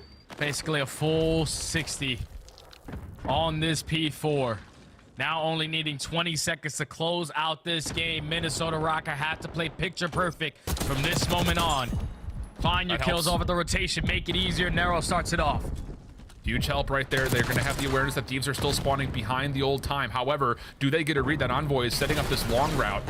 They know now because he's been able to secure an elimination. Here comes the full-on pinch, and the break is simultaneous. Minnesota have to play this through Zig, and it needs to find success immediately. Paul, Nero, first couple eliminations are good. Scrap one, last one left alive. Nade cooked up. Trophy system gets placed, though. It keeps Minnesota safe, and they're going to get all 4 members in here, Jay. Just comes down to can they get the trade onto Hydra? They do. It's a mixy fight as the contest continues to be alive, but Scrap, oh, he's turning up when it matters most. 3 in a row. The pistol coming through. Geo trying to play heroics once again, and Minnesota are still in this. They're still in it. They're still fighting. Trading effectively in towards Gens. 56-point difference. Now you have a timing flank onto Nero. Can he find at least one? But the turn and burn from Scrap too good with the pistol. Now a 1-on-1 in the point. Hydra's able to win that one. 12 seconds needed from Thieves to close out this series. Minnesota, you gotta make it perfect. Small moment here. Again, a bit of an unread spawn, but Scrap right through the courtyard breaks down Minnesota, leaving them with just individuals, and Scrap is teeing off on them. 3 in a row. 5 more seconds needed. Stuns his glass. He's got the read that Minnesota are spawning over towards courtyard side. The re-wrap back. Wow, little turn. Doesn't quite get credit for the kill, but it doesn't make a difference. The Thieves adapt perfectly and secure the series in 4 maps. What a turning point of that hard point on the second half of those hills, man. We're talking about the Thieves getting blessed with a spawn over towards Burger. Minnesota could not read it. They walk away with the final 25. Then they chain it over towards P2. At that point, Minnesota give up the final 20 seconds to set up at P3. And the first 2 gunfights go the opposing way. All the pressure on the backside. You instantly spawn all the way across the map.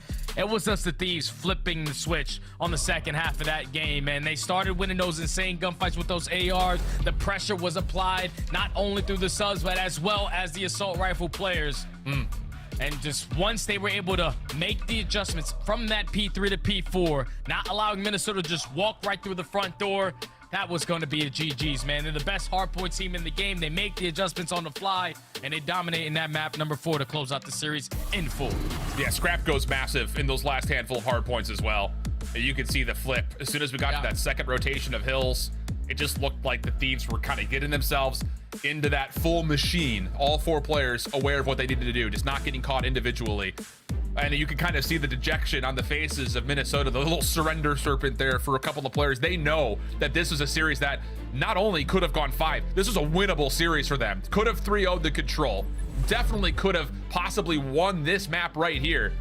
And you can see it. It's just one of those moments you're going to look back on and say, look, we had these guys. We can fight with these guys. This is a key moment for Minnesota early in the series to know that, hey, let's learn from that. Let's grow from that because we're right there hanging with the top teams in the league.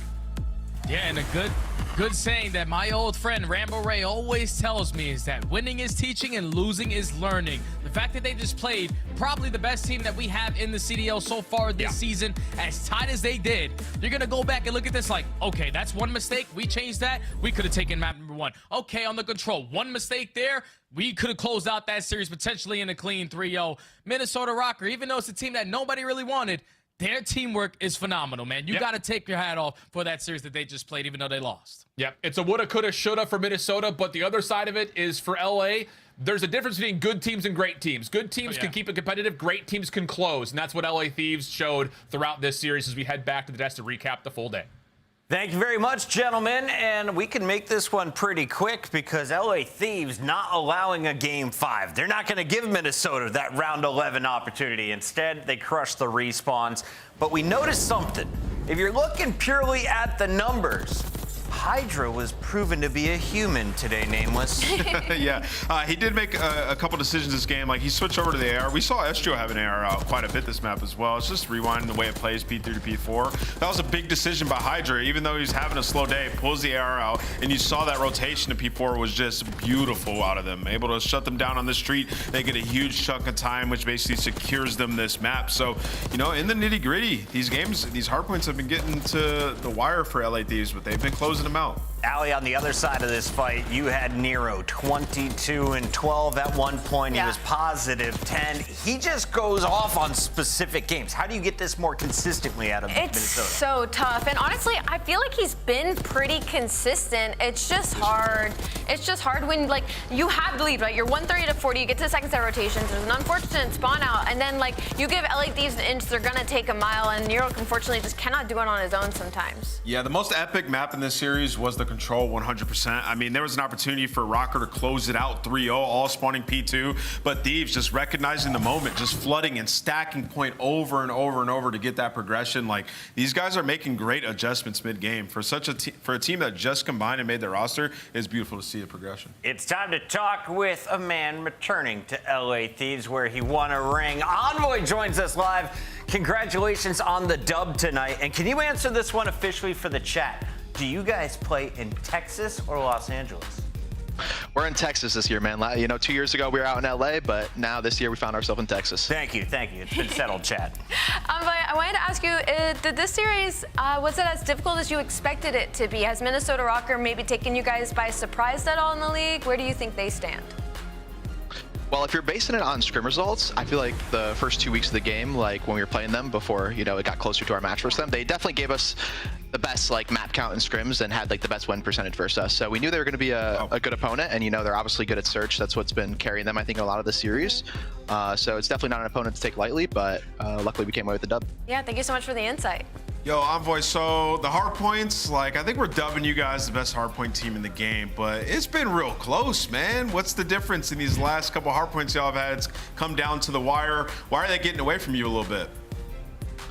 Yeah, I think at the beginning of the game, I think we were just like really fast learners, and it was like, a lot of our practice was like unrealistic. Like people would just not get 100 points on most of the hard points, and now I feel like people are learning the game, and you know, the mistakes we make on the map are a lot more punishing. So I think after the break, it's going to be a big thing. Even just for me, it's always been a big thing for me on every team where I'm like looking at the mini map and trying to dissect why we're losing the maps or why the maps are hard. So I feel like it's a lot about just not filling in the right order and stuff like that. But I'm confident that we can get on the same page and clean it up. But I think the league is also just learning and coming to their senses more. Oh, so people are just actually starting to turn their monitor on, is what you're saying. All right, beautiful. Yeah. Love to see that. Envoy, holiday plans. What are we doing?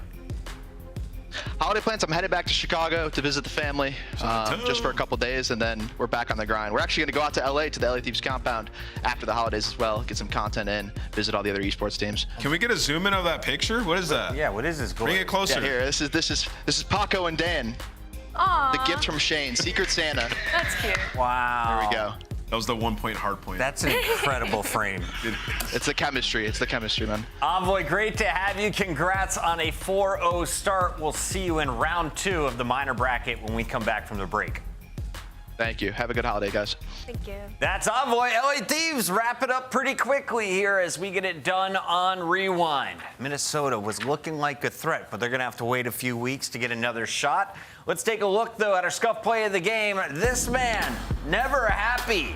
Even in the dub, if the game is close, Scrap is gonna let everybody know they need to take this to the next level. I mean, he's holding them to that standard, right? And that's what you gotta have when you want a winner mentality. And for Scrap, I mean, not only in this map, but in map number 4 as well, he called game. He started popping off once he realized that they had fallen behind. So for him, definitely a very pivotal player for this team. 40 bomb once again, man. That's Scrap crazy. in this game, Omni movement, he is just frying, dude. Count on him for 40. That kid's been going off. Yeah, if you're keeping track, that was 43 in game 1 of last week, drops 40 in game 1 of this week. For now, though, we have to take a look back at the beginning of the day. Toronto Ultra coming in 3-0, one of the scariest teams in Search, facing off against Miami, who has had some blunders in that game mode. Yep. Today, they got abused 6-1. Pretty easy win, at least in the searches, but Miami came to life in the second half. They did. They almost stole away that map number 4. You know, going into this, I was thinking if Miami was going to win the series, it had to be in the respawns. I did not think their search and destroy was there yet. Unfortunately, they weren't able to close out that vault number 1. It was just too strong. That Joe goes on a 7 during tower during P4 and holds off the time, and then Beans picks up a sub, and he goes on a 5 during P2 to pull away. So big plays out of Toronto and the new members of this team. Yeah, I mean, if I'm Miami, like, I'm playing wagers this entire time. Like, we are literally playing search and destroy. Only search? Only in this next, yeah, that's the primary thing that we're focusing on for them. I mean, they look like they could be a very good team in this league this year. And we're going to Madrid in event number 1. So it's going to be huge for them to, you know, channel that crowd energy. So bring the same respawn prowess that you've had, but work in your S&D. You won 12 rounds to 2, 14-4 from Joe to Thieves, 14-4 from the AR, Jamie Craven, 8K Insight. Dominant performance from a duo once again as Toronto looks unbeatable in that game mode. What a duo. I love seeing Joe Deceives on Toronto. Speaking of duos, we had Simp and Abizi back in action as the subs for Atlanta faced. Today they faced off against the Vegas Falcons. Allie, how do we feel about this matchup at the end of it, all 4? I mean, I was feeling great after map 1. You know, it felt like Abizi and Simp were kind of just putting them on a mixtape. And on the flip side of things for Falcons, Kix was doing what he could at the beginning of the series. Exit started to heat up, even though they were able to take 1 map. I am so proud of Falcons for able to get that control. And we also got to see a little bit more out of Roxas as well. I think just a little bit more time for Falcons. Yeah, I think Atlanta just showed, like, at least their hard point is improving, like their situationals and their thought process towards some of these hills. And for Falcons, I think you got to be kind of excited if you're a Falcons fan. I mean, you saw, like, the players can go toe-to-toe. Exodus pulling out the SMG today, lighting it up, had like 35 kills in the control. So it was a pretty good series for both sides. Who had more damage today between Simp and Abizi? Well, Simp edged him out by 1,000, but if you look at the KD, Abizi had his number. Let's take a look at Carolina, though, our 3rd team picking up a dub on the day. They had to go up against Cloud9 New York, and we were wondering, how strong is this Cloud9 team gonna be? They looked much better in their most recent matchup, looked good again today, but the Royal Ravens pulling off the reverse sweep, steal it back. They now finish with the number 1 seed. Yeah, unfortunately, they just could not come back from after that vault. I mean, the solid defenses from the side of Carolina, as well as the heating up from Gwen and TJ. Slasher was consistent throughout the entirety of the series. Cloud9 clearly just need to work on the middle of the series, the end, because reverse sweep, first one of the series, when you were up the way that you were, just unacceptable. I mean, Sid needs to play some 8s. I mean, that guy has been getting swanton dive slammed on his forehead. He needs to lock in. He's been bad this game. I think at this point we can call that out. But nevertheless, they still pushed it all the way to a game 5, right, where they had a massive opportunity. So for Cloud9, I do think that it's looking positive going forward. And you start in round 1, right? Everybody starts in a winner's bracket because it's single elim. So you still have an opportunity to make a run in our minor. Taking a look at your KD leaderboard, it belongs to Gwyn. He had 1 more match. He gets it done today and fends off Shotzi, who's in that number 2 spot. But 3 members from Optic in your top 6. You got Kleenex and Scrap also in your top 8. It's been a lot of fun. First 2 weeks of Black Ops 6. Alley Cat, you look like you're ready to open more presents. Do we have any more presents? No, I have great news. No more, right? It's just this one. It's our final bracket for the minor. You want to see it? Yeah, I do want to see it. That's the gift I really want. There you go. We got Royal Ravens #1, Breach coming in to that second round. You're also going to see Thieves and Toronto Ultra. How do we feel about this opening round, though? Who's got the toughest first matchup? Yeah, I mean, I'm looking right down at Gentlemates versus Rocker. Yeah. I think Rocker showed a lot on all game modes, and Gentlemates with a month. They could be dangerous coming out of this break. I'm also expecting a Game 5 between Vancouver Surge and Cloud9. Take a look at the schedule. When does it happen? Right when we come back. January 10th. It's a Friday. Mark your calendar. Get here at 2:30 if you want to see the pre-show. The matches kick off at 3. We'll be out of here by 10. It's going to be a great day of COD. It's going to be a great day of COD. We're opening it up with a banger and closing it with a banger. We'll see you guys after the break. Have a great holiday. Cheers, everybody.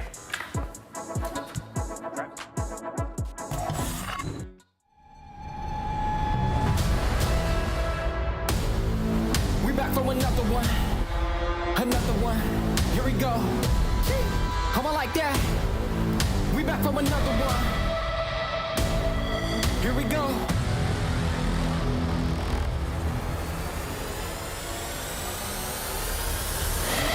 We back on the scene like we never left. Time to go put them back on the shelf. No, we do not need permission. We came in alone, now we leaving you by ourselves. Now nobody wanna play me. Everybody think I'm crazy. Guess I gotta live up to it, nothing but to do it. Hear me out. Let's go. They know we done been there before. They know I done been there before. I think we gon' do it again. I think we gon' do it again. I'm ready to go for the win. Tell them let's do it again. Let's do it again. Do it again. You know what we doing. Do it again. Do it again. Tell them I'm good for another one. Another one. Let's win. Let's do it again. Do it again. You know what we doing. Oh, I like that. Do it again. Do it again. Tell them I'm good for another one. Another one. Tell them let's do it again. Who you know got the power? How? Tell them to switch anytime that they want. We do. Who you know got the energy? I bet I can take it that you know who don't. Who don't? I'm on the move and better believe I stick to the plan. I got the city behind me, yeah, 'cause they know I'm the man. They know we done been there before. Been there before. I think we gon' do it again. Do it again. Oh, I like that. I'm ready to go for the win. Who ready? Tell them let's do it again. Let's do it again. Do it again. You know what we doing. Oh, I like that.